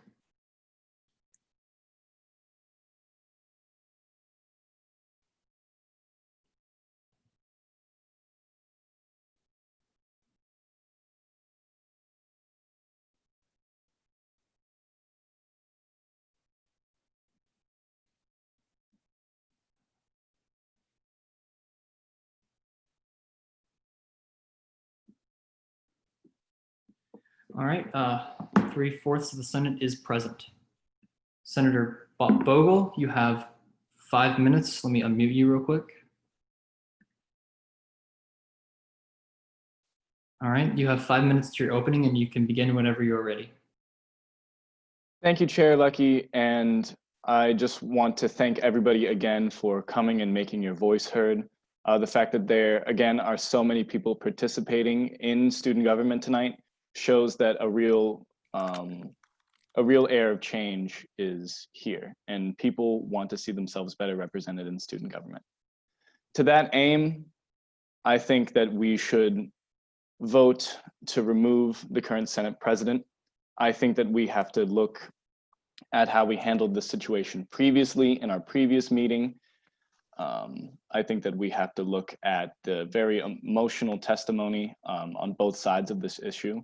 And this is certainly not something that we should take lightly at all. And it's not something that I take lightly personally. I didn't want to be the one to have to come forward with this motion, but seeing as how nobody else would, and how many of my colleagues also believe that we need to get back to order. We need to get back to stability in our student senate. The best way to do that, in my mind, is to have a very stable position of leadership guiding us.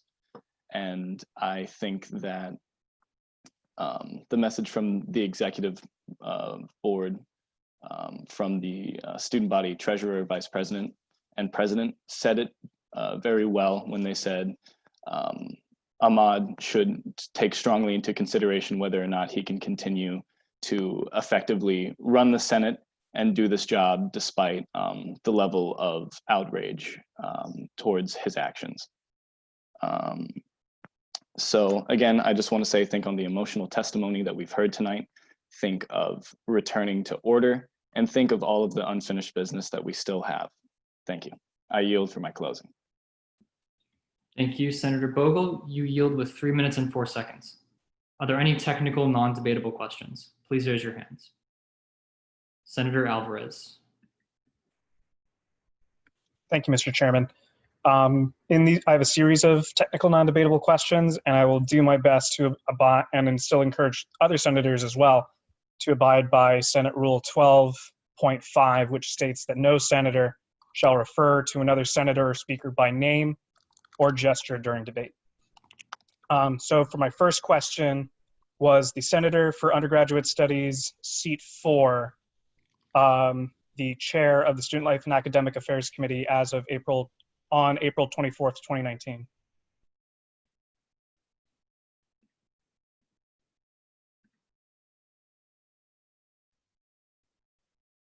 I'm sorry, is that question directed towards me? The question was directed towards the chairman. Sorry, could you repeat the question, Senator Alvarez? On April 24th, 2019, was the senator for undergraduate studies, seat 4, the chair of the Student Life and Academic Affairs Committee? I believe so. And so was the chair of SLA present at the meeting of the Rules and Calendar Committee? President Darrell-Deeg is objecting to that. So I'm going to let him answer that. When I got elected, that was my first time being elected as senator in 2019. I was not the chair of SLA. I was recently elected into my position. And shortly after, I did begin to serve as vice chair. And I began my chairship as the SLA chair. And in August, I believe, or it wasn't August, it was after fall inauguration. And I took a leave of absence during the 2019 summer. So from May until late August, I was not serving in the capacity as a senator or as a student at Florida State University until I came back on August 26th. Thank you, President Darrell-Deeg. And Senator Alvarez, I ask that you ask for a follow-up in the future. Yes, thank you. I'll raise my hand again. You are recognized, Senator Alvarez. So for the remaining, I have several more questions, so I would request a follow-up, Mr. Chairman. Yes. Was the senator for undergraduate studies, seat number 4, present on the meeting of the Senate itself on April 24th, 2019? I will allow President Darrell-Deeg to answer that. I would believe so. That was the Senate that I was inaugurated, Jake. Okay, and so that leads to my follow-up question. Understanding that on April 24th, 2019, there was a resolution number 49, that was amended to ensure that the coming election in fall would not interfere with Yom Kippur. It had passed by unanimous consent. So, Mr. Chairman, is there any record of the senator for undergraduate studies, seat number 4, attempting to object to the unanimous passage of Resolution 49? I will allow President Darrell-Deeg to answer that. No, sir. Thank you. Thank Mr. Chairman, as a follow-up technical non-debatable question, was the senator for undergraduate studies, seat number 4, present at the meeting of the Senate on October 30th, 2019? Again, I will allow President Darrell-Deeg to answer that question. I believe so. Thank you. And so as a follow-up to that, did the senator for undergraduate studies, seat number 4, raise any objection to the unanimous consent passage of Bill 97, which explicitly included anti-Semitism as part of the anti-discrimination policy of the student government agency of Florida State University? I will allow President Darrell-Deeg to answer that question. No, I did not object. If anything, I worked with now student body president Jonathan Levin, due to the fact that he has Jewish faith and I have Muslim faith, we discussed that resolution and bill at length and talked about how we can better include student body.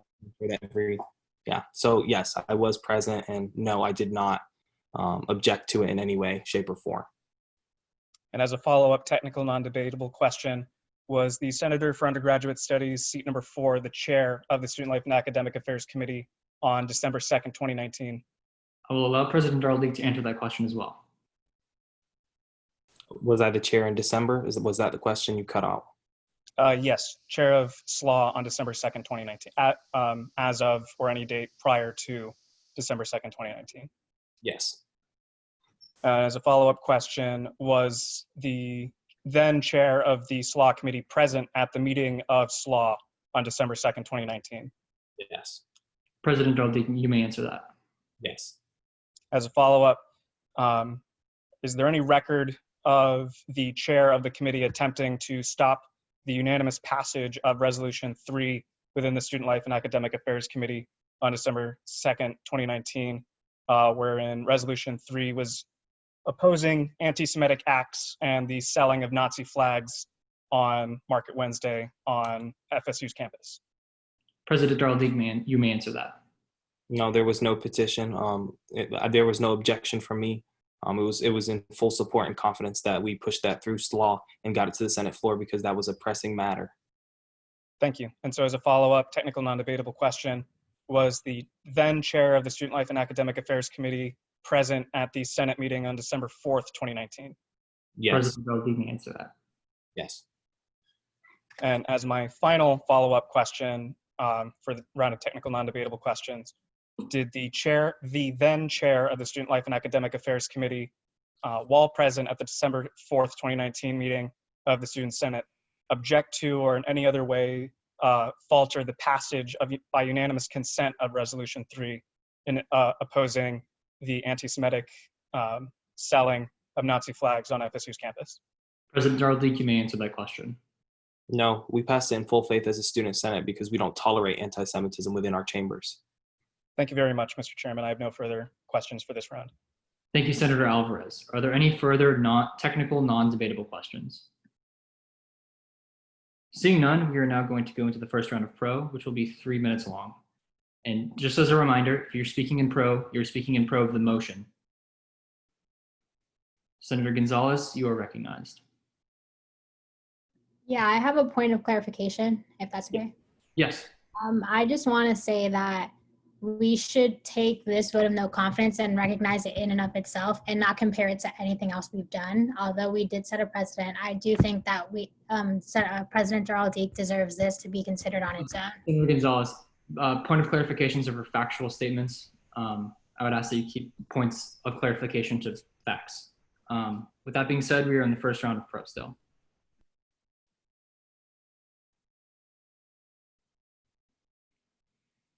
Seeing nobody wishing to speak in the first round of pro, we are now in the first round of con. Senator Dean, you are recognized. Yeah, so thank you. I just want to talk on why I believe it is not just for this vote of no confidence to go through. While there has been a lot of controversy, and to the 258 non-video participants and everyone else who has stuck through to this point in time, thank you for staying here and voicing your passion. But everyone, I've received numerous emails from both sides of this argument. It's not a one-sided thing. Everyone is valued and is able to have their own opinions. But these posts, and I understand people might neglect, but they were made far long ago. And the most recent posts were also made when President Darrell Deek was not in capacity of any way, shape, or form representing Florida State. Couple of things would be that there's a difference. The photos of the swastika they were mentioning was shared as a child under the Palestinian rule. Under the Palestinian rule, and it wasn't a photo that was trying to emphasize or promote the swastika. It was a photo that was a maze, just as not a good joke. And I'm not saying in any way, shape, or form that the comments made by President Darrell Deek align with my own, for I don't believe I'd make any sort of public comment to that effect. But I believe that everyone's entitled to do so, even if we disagree, and that's kind of what creates the dialogues for us to move forward. President Darrell Deke has served in his capacity very fairly and has never shown any bias towards any individual person. He has led plenty of testimonies that demonstrate that his character is just and is no way, shape, or form one that is going to marginalize or make people feel unwanted, even if those comments made by him in the past did. If you have had any interaction with Darrell Deke, no matter your faith, no matter your color, your skin, your gender, or however you identify, he treats everyone equally. And because of that, I can't see anyone more fit to serve as the Student Senate President. Thank you, Senator Dean.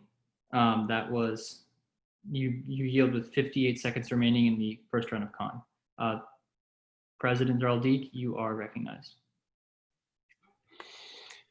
I want to take this moment to truly, deeply, and directly and simply apologize to the Jewish community, to the Israeli community, and to any student at Florida State University who has felt hurt, has felt offended, has felt any type of negative emotion into regards to comments and posts that I made while I was not serving as the Senate President. There's a few things that I need to address. When it comes to the reality of the post in 2012, in 2011, 2013, I was a child living under an oppressive occupation where my voice was not heard. So when I saw a post of a child with a soldier's foot on their chest and a gun to their face, I had no time to differentiate if it was fact or fiction. I was living in an occupation under an oppression where I witnessed people die in front of me every single day. That's not something a child should live through. Beyond that, the maze of swastikas, I didn't even know that were swastikas. I looked at it, was a maze. I got through the maze. It said, get through the maze and share it. Darrell Deke, I have to interrupt you. The time in the first round of con has expired. I'm sorry. We are now in well, is there a motion? Seeing none, we are now in the second round of pro. Senator Adamik, you are recognized. Yeah, thank you. I just want to start off by saying that this is more than a political debate. This conversation tonight is about thousands of generations of anti-Semitism that the Jewish community has faced. Any of us who are not Jewish, which if I'm correct is nearly every one of us senators, could only begin to imagine the struggle the Jewish community has faced. This is about the biblical homeland that the Jewish community fights to protect every day, and the fact that Israel's existence means that Jews across the globe will always have somewhere to call home. There are so many on campus who do feel extremely threatened in light of recent events. In regard to Senator Denton's comments, this body voted to remove him because members of our student body voiced their concerns over their safety and well-being. We now face the same exact situation, and to suggest any other outcome is not only extremely hypocritical, it inherently signals to our Jewish community that they somehow hold a lesser status or their concerns demand a higher threshold than other communities on campus, and that is extremely disheartening and sickening. The Senate decided that members of the student body need to feel welcome, and over 5,500 people have voiced their belief that they do not feel welcome as it stands. This body made its bed, and now it's time to lie in it. I apologize to members of the Jewish community who devoted their time to joining us tonight to fight for an issue that struck extremely close to home for many of you. Now more than ever, it's vital we do all in our power to make every member of our community feel welcome, feel included, and feel safe. And I'm sorry that your student government has failed to do that. And I yield my time. Senator Alvarez has raised a point of order related to Rule 12.5, asking that we not name drop senators on the Senate floor. Thank you. Senator Porter, you are recognized. Thank you. It gives me no great joy to be speaking tonight, but on the night of June 5th, the Senate set a precedent. And that was when members of the student body come before us and say that they do not feel safe on this campus, at this university, because a member of the student government has made comments that make them feel unsafe. We've acted. And this is not me saying whether or not I agree or not with the comments that the Senate president made. This is not me saying that I think they're acceptable or they're unacceptable or whether or not he should have known better as a child. This is simply us saying we've set a precedent before. When people feel unsafe, they have to be heard. And that for us to choose a different course of action tonight is to tell certain students that their concerns aren't as great a level as other students on this campus. That is not a path that I think we need to go down. Every student on this campus deserves to have their voice heard, to have their concerns heard, and to have their concerns acted on. And so therefore, I think the Senate really doesn't have any other choice but to remove the president from his position, no matter our personal feelings on the comments or the circumstances surrounding them. I yield. Thank you, Senator Porter. He yields with 12 seconds remaining in the second round of pro. Senator Stinson, you are recognized.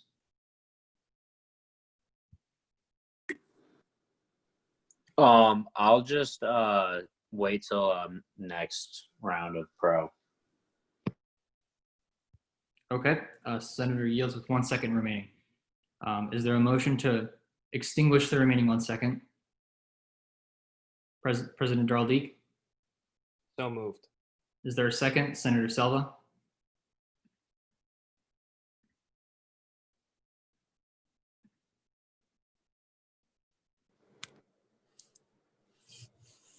Okay, Senator Stinson?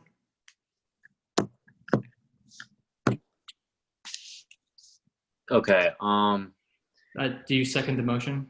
Oh, so seconded. Okay, thank you. Okay, we are now going to go into the second round of con. President Darrell Deek, you're recognized.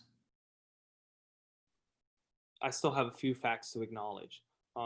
So I stopped at the second post. With that, I apologize completely, simply, and directly to every student who feels as if I've affected them, I've negatively impacted them. As the Senate president, I do not intend to ever foster an environment of hatred or an environment where you feel as if your voice is unheard.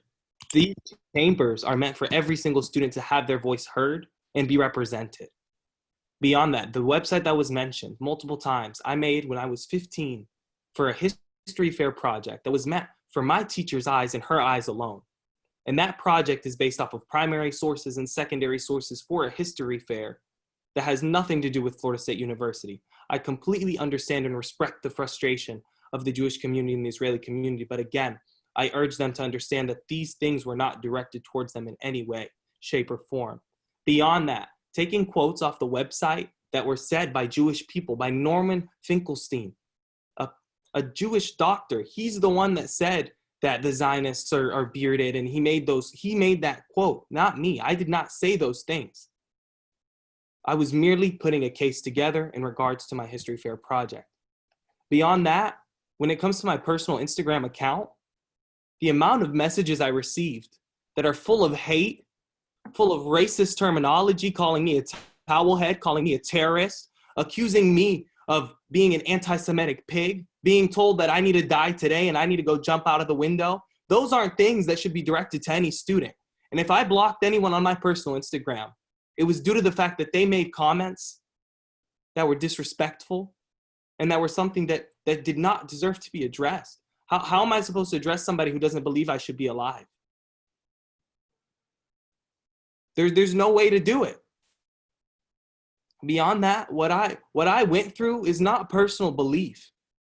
That's a reality I faced as a child, a reality I faced from the age of 9 until the age of 14, was living under an occupation, living under a government and a militant regime that believes my voice, my present, does not deserve to exist. I had to witness again, like I said prior, my friends, my family die.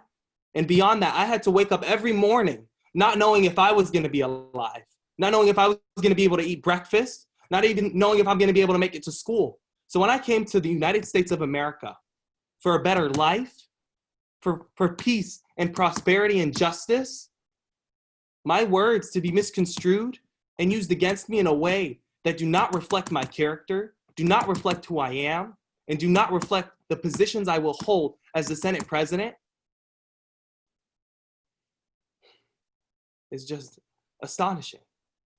Beyond that, I've taken it upon myself to respond to people within the Jewish community. I've spoken to the director of Hillel, the assistant director of Hillel. I've spoken to J Street, SJP and J Street, as well as Hillel and the Arab Student Union are coming together to create a dialogue and have a conversation. President Darrell Deek, I have to interrupt you again. Time has expired in the second round of con. I apologize. Oh, sorry. Okay, we are now, are there any motions? Senator Chabot, is that a motion? I move to extend the time in the debate to let President Darrell Deek finish. For what period of time? For 2 minutes. For 2 minutes. Okay, is there a second to that motion? Senator Medley Nera. So seconded. Are there any objections? Senator Alvarez, is that an objection? Yes, the current rules surrounding the length of time for rounds of pro and con debate explicitly state that rounds cannot be extended. Okay, Senator England, do you have a point? I see your objection, Senator Alvarez. Yes, I just have a quick point of like parliamentary procedure. If the time is expired, we automatically move on to the next round from my understanding. I don't think there's an opportunity to make motions if a round is expired. I might be wrong, and Senator Alvarez can correct me if I'm wrong, but I believe if the time is extinguished, we automatically move on to the next round of pro. But again, please feel free to correct me if I'm wrong. Thank you, Senator England. So Senator Alvarez objects to the Senator Chabot's motion. Senator Chabot, do you withdraw your motion? Sure. Okay.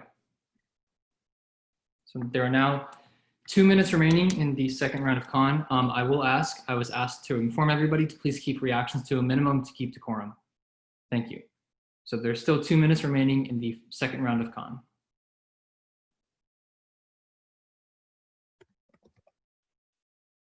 We're in the first round of pro. I mean, say third round. Oh, well, but the time was extended by Senator. Oh, sorry, she withdrew her motion. Sorry. We are now in the third round of pro on the motion. I apologize. Senator Stinson, you are recognized. Okay, so this is in no way a remark on Ahmad's character. I know Ahmad on a personal level, and even though we have our differences on foreign political affairs, he has remained a strong and supportive leader to myself with a myriad of others.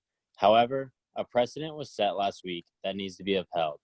Comments that marginalize a community cannot be held by a Senate president, as shown last week.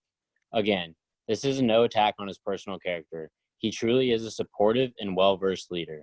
Unfortunately, a standard must be upheld, and leaders have to be wary of their words. A Senate president who has already faced backlash from a strong minority on campus cannot be fit to serve. The Jewish and Israeli community have stated their beliefs, and I firmly stand by them. With that, I yield my time. All right, we are still in the third round of pro.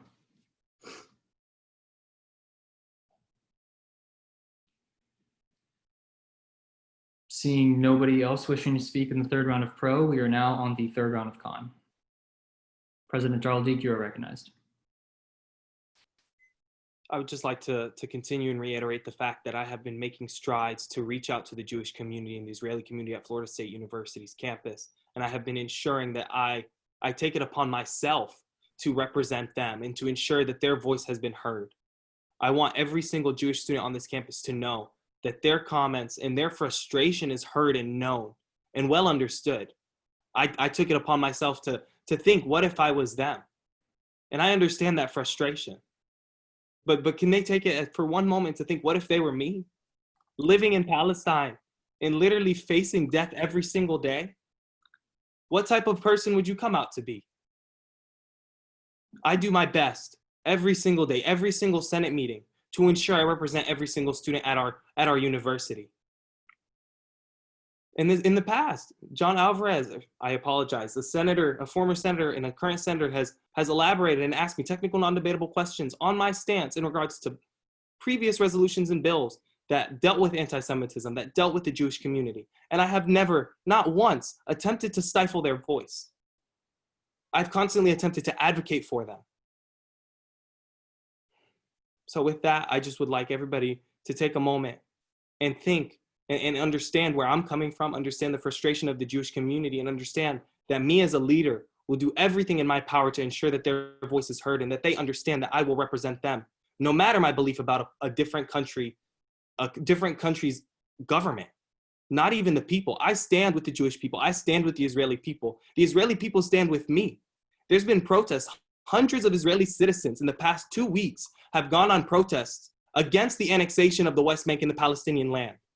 So for people to accuse me of not supporting the Jewish people, not supporting the Israeli community, is just astonishing. With that, I hope you guys, take a moment to think and just, I yield. There's 1 minute and 2 seconds remaining in the third round of con. Senator Alvarez, you are recognized.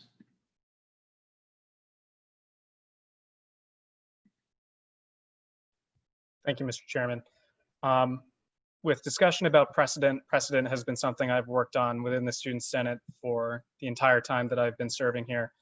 When we talk about the one instance of precedent for motions of no confidence, we need to understand the context of where that motion came from, and that there was both mens rea, a guilty mind, and actus reus, a guilty act, with instances of transphobic and racist things being said, establishing that there was a mens rea, only as recently as several days prior to when the motion was held and passed, and numerous accounts of actus reus, guilty acts, following through on that guilty mind in instances of positions of power within the Student Senate.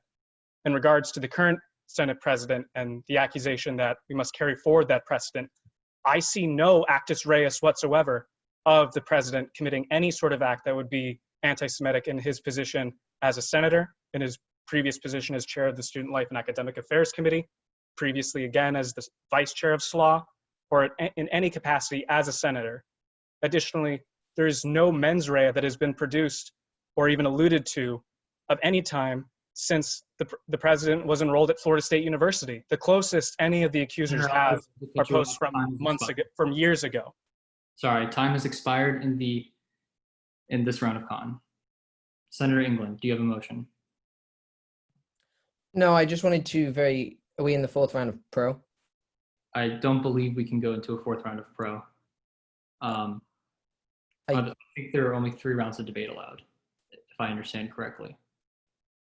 Oh, I'm sorry, there are unlimited rounds. Okay.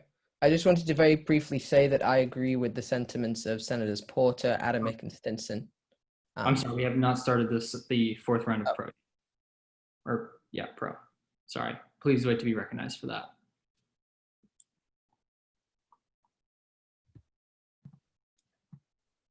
Okay, so now we are in the fourth round of pro. Senator England, you are recognized. Thank you. I just wanted to say I agree with Senators Porter, Adamick, and Stinson. I just fear the optics of doing it once and not doing it again, especially once the precedent has been set. Thank you, and I yield. Senator England yields with 2 minutes and 46 seconds remaining in the fourth round of pro. Is there anybody else wishing to speak in the fourth round of pro? Senator Adams, you are recognized. I do not want to vote Ahmad out personally. I don't doubt his intentions, but as I've entered these conversations with countless constituents who have reached out to express their views, those conversations weren't one-sided, and we discussed the issue in its entirety. Ultimately, the students who reached out were unsatisfied with the response taken, and as senators, we must listen to the people that we represent, especially in these hard decisions. We have to trust their heard, just as we've done. Senator yields with 2 minutes and 18 seconds remaining in the fourth round of pro. Is there anybody else wishing to speak? Senator Yanam, you are recognized. As the person who made the motion in regards to our previous Senate president, I made it because I was worried about promoting a safe space for FSU students. It has been my whole mission in Senate and as an educator. I will not pretend to understand any of the struggles of any of the communities who have spoken tonight. But several students have said on this call tonight, several members of the Jewish committee have said that they don't feel safe coming back to campus. That is not something that I feel comfortable allowing to happen and take place. And for that, I will be voting yes. Senator Yields with 1 minute and 51 seconds remaining. Senator Kuznier, you are recognized. Following what my colleagues have said, it's important to note that when a group of the student body is upset, that we work to seek action like we did a few weeks ago. And it's nothing necessarily on taking a side, but to ensure that everybody has faith and trust in the Senate. I yield. Senator Yields with 1 minute and 32 seconds remaining. Is there anybody else wishing to speak? Senator Rudd, you are recognized. Hello, everyone. I just want to remind you all that we are voting in a no confidence vote tonight, which we as senators serve our people here at Florida State University. And if our student body is unhappy with how our leadership here is in SGA at Florida State University, we must listen to them and we must hear their voice. If we cannot get things done in the Senate, we are not fulfilling our duties that we were elected. We are encouraging people to get involved with Senate. We want them here and we want to encourage them to speak up. So thank you for all for coming today to express your opinion. We hear you, we see you. And then that I encourage you all to listen to them tonight. Thank you. Senator Yields with 56 seconds remaining. Senator Wang, you are recognized. Hi, everyone. I just want to start off by saying that I don't in any way think that President Darrell Deek harbors any hate in his heart for anyone. Over the past few days, I've received a lot of emails from so many students and RSOs explaining why or why not I should vote a certain way, as I'm sure you all have as well. I'm aware of the tensions between Israel and Palestine, but I've never experienced it firsthand like President Darrell Deek has, and frankly, I'm not extremely educated on the topic. However, this vote is not about Israel versus Palestine, but it's about President Darrell Deek's ability to lead and our ability to function as a Senate. Given the amount of students who have showed up to this meeting, I'm concerned about whether or not we can continue as a Senate with this much disapproval from the student body. It's up to us to listen to the students who have taken the time to come here and make public comments and make our best judgments based on those. And with that, I yield. Senator Yields with no time remaining. We are now in the 4th round of con. Senator Waters, you are recognized. Thank you. This Senate has become a reactionary body instead of a proactive body designed to increase dialogue and assist our marginalized communities. I abhor the fact that our Senate chambers have turned into the de facto Supreme Court of Florida State University. I hope that this student body can continue in nuanced, passionate discussions, but more importantly, actions that work to liberate all oppressed people of the world. We should not, and we will not, hold this honorable individual accountable for statements said living underneath an oppressive regime. He wasn't in the position a week before people started to attack him. That's completely egregious. If you have not stood with the oppressed before, I implore you, reflect upon your privilege, because there is still time to stand with us. And with that, I respectfully yield. Senator Yields with 2 minutes and 11 seconds remaining. Senator Medley Nera is recognized. Hi, I obviously have something to say, but I also want to request that Senator Alvarez comes back and re-says what he said again, but so that way everyone can understand it, because I knew what he said, but it seems like not many others did. And I want to address the precedent. The precedent that was set on the last vote of no confidence that we had was for the actions of those who were residing in the Senate president position. When Ahmad did the things that he did, he was not the president. It does, make it make sense. And Senator Alvarez, if you could please re-say what you did a second ago, but more clearly so that way everyone can understand what truly is being applied here and what isn't. Senator Yields with 1 minute and 21 seconds remaining. Senator Dean, you are recognized. Can I let Alvarez go first? Yes, do you yield? I was going to let him go first. I haven't started speaking. Okay, all right. Senator Alvarez, you are recognized. Thank you, Mr. Chairman. In regards to my questions raised during the rounds of technical non-debatable questions, we have consistent records of President Darrell Deek standing up for the Jewish community and against anti-Semitism, whether it was supporting Resolution 49 allowing for Jewish students to celebrate Yom Kippur rather than, so we changed the election date away from it. He supported it and stood by while it passed with the rest of the Senate as it passed unanimously.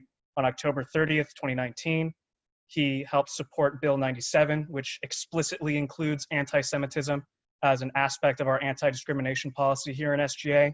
And then as the chair of the Student Life and Academic Affairs Committee, he supported the passage of Resolution 3, which condemned the selling of Nazi paraphernalia on FSU's student body campus. There is no evidence whatsoever of President Darrell Deek in his capacity as the president, a chair of a committee, or as a senator in opposing the Jewish community or upholding any form of anti-Semitism. Additionally, there is no evidence whatsoever of him having a guilty mind in committing any form of act in any capacity since he's been enrolled at FSU. The only aspect that has been produced is from years ago when he was still a person in high school with, I doubt, any consideration of serving as a student senator or interacting with the diverse community here at Florida State University. So Sorry, Senator Alvarez, time has expired in the 4th round of con. Is there a motion on the floor? Senator Medley Nera?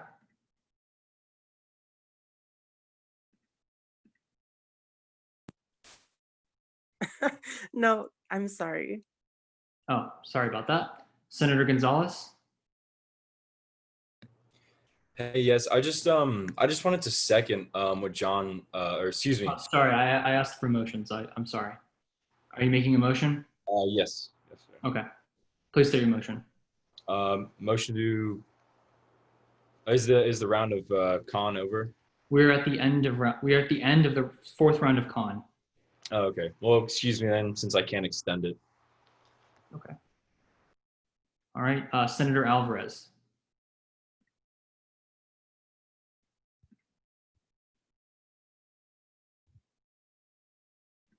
Oh, sorry. Pursuant to Rule 1010, which states that a motion to call the question shall not be made or entertained until the expiration of time for a round of con, I hereby move to call the question on the motion. Is there a second to that motion? Senator Kuznier. So seconded. Are there any objections? Senator Ryan, is that an objection? Oh, Senator Dean, is that an objection? Yeah, I'd like, if possible, to do a 5th round of pro and con. Senator Alvarez, do you withdraw your motion? I do. Okay. So seeing that we just ended the 4th round of con, we are now in the 5th round of pro. Anybody wishing to be recognized in the 5th round of pro, please raise your hand. Understanding that you can only speak twice during this debate.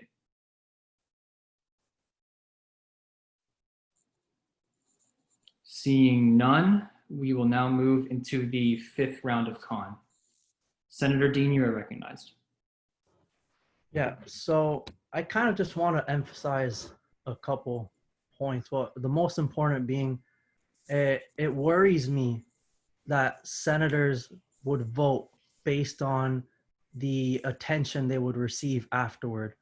I believe as senators, we were voted into office to best represent our students, not just one side of students, but both. It has been very evident that there's been many opinions and many differing voices heard tonight in regards to whether or not Ahmaud should be removed from office. But in the end of the day, you vote one way, you're gonna get angry people coming at you from one side. You vote another, you're gonna have people objecting you from that side. So in the end of the day, there will be backlash. And I encourage you to not let that influence the way you vote. Take into consideration the facts that have been spoken tonight. Take into consideration what people have said, and take into consideration what type of president has President Darrell Deek been. Don't take into consideration opinions of, well, I'm sorry, not opinions. I meant don't take into consideration things that really aren't going to influence you in that matter. So another thing was that people were saying earlier that the president was forgetting about 30 seconds that people had asked.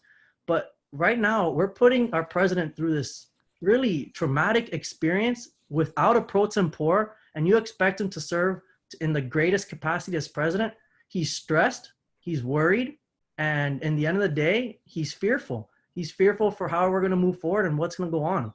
So I don't think it's right for you to judge someone when they're at such a peak point of judgment from everyone. And with that, I encourage you to vote your conscience and be true to yourself. Thank you. Senator yields with 1 minute and 14 seconds remaining. Senator Tukes, you are recognized.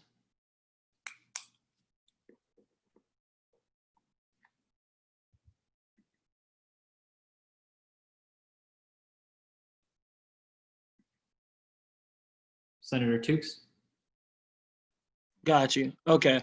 Yeah. So I want to start with a quote by Malcolm X. He said, "The truth is on the side of the oppressed." And I feel as though Ahmad personal experience being oppressed, he understands how it feels to not have a voice. Therefore, he is more than able to advocate on behalf of people who do not have a voice and understand how it feels to be oppressed.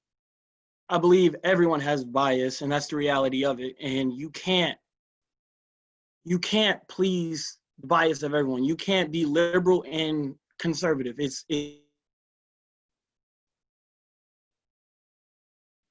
Senator Tukes, are you still there? To the side in order to best work to serve the student body, and I believe he can do that effectively. With that, I yield. Senator yields with 29 seconds remaining. Senator Gonzalez, you are recognized. Thank you, Chairman. I just wanted to second Senator Alvarez's points that he brought up in terms of voting history of Ahmad.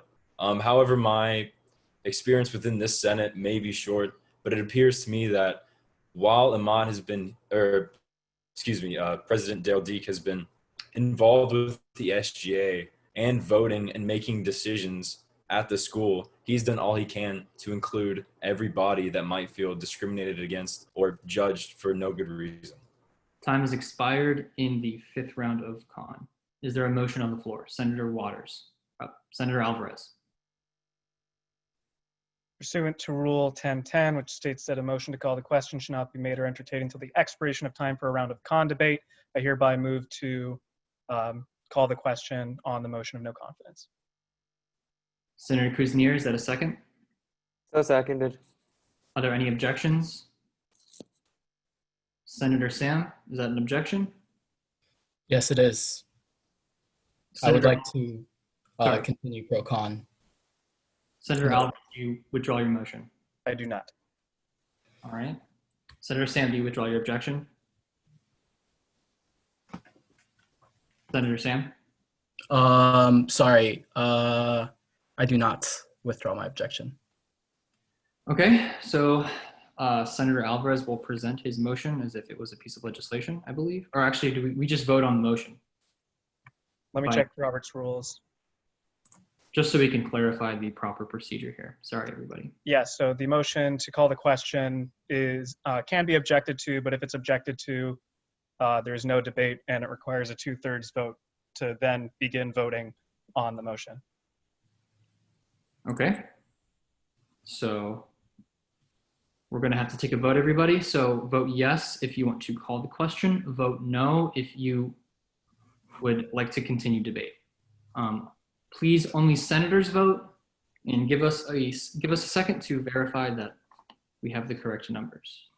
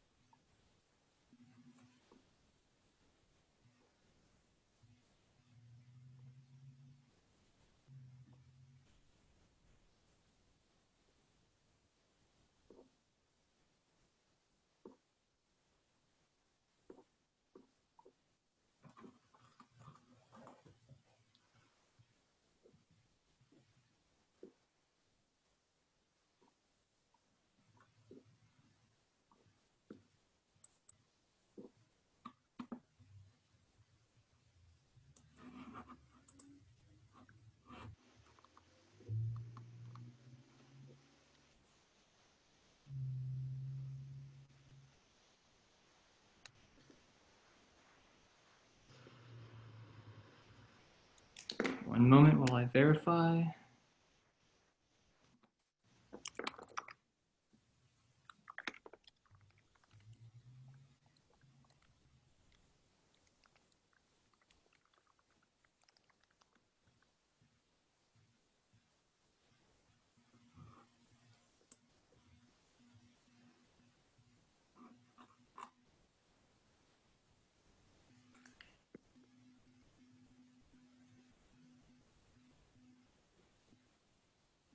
Sorry, everybody, just making sure we get an accurate count.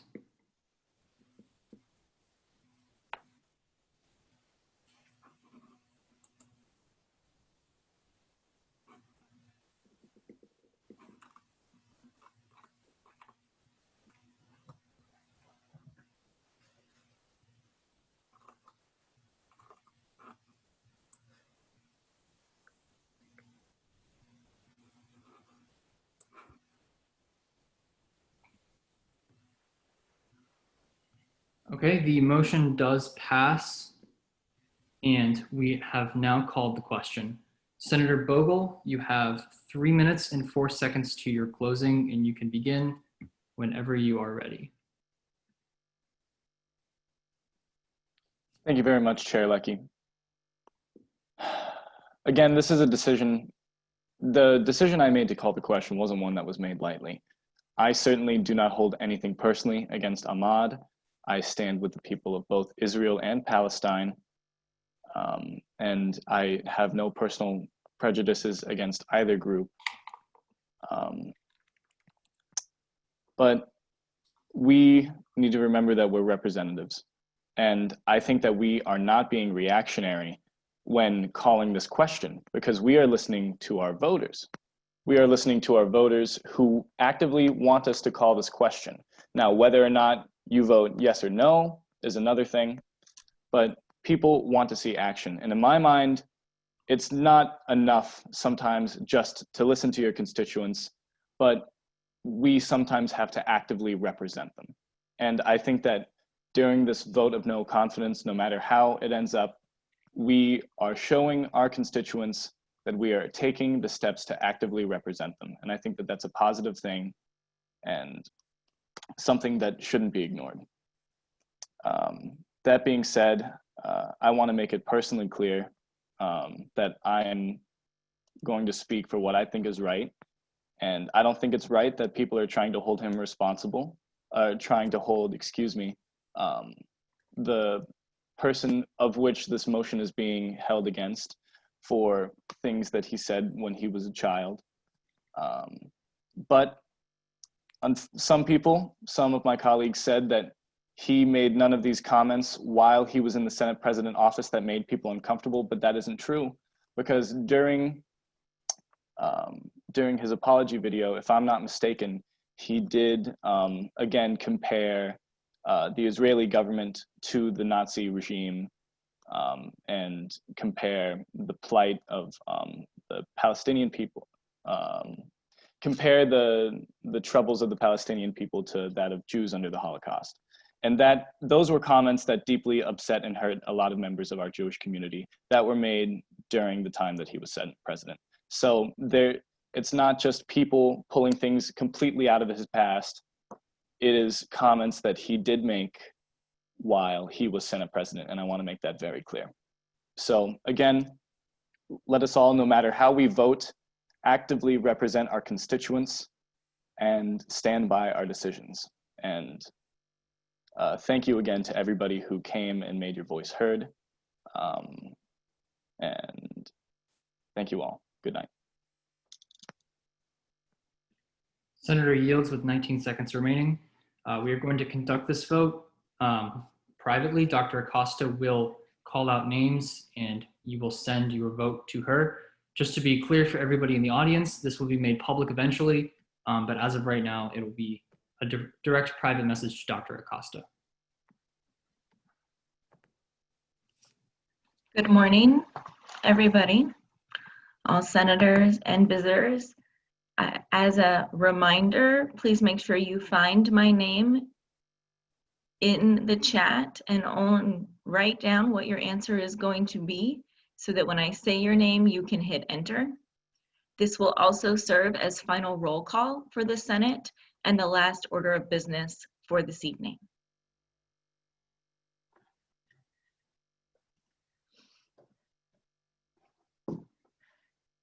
Adamik.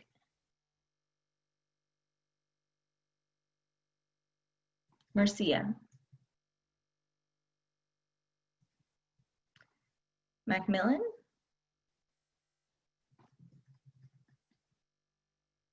Bateman. Hinks. Griffin, will you clarify what the votes are? So voting yes is a vote in favor of the motion of no confidence, and voting no is against the motion.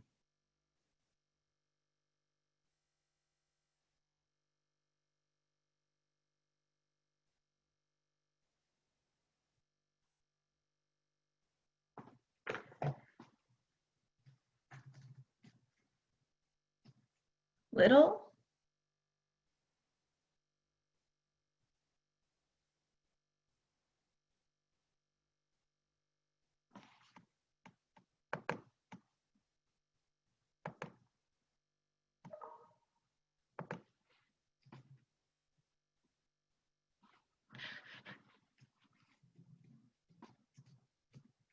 Lavender.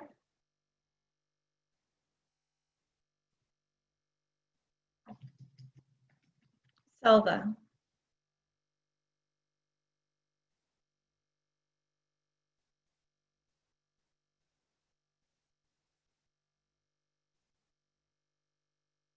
Selva.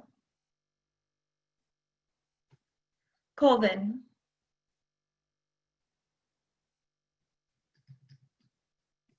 Rossi.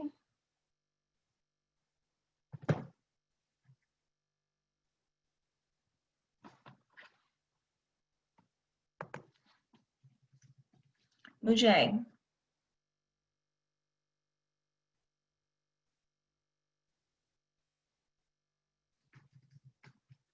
Tillman.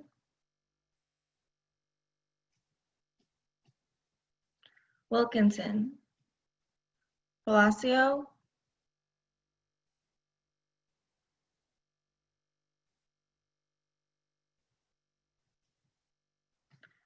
England. Wang.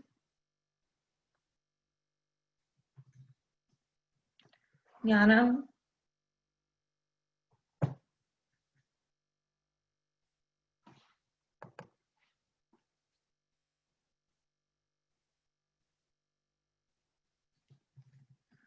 Lori.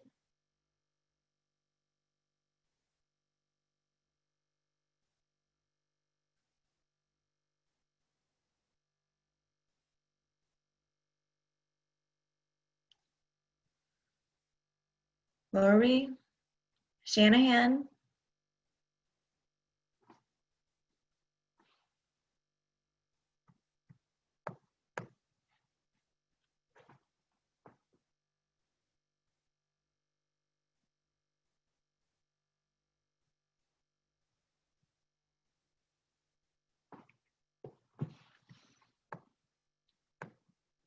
Are folks still paying attention and able to vote? Lori, Shanahan, Easer,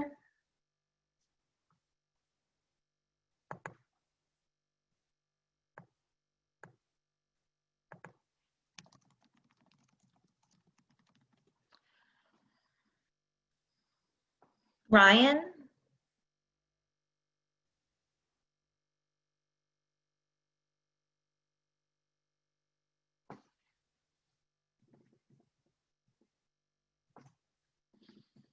Alvarez,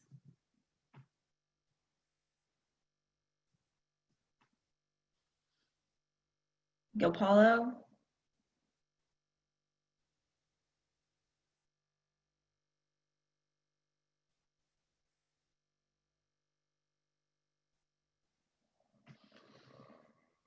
Lucky is cheering, Sam,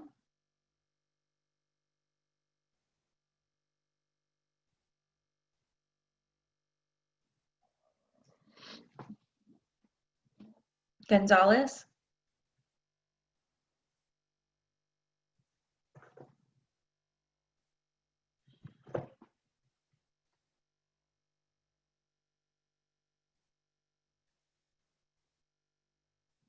oh, thank you, sorry, Ashley Gonzalez,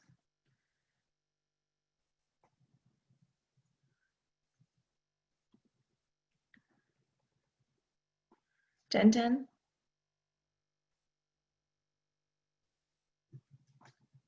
Martin, Adams,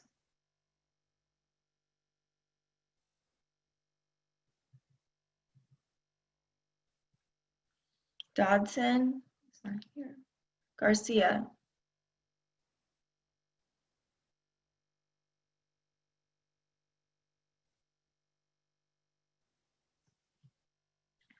Vogel,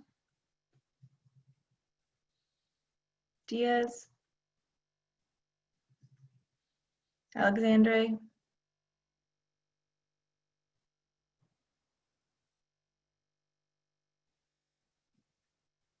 Kruger, Dean,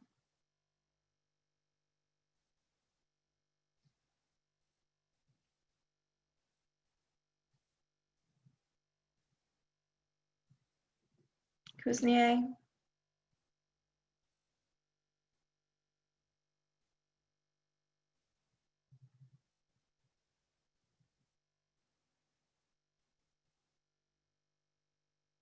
Escanio, Murray,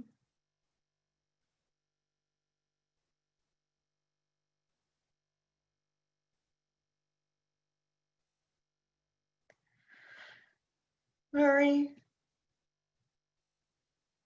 Madly Nera, Daryl Deek,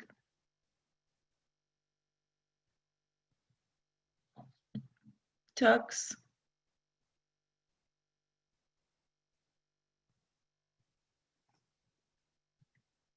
Chabot,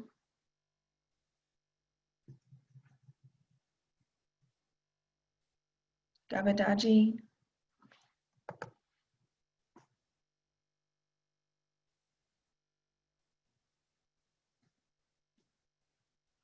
Waters,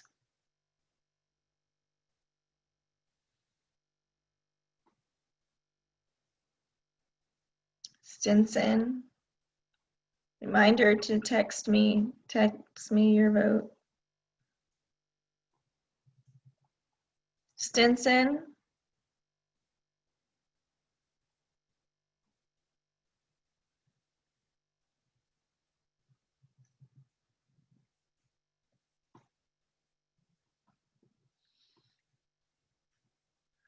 Robert Gonzalez,